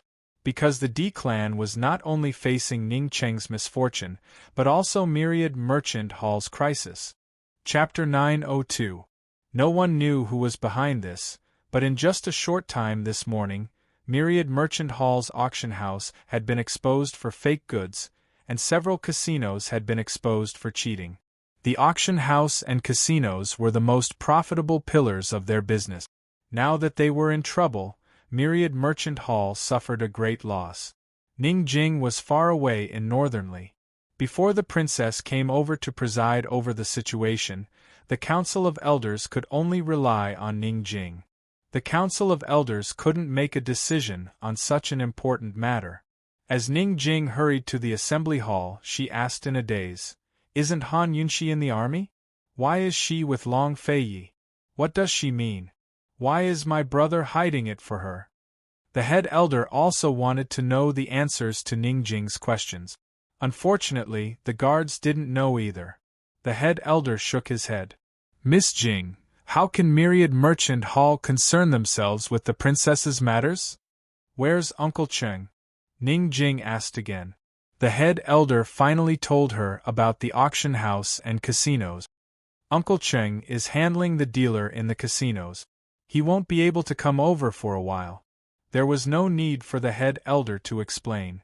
Ning Jing, who was well versed in the business world, knew very well that the auction house had been exposed for fake goods, and the casinos had been exposed for cheating. No matter which one of these matters was handled properly, it would be a fatal blow to Myriad Merchant Hall. These two places weren't just Myriad Merchant Hall's money bag, but also its reputation. Transactions in the black market were even more untrustworthy than those in the open. They were even more afraid of fraud. Those who could come to the three-way black market mostly had neither a shortage of goods nor silver. Myriad Merchant Hall's business in recent years was far worse than before. If this crisis wasn't resolved, the auction house and casinos business would definitely be snatched away by Golden Wing Hall and East Origin Hall. Ning Jing hadn't calmed down from Ning Cheng's matter, but the casinos and auction house incident made her feel alarmed again. It was obvious that someone had deliberately come to cause trouble. She had never been so flustered before.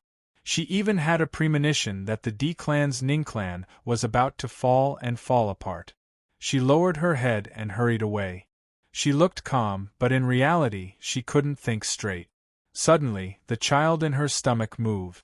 Ning Jing abruptly stopped in her tracks, as if she had just woken up from a dream. Her hand was about to touch her lower abdomen, but when she saw the great elder looking at her, she put her hand down. The baby could move. She could feel it. "Miss Jing, what's wrong?" First elder asked. "No." Ning Jing looked back and quickly walked forward. Unlike her previous panic, she had calmed down. She instructed seriously, "Just leave a group of security guards here. Send the rest to Yu Mountain to coordinate with the archers. We must save my brother. Also, send a message to the army immediately. Tell Deputy General Shui to strengthen the defense and be mentally prepared.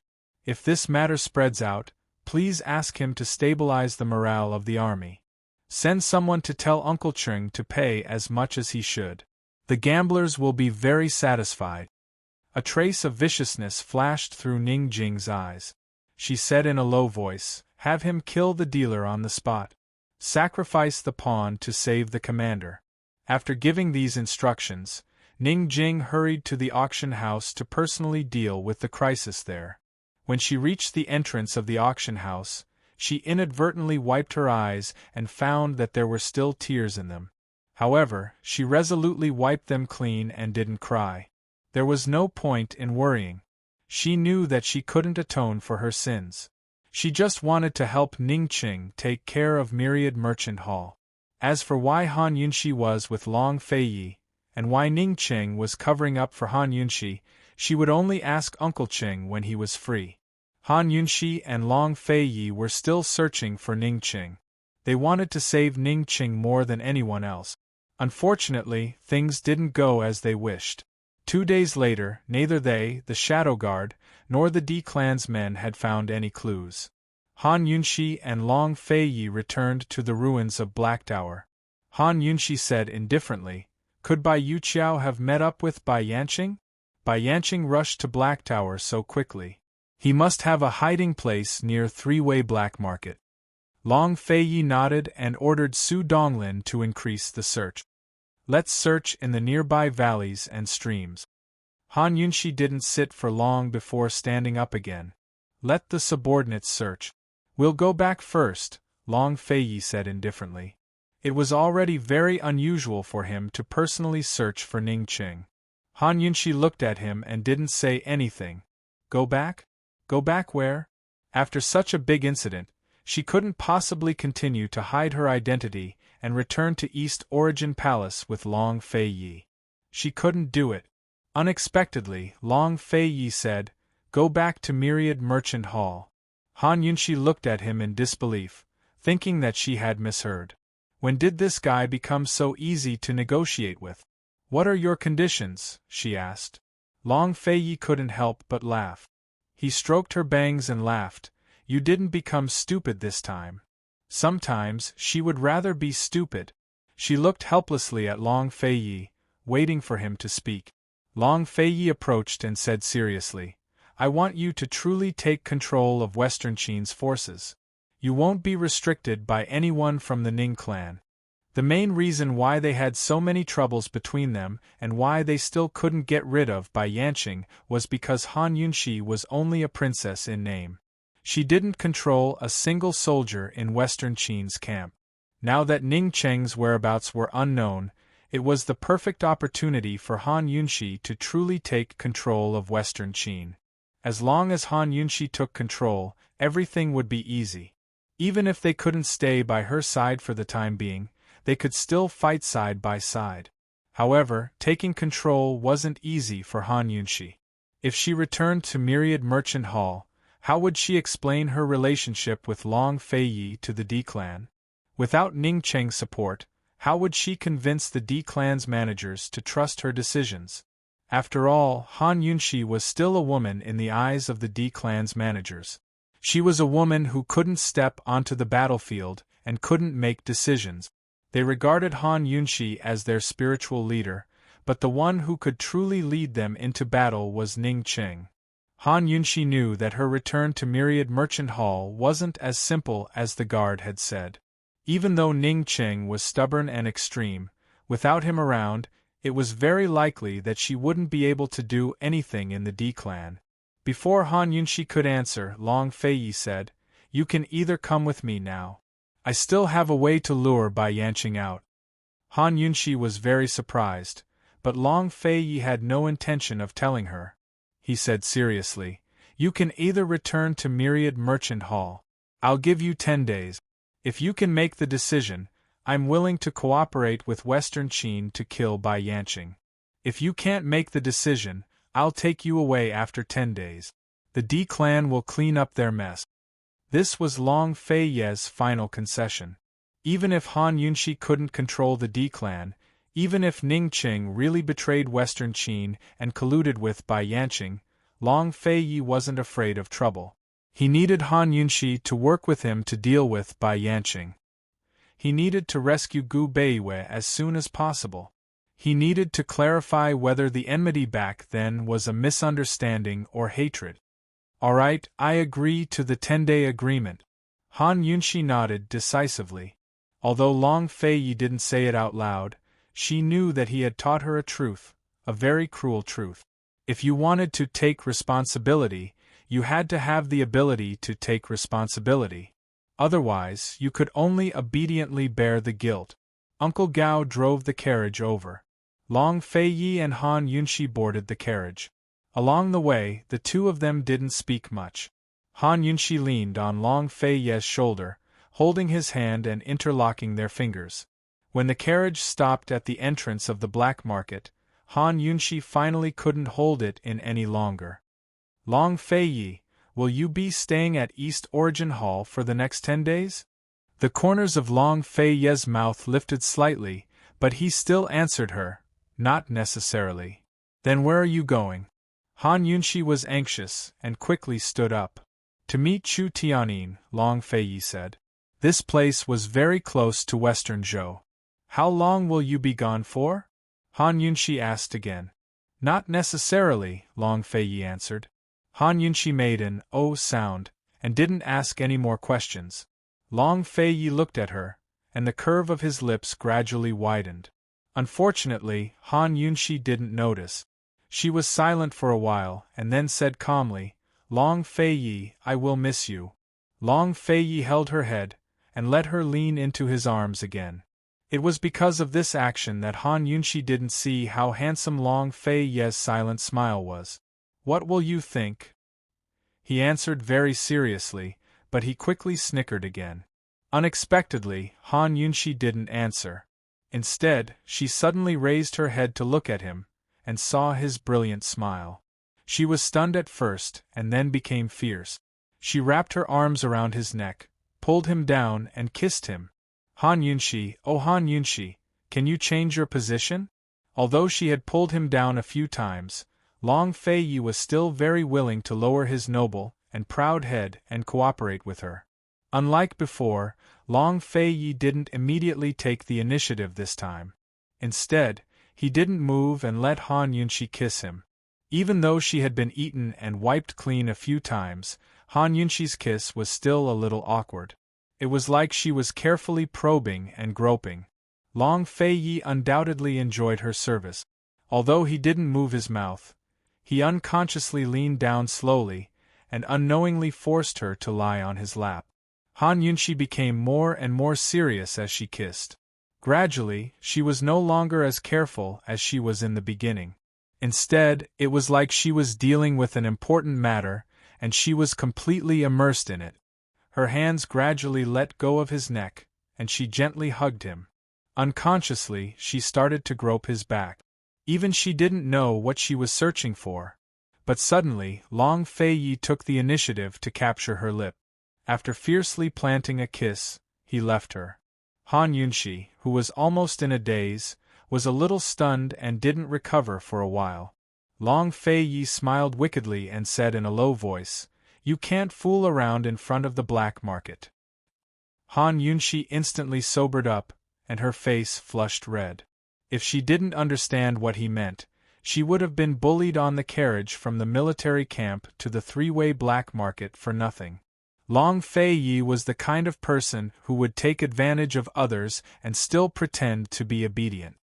His words made it seem like she was fooling around, but he was serious. Looking at Long Feiyi's mischievous smile, Han Yunshi silently bore a grudge. Actually, Long Feiyi wasn't bullying her. If he didn't control her, she reckoned that he would be the one fooling around. No matter how serious the joke was, the two of them had to separate in the end. Han Yunshi waited for Long Feiyi to say that he would miss her. Unfortunately, Long Feiyi didn't say it. After alighting from the carriage, Han Yunshi and Long Feiyi went to East Origin Hall to tidy up, and changed back into women's clothing. Long Feiyi wanted to personally send her to Myriad Merchant Hall, but Han Yunshi stopped him. Su Donglin, send me there.